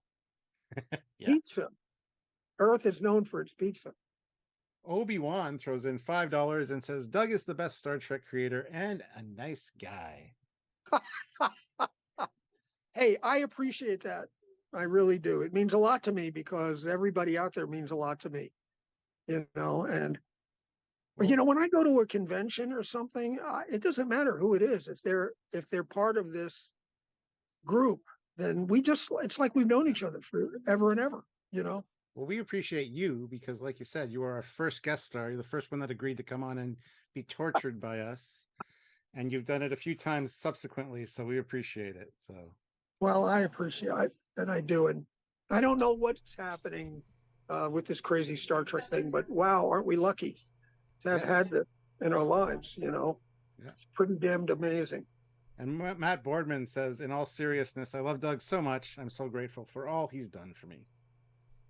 Matt is is a great guy. I could always count on Matt. When Sylvia and I come over on Friday, do you want us to bring Matt with us? Oh, sure. Okay. Just checking. Absolutely. I don't want to unless take you want a margarita, then we could go to Granada down the street. Hey, I'm down for that. We got all day on Friday to do whatever. So. Yeah, I'm just missing the party, aren't I? Oh. No, unfortunately, yeah, you are. Yeah. These margaritas are psychedelic. And Fleet Paw says, "What was your favorite ship that you've designed?" Ooh. Well, I mean, anytime you get to do an Enterprise is really special. When Herman asked me to come in on the NX, it was like winning the Irish sweepstakes. And, that is so amazing to me. And I also feel like I'm a good person to do it because I knew Matt Jeffries and I knew what he was thinking. And, a Star Trek starship, a Federation starship it's not just a science fiction design. You could do science fiction TV or movies and do a design that is sci-fi. But Star Trek ships are not really sci-fi. And it was a term that Matt used that always stuck with me, and I know Mike Okuda as well, is that it's aircraft logic. You know, there's a certain logic that goes with the design of these things. Star Trek fans like to look at their starships, and the closer they look at them, the more detail they reveal, and the more. Trekyards is for. Yeah, exactly. The clues, and fans love knowing. First of all, they hate it when something's been developed and you just throw it away all of a sudden. Now they've invested all that time in something and it doesn't count anymore. Yeah. The best Star Trek is where a fan can look at the ship, get closer to it, be able to take it apart in their mind, and be pretty damn sure if I pull these plates off here, what I'm going to find. Yeah. And I love that. And you guys love that. And, fans love that. That's what makes Star Trek so different. Well, Doug, I have a bold question for you. Are you ready? Yeah. If you had more than 2 weeks to work on the Titan, and instead the Enterprise G, if they said to you, if Terry called you and said, Doug, give my baby, the Enterprise G, a gentle refit to bring it up to Federation standard, except for a hero ship, what would you do to the G to make her the hero ship? Well, the thing is, it's funny you should say 2 weeks, because I don't know that I even had 2 weeks. I know. I was being generous there. We had more time on like Enterprise to design the ship. It was like run. And there are things on the ship that I would change. We have reasons for the enormous impulse engines, but yeah. I would really take those down and make them, big hangar bays. Yeah. We know that even a huge monstrous ship like the D doesn't need huge monster impulse engines like that. But that was part of Bill's original design, and there was no time to, would be changing too much. Yeah. So that's something that I probably would make better use of that space. Well, perfect. And then obviously when you did the Stargazer, a big part of that was reintegrating a lot of the Andrew Probert, Rick Sternbach, greebling, like the transporter emitters and phaser beam, phaser things. Do you think if you're doing a G refit, say, so this is like right at the cusp of the future, do you think you would keep those small elements to continue the line, or would you evolve it beyond that at all, do you think? Keep the what? Say that again? Well, keep like the transporter emitters and the phaser strips. Do you think the G is still close enough to keep all that stuff and just keep it as a checklist, or push past those types of little things I think are wonderful, and I don't see any reason to, their fingerprint. People, I know how excited people were when they saw Stargazer to see transporter emitters and phaser strips and stuff that I always loved, and I think that are part of the fingerprint of it. There was a huge reaction after Stargazer. I was first super. Seen. I mean, universal love. Let's be honest. It was kind of ridiculous, actually. Yeah. It was amazing. But I kind of knew fans were going to react that way, and I had my fingers crossed. I knew that when they started looking for things and finding out that the rules were being obeyed. Yeah. And that's exciting. And isn't the Stargazer only in like 5 shots or 10 shots? Well, I'll tell you something. I don't know if this has ever been mentioned before by anyone else, but originally it wasn't going to be the Titan. It was going to be Stargazer all the way through. And when Dave told me, I was disappointed. I like the Titan, but I just thought that the entire show was about coming full circle. And I thought how amazing that would be to go full circle with Picard on the Stargazer. I mean, wouldn't that have been cool? It would have been great. Yeah, now, so I'm kind of disappointed there. But on the other hand, though, when I watched the show, I realized that the Titan is kind of a mid-range ship. And so it looked like it was in peril when it was being pursued by the Shrike. Yeah. Where the Stargazer looks like it ought to be able to turn around and give a pretty good account of itself, Yeah. Now, Thirst Contact asks, Doug, talk about the Galactica Blood and Chrome, and are you ever coming to Europe for a convention, Trek or otherwise? Yes, well, come to the UK. I would love to. I need to be invited first. I've never actually received a serious invite. Although Luna has said that, she goes to some European cons and thinks that I might be able to go. And I'd love to go and, go with Donna. So yeah, I would love that. That would be fantastic. But we'll see what the future holds. And Sean O'Sullivan says, Double D, both my favorite Trek person and bra size. Doug Drexler and Double D. That's terrible. Wait, are we asking Doug his favorite bra size? Is that what we're doing here? No, we're confirming Sean Right. O'Sullivan's favorite bra size. Right. Thank you. But can you talk about Blood and Chrome a little bit? Because Thirst Contact was kind of asking about that. Well, Blood and Chrome at the time that we did it was utterly groundbreaking for television. They can't. Galactica ended too soon, and Blood and Chrome. We knew that eventually, and the sets had all been destroyed, but we knew eventually Sci-Fi was going to want to do something else, and because the show was so popular, and they did come to us and say, "Hey, do you guys think you could do an entirely green screen show? We don't have sets anymore," and we were like, "We have been working towards this ever since we first started on the show, and we were so excited to do it." But I got to admit, the first time I looked at the rough cut with Gary Hutzel, and it was nothing but green everywhere, I was nervous, and Gary, in typical Gary, was like, "I'm not afraid of any green screen." and it really came out amazingly. The trouble was, and this happens all the time, is the guy who was in charge of Sci-Fi when we started Blood and Chrome was a big Galactica fan. And while we were doing it, he moved up the ladder to another company, and they brought in someone who didn't like science fiction to run Sci-Fi. And that's remember when they started doing wrestling and stuff like that? They said, "We're not doing space shows anymore." At like the worst possible time you could say that. I mean, it was absurd, and what a disappointment. And they ended up breaking the show up and putting it on YouTube first.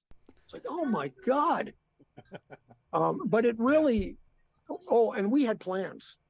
We had plans about the stuff that you would see, about the way that ship ran. I mean, we had ideas. There's like an entire railroad inside of the Galactica that moves giant magazines, to the ACAC guns, and we had, oh my God, we had ideas that we were dying to do. So I remember watching at the time on Machinima, which is where it was streamed, and I remember thinking, this is obviously low budget relative to the TV show, but the space effects are goddamn beautiful, because that was the team that did Galactica. They had the assets, they improved on them, obviously, as we know, with Deg and stuff. Like, that stuff was still industry leading.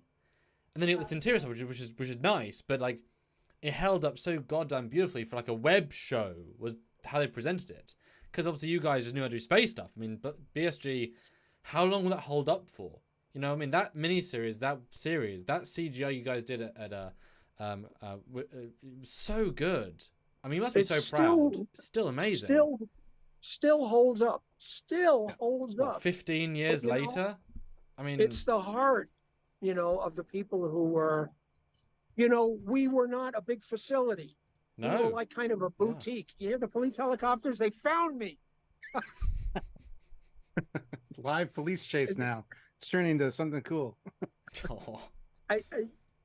I forgot what I was going to say. But the CGI was amazing. I mean, Galactica just holds up so beautifully well, and I think that's what I was going to say. We weren't a big facility. We had a small number of people who really felt like, it wasn't like a shot was broken up among 6 people. One person would get that shot and see it through up to the depositors, and you took ownership of the shot, and that's very exciting. You feel like you're part of the filmmaking process. Well, and I told that to people who came to work for us. I go, look, if you come here, you will be a part of the filmmaking process, not like you will be at a facility where they're like on the other side of town, And did it feel like at the time, because of course the team that was on there a lot of them came from Babylon 5, from Star Trek. Did it feel like industry leading TV sci-fi? Because that was, I mean, Star Trek Voyager was industry leading, B5 was industry leading. Did it feel like we were industry leading space effects at the time? No, I mean, we knew it was. Okay. I mean, I love Voyager too, but I mean, basically, it was ship flies from left to right. Wow. you know.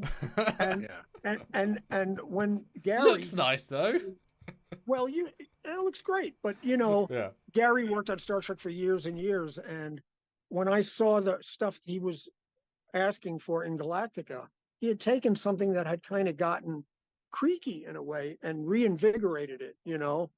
Of course, shooting it like a documentary camera, which grew from the DP, Steve McNutt, was doing that on the interiors, you know, snap zooms. And the camera was motivated not by the script, but it was motivated by what was happening around it. So it was like being in a room with a news camera and someone says something and you whip pan over to see what they have to say, you know. We carried that over into the space shots. And I mean, we always joked that there was some poor slob in a spacesuit in the middle of one of those battles, you know. I mean, on Star Trek, it's like camera picks up ship, swings over to show planet. That's like an eye of God shot. The camera knows where it's going. But on Galactica, the camera didn't know where it was going. It had to do with whatever was, you know, an explosion, or it was all a surprise to the camera guy. You didn't know. There was no script as far as the camera guy was concerned. Yeah. Fleet Paw, though, asked Doug, you've been in the business. How do you deal with negativity that folks that may not like what you've designed? Do you tweak it or do you tell them to saw it off? And also, how is Beaky? That Beaky, that little green devil. You know, it doesn't, it only, see, I was on Enterprise, the first show that had internet. So there was immediate reaction. And there's, you know, you'll get, it's like a bunch of sharks having a feeding frenzy, you know, where they smell the blood in the water and they just, and it bothered me then. It was upsetting. I hadn't, you know, been through that. But since then I've learned, and I told Dave Blast this as well, because I think it's the first time he's been through, you know, people sharpening their knives and coming after you. I'm like, Dave, the thing you have to remember is that hating it is as much a part of it as loving it is. He just you know said what that. I mean? He was just on our live and he said the same thing. Yeah. Yeah, I think I convinced him. Yeah. Yeah. Because if they didn't love it, they wouldn't get into it. They wouldn't pay any attention to it, you know? And I've always found that any new ship or any new show, and this is not to say that the show is good in spite of what people are thinking, but people, until you have some look, they hated the D. They hated the Enterprise D. They hated Patrick Stewart. You know, back when the show first premiered, I'm telling you, they hated it. Not Kirk and Spock, not my Star Trek. I remember that. Yeah, you know. So as long as they care, and if the show actually earns the love and the trust later on, well, that's what it's all about, you know. And Doug, I have another radical question before Stuart jumps to the super chats. If, because I know you're retiring at some point, if me and Stuart were given a Trek show, real CBS Trek show in, say, 15 years, and we said, Doug, you're 85, come work in the art department, would you come back and unretire just for us? Be honest. Absolutely. Thank you. Absolutely. Thank you. I will hold you to that forever, Doug. I hope to God I get to be 85. We'll see. I'm doing the best I can. You will. Well, good to know. 10 years retired, you're back on track with Trekyards. Excellent. Good. And Matt Boardman says, having Blood and Chrome as my first job in LA with Doug and Gary spoiled me as a first experience in the industry. Yeah. Well, you know, it was amazing because I had been talking to Matt for a couple of years, maybe on the Drex files, you know, that WordPress thing I had. And, you know, we connected right away. And Matt's good when I like Matt. Blood and Chrome happened, I said, hey, you know, I can't promise that you'll love working on it, but if you want to take a chance, you know, and he jumped in his car and came out, you know, and Matt was invaluable and saved the ship a couple of times, maybe more than a couple of times. Yeah, Matt is an incredibly, really good guy. Just good, you know, just good. Well, even in the worst moments of my life, and I've had a few of them in the last couple of years, that Matt was always there. Yep. To help me get through it, you know, and I will always be grateful. Yeah. for that. Hugely grateful. Yeah, and he's We'll always always there be for you. grateful for you. We'll always be grateful for you, like I said, for being the first guest appearance on Trekyards. Number one. See that? Number one. And Number that's one. why you'll be the Just so first you we know- hire on the new production team. Yeah. And just so you know, we only have 6 minutes left on the Zoom call Yes. before it cuts off. So Hey, listen, what I really hope, I would love to see Legacy happen, but Yep. God only knows. If that happens, I want to be there. Yep. Um, Hey, you can hire think- us, couldn't you? sure, of course.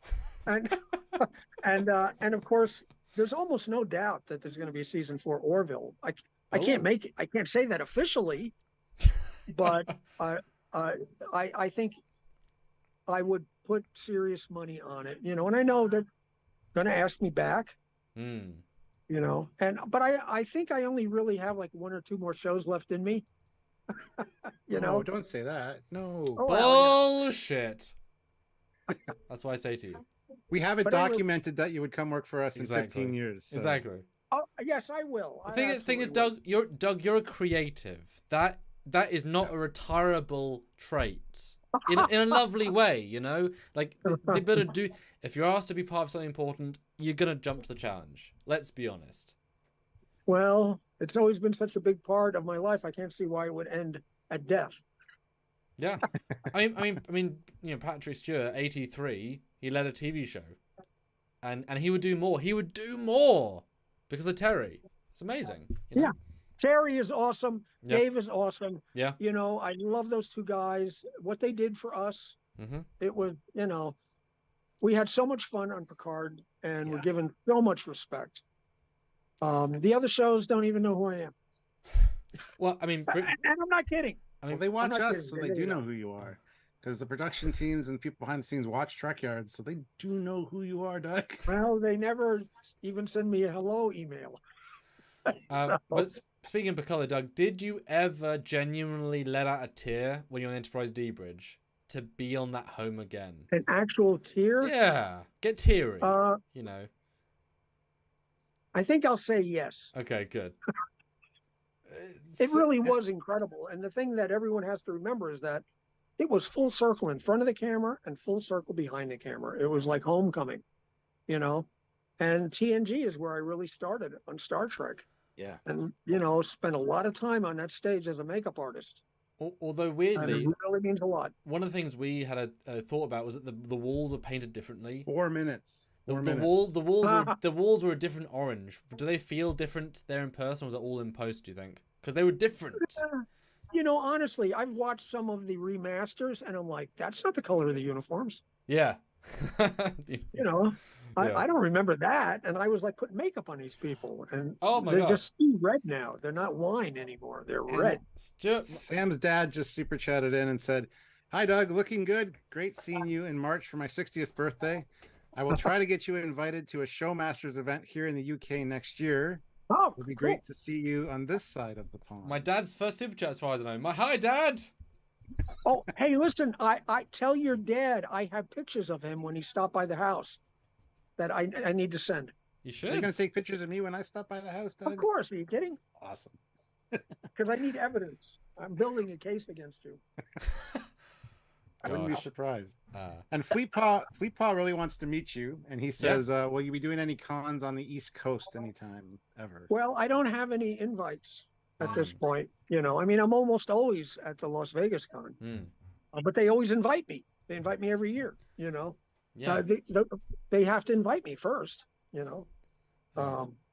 tell them you want, you know, Drex, son of Martok, at the convention. We will. I'll try to get you as a con or two. But I guess as well. 2.5 minutes, Doug. What are your closing thoughts on Trekyards? You started us in this grand journey. What are your closing thoughts on Trekyards on our 9 Well, I years? think you guys have always been like a really important part of the, you know, the tech of the show, you know, and the appreciation of it, and really understand it and hold it close to your hearts, you know, and that's really what it's all about, you know, the love, which is mind-boggling. It's like I said, the love I got from people when I lost Dorothy, Yeah. it's absolutely, you know, Well, I'd like to take this opportunity to thank you for at least like making an appearance today. Yes.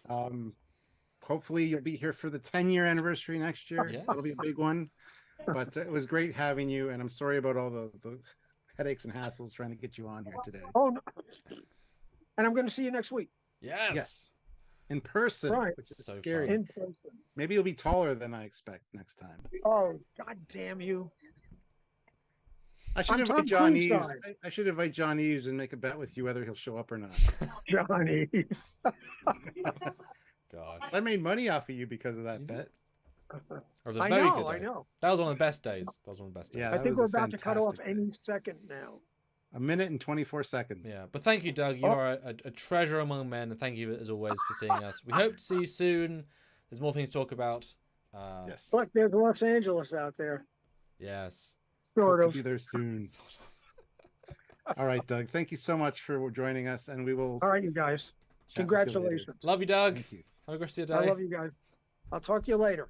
All right. Bye, Doug. Bye-bye. Bye, Doug. Right, I'll call you on Skype to do our final bit. Yes. Yes. Literally, guys, we're talking to Skype, or Zoom, and Skype, and Zoom, and Skype and Zoom, and Skype and Zoom.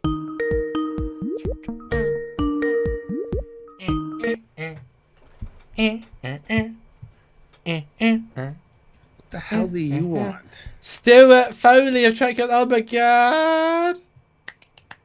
Oh my God! It's Samuel Coggins. Oh my God! The guy that knows Doug Drexler crazy. This guy, Oh. you know, I know I'm drunk, conceptually drunk, but it's just so. Wine makes me a special kind of tipsy. Yeah, I've not talked about tipsy before. It's quite a funny experience. Yeah, I had trouble hearing you. I was like, I know. speak up and make it short. That's why I tried. I did try, but I had to ask him some funny questions because we were a bit tipsy, and you know, Doug's an open book. Yes. What a nice That was- lad, eh?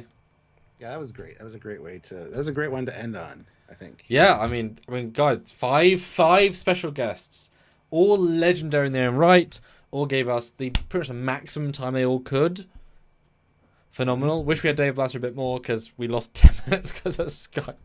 But then we used the full 40. But he gave us 40 minutes. And obviously Doug gave us the time outside. I'm sure he's outside his girlfriend's house. Oh. Just You gotta adjust the. oh levels fuck. again. Yeah. Fucking Sorry, Zoom and Skype don't Okay, cooperate. well there you go. I mean, you know, he obviously out in the balcony of not his house, just some random house, just like. That's Donna's house. It's not a random house. Yeah. Just like this for 40 minutes, talk to two people. That's great. That's lovely. You know, that's lovely.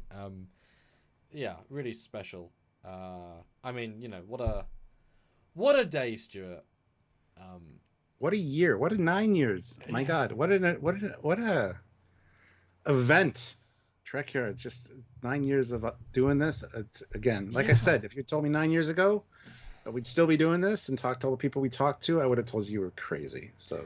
And the fact that we could call up 3 people. There was a lead on Enterprise, lead on Picard, lead on Prodigy, a lead They all on have Fan. technical issues, except for the first one. Everyone was great. Well, I just kidding. A lead on fan films, a lead on Trek YouTube. That is a tremendous set of people. Yeah. And I mean, 10th year, I've got other contacts. If we had more than a week, we just didn't think. We didn't plan ahead for this. We one, didn't. no. But still, last minute we could get that many people together.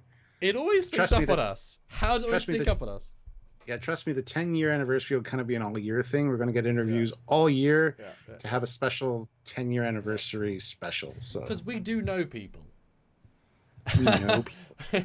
Especially if we film in advance of the 10 years, we could do some. Well, it's 9 Yeah. years, 8 months. We'll just film some interviews. Yeah.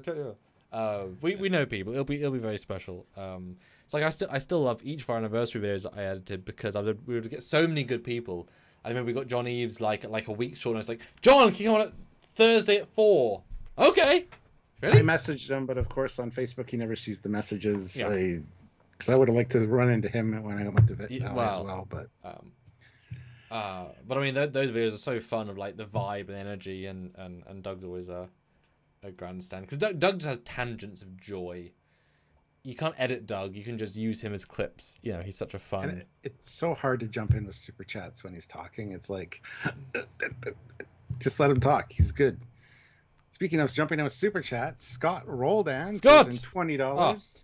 Thank you. It says happy 9th anniversary Thank to you you. both. I can proudly say that the first time I watched Trekyards was at the Star Trek convention in San Francisco in December 2014. Samuel Cocking strikes again. Hashtag #1 drink. Or I drink. Not #1. I drink. So he's drinking, I guess. How do I strike again? That's cool. Thanks. Were we on at a convention? Oh, it's like God, I remember when we were at Vegas. Of Gods and Men was on a TV at a bar. Fuck, that's so random. Funny if we were on some conventions. Full shots for 20. I'll do a full shot. Okay, fine. I'll close it. He'll do whatever he does. Shut up. Hey, at least I moved to the future, right? I became Ensign me to me from now. Sure. Sure. More of my Ontario Peach Cottage Springs Beverage Company flavored vodka. Thank you so much, Scott. Cheers. Oh, Sam, we should do this one together. We should cheers together. Okay, hold on. I'm out of orange juice, so this is now a mostly shot orange juice concoction. So, facial expressions, ready? Cheers to 9 years, my friend. 9 years. Congratulations. Thank you. Oh, you want me to actually touch my camera? There you go. Cheers. Down the hatch.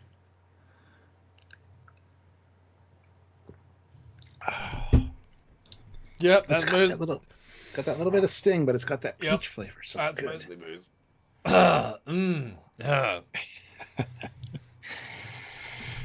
Thank you, Scott. Yeah, Thank hopefully you. you had a drink with us. We really appreciate all of you. Let's be honest, guys. Let's do a final super chat bonanza. Everybody, all 57 of you, put in $1 or $5 or more saying happy anniversary. Let's get everybody. Let's just destroy. I know we never do this. That's bold. Let's get the entire chat on fire with as low as like this is just about destroying the YouTube-ness. Let's destroy YouTube. Yeah. Elon Musk had is he? No, he's not YouTube. He's Twitter. Doesn't matter. Elon. Hey, no. Everybody put in one fight. Doesn't matter. Just like let's get a giant. Because I mean we rarely see more than 4 or 5 super chats in a row, which is fine. Let's see 30. Right. Let's see this bonanza. At least 9 for 9 years. Yes, sure. But like you know what I mean. Like let's $1. I just really want to see the thing Chug explode. to Kaon. Yes. Kaon is king. You don't know where Kaon came from because you don't watch my late night lives all the time. I always said canon normally. I always said canon with 1 N, and then I realized that canon actually has 2 N's, unless you do it the wrong way, which has 3 N's. So it became Kaon with 1 N. Canon with 1 N. So it became Hail Kaon, which sounds like something out of Transformers. Sounds like a Transformers city on Cybertron. Kaon. Kaon in disguise. Sergeant Montgomery throws in $1. Oh, There you go. Oh, we're First one. starting as low as you can. Let's just get a wall of super chats. No, 9 years. Like I said, it doesn't. It feels like 5. I'll be honest. It feels like doesn't feel like it does not feel like 9. it feels like a good couple of years. Joe Brown, $2. Oh. Happy anniversary. Thank you. That's Fleet Paw, 3. $2. Yep. Happy 9 years. Cheers to many Yep. more. Throw them in, Some guys. kind of Vulcan, $1.99. Klingon salute. Yes. Hypno Yes. Amber, $2. Guys. Oopsie. Yeah. Dave Gregory, $1. Obi-Wan, $1. There you go. Yes. Almost there. Mm-hmm. I'm gonna have a little bit more wine. Because I mean, yeah, it's you know we know what we do here. Doesn't get the YouTube views. We know that we're not about that. We're about the content. We're about the ships. Verpine, $5. Hashtag cat drink. I'm getting there. Relax. We're about Might and Man knowing us. We're about Dodrexter coming in. We're about the unique stuff that only we do. You know, it's special, and we know it's not an obligation, but it's a vibe we've made over 10 years. And Winfield, I mean, I don't know what I'd We do. had a good chemistry too, Yeah, which well, really yeah. helps. But I don't know what I'd do if we'd stop. You know, this is such a thing we do. You know, This is how we do it. yeah. Captain Jack 1138 throws in $10. It says, "Happy 9th anniversary, guys. Love your content and enjoy the obvious love you have for the franchise and each other.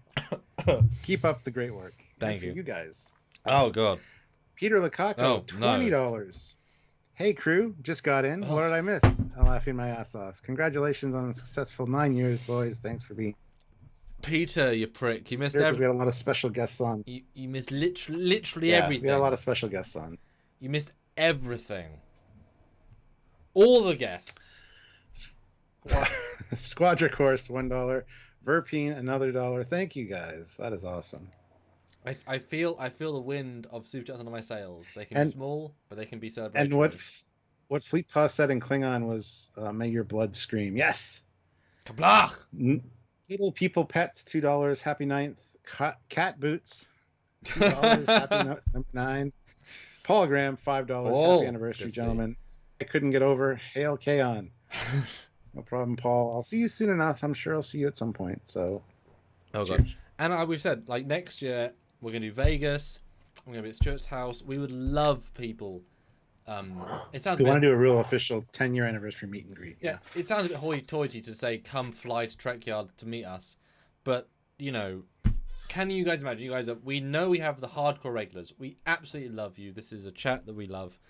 Imagine if all 70, 80 of you came to visit us together at Drunk Yards in person.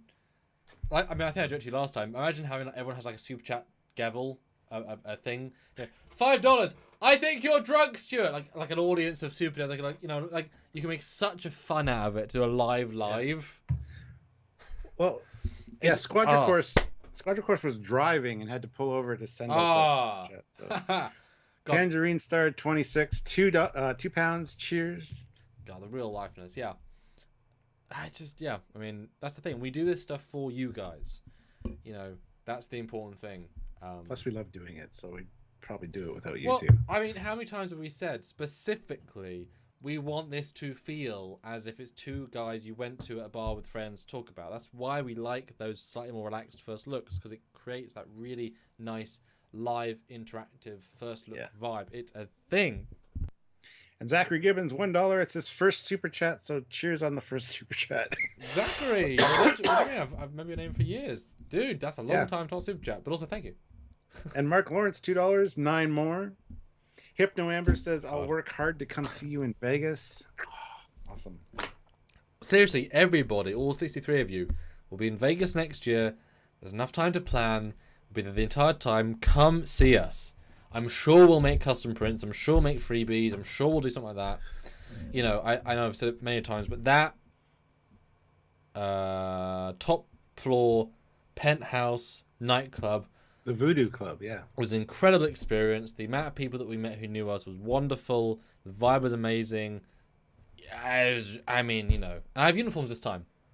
Can you imagine if I bring a suitcase? It's like one suitcase is just uniforms. Yeah. Well, I'd love to I'll walk bring around some stuff Vegas. too. It'd be great to walk around Yeah. Vegas in my full Voyager hero uniform. That'd be great. Just like really looking smart. Sweaty. Yes. Static Beard Chicote throws in $2. What a Happy name. 9 years, guys, which is also his first super chat. so Thank you. for joining the. That's a what is that name? That's a great name. Data's Gut throws in $2. I feel you have 9 more years in you. Congrats. Look, I'm sure we do. I'm excited about Prodigy season 5 and season 9. Look, I'm excited. Yeah. And Ozzy might be in Vegas next year, so you Yes! watch out. We'd love to Dude. meet you in person, Ozzy. Bring your mum. Yes, yeah. We want to hear Uh, live reviews of our content live. And Fleet Boss Swiftback throws in $5. I'm already penciled in my Good. diary for the 10th Oh, anniversary excellent. party. We will meet in person. We will drink in person and live moderate. Live moderate. LOL. Actually, there you go. that would be hilarious though if we get you, me, Well- in a room, Matt Baldwin and Fleetpaw with iPads to the side, moderating live, or we've got a live Fleet- audience. Fleetpaw, the plan is we're going to go to Vegas. We're going to both fly into Vegas, do Yeah. the convention, and then fly back to my place. And he's going to stay here for a week. So if you want to plan to come here, because I know you're not that far from me, that would be the weekend or the week to do it. It's the week after the Vegas convention, which is the first week of August, I believe. So. And Matt Boardman says he will be at Star Trek Las Vegas next year. Yes, you will. So we should have had Matt join us. Shit. Obviously. Matt, you can join us sometime. I really want to talk to you on a live chat because I'm sure a lot of the fans out there would like to know Matt Boardman a little bit better. And, you know, we should have a moderator stream where we just hang out with our moderators. And Ozzy. And what? And Ozzy. And Ozzy. He's just there. He'd always be there. He's always great. Yeah. Yeah, he says Fleet Pod won't be in Vegas, but yeah, I'm like 6 hours away from him. Oh, okay. I see what you mean. So, yeah. Can't you Plan come, for the week can't after you come Vegas. to Vegas Right. though? Book the time off now, Fleet Pod. There's no excuse. Can't you come to Vegas though? Vegas is worth it. At least it was when Creation had the license. I don't know. It seems like Star Trek wish these days because they can't use any licensed images Isn't or that anything. crazy? We went to the last licensed Vegas. Yep. It was fantastic too. But then I say that, but didn't we also then go when they had, or did we go to the first unlicensed Vegas? No, we went. It was licensed when we went. Okay, because They lost their license after that one. Yeah. I remember the alcoves being sort of vandalized, be untracked. But is that just pictures I saw then? Yeah. Yeah, it was pictures because they've gone to blue now. Whereas like this, they have these now instead of the green. They don't have the real Borg alcoves anymore. And Dave Gregory says he's met Matt Boardman. He's an awesome dude. Mhm. Liar. Dave is a liar. I know Matt Boardman. He's an awful human being. Good text writers though. Oh, he's fantastic. I talk to him a lot. So Olivia throws in $5. I want to hang out with you. Sam drinks. Well, you're welcome to come too. Go to Vegas then. Or come to my place the week after Vegas. Yeah. We'll do a meet and greet around here. You can't stay here. You need to find a hotel room near. Like there's a bunch of hotels just down the street, actually. So. Exactly. We can get some sign prints of your CAD. I'll just remind us.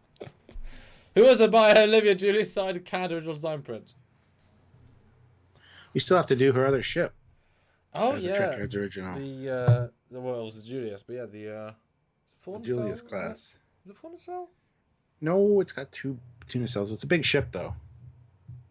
It's not four nacelle. Oh, I'm thinking of the early chaps. We've got a few originals. I got scripts for them. I found them when we were looking for scripts for the other thing. Oh, good job. I hear there is a shortage of hotels in Vegas. Well, then book early. The Rio is the one where the convention's at, and that's where to stay. That's the best place to stay for the convention. So. I remember I was at FedCon, and there's a little joke around the convention where you bump into actors in elevators because they've got to travel too. I'm pretty sure I was in an elevator with the very gravelly lady that's in every sci-fi. Who's in Beyond. It's 5 packs. There's 5 packs a day, girl, from Expanse and Yeah. Admiral and Beyond. Yeah, and we were in the elevator with her, me and David, and I remember it's like, oh hi. But obviously you can't mistake her, and she's one of the actors at the convention. That was fun. And Olivia, $5. I want to meet you two in Vegas. Oh wait, never mind. I want to meet the Las Vegas Spear. You want to meet the Las Vegas Spear? What does that mean? Is that a restaurant? So I I have love no idea. Las Vegas buffets. I love them. Love them. Yes. Oh yeah. We didn't get out of the Rio really last time we were there. We should go down to the Strip one night. That was you. You didn't want to go anywhere. That was not me. It You was slept you. all day Friday. That's even irrelevant. start. You said to Don't me. even start. You said to me, I don't want to go anywhere. I don't want to walk anywhere. You said that, so we didn't. I don't want to walk anywhere. We can drive somewhere though. I get We can it. take an Uber or a I get taxi. it. But you were very clear. You don't want to go many places. We'll do the Strip next time. There you Okay. go. We should Trekyards. Okay, wait. Trekyards, drunk yards on the Vegas Strip on your phone. Hey! I'm gonna get handed all the things for prostitutes and like, What? hey! Well, they hand out like business cards for prostitutes. There's naked ladies on all these. $10 on go of sexist lady. I collected a bunch of them when me and Silvio went in 2013. I have a stack of them. For $50, Not I'll prostitutes, get a sorry. hand job.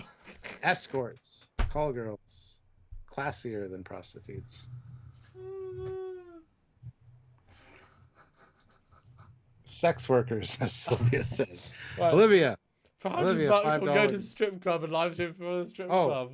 Hey, look, Olivia there's- wants to see the sphere. That's what she meant. You know, the big emoji thing that they built. Yeah, I actually know a guy that's Oh. been working on that. Bill George, Oh, who worked yeah, at yeah. ILM and has done like work on Star Wars and stuff. Mm. I was just talking to him like 2 weeks ago, and he's currently working on things that they can put on the sphere. And I'm like, please do the Death Star. Dude. Like, yeah. You know Bill George? I don't know that. Yeah. I see him every year at Wonderfest. Jesus. Dude, you'd be surprised who I know. Bill George. Why haven't you involved Trekyards then? Good question. I was talking to him this year about Trekyards. He's like, so what do you know that I did? And I'm like, I couldn't think of anything right offhand. But he's like, yeah, he's very willing to come on Trekyards. Don't worry. He's like one of the definitive model makers. What the fuck? Yeah. I see him every year at Wonderfest, man. It's like say, oh, I know John Knoll. I never invited him on the show, but I know John Knoll. It's like, you fucker. I've invited Bill George on the show, just it's never coalesced. Okay. So don't worry.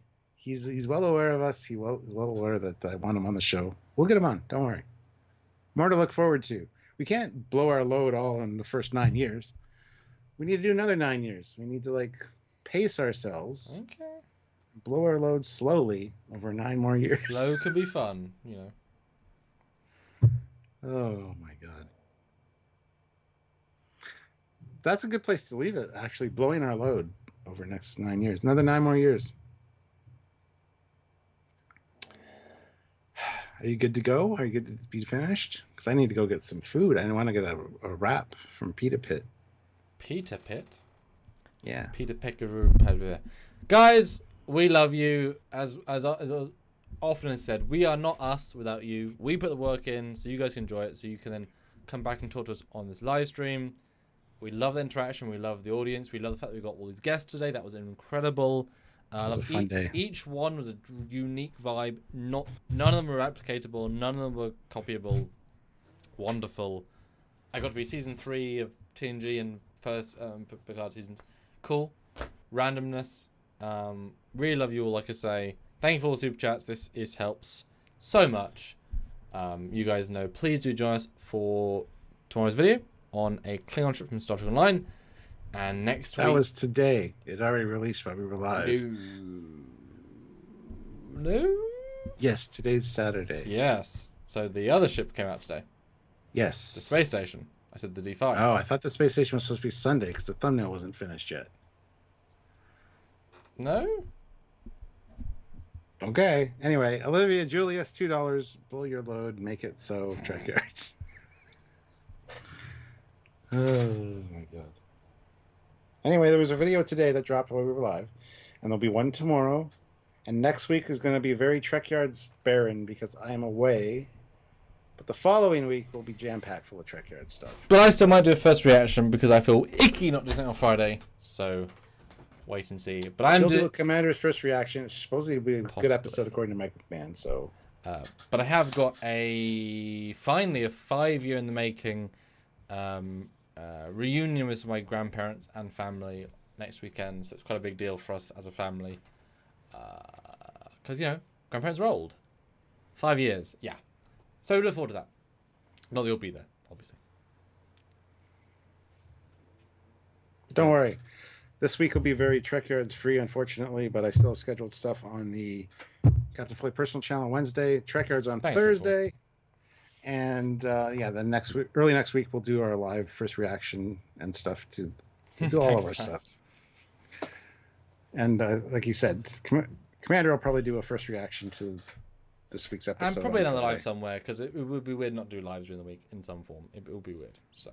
Plus, as Aaron said, when I meet Aaron on Tuesday, he's like, we should do a quick 5-minute live in person, which I might do. Yeah. So just be prepared; it'll pop up at some point. Crazy. So to finish Matt off, will be with us. Yeah, I mean, hey, do a live from Doug's house with Matt. Blood and Chrome, VFX house discuss for 10 minutes.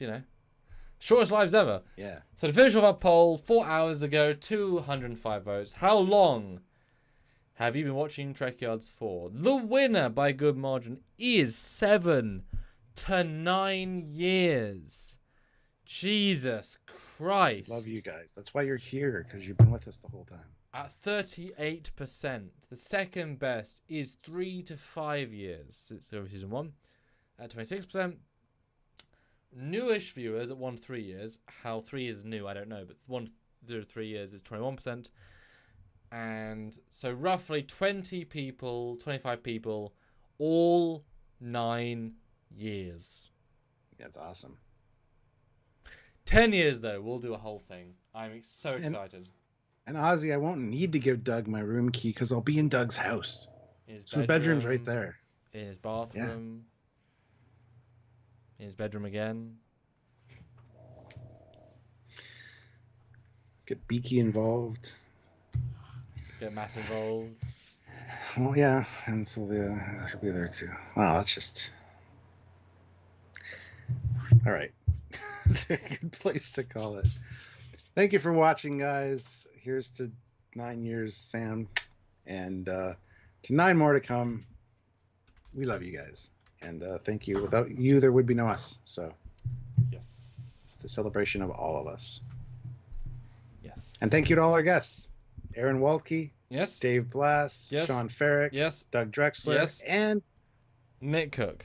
Nick Cook. I knew his last name, but I couldn't. I want to say Robin Cook for some reason. Captain Daniel Hunter. Hunter.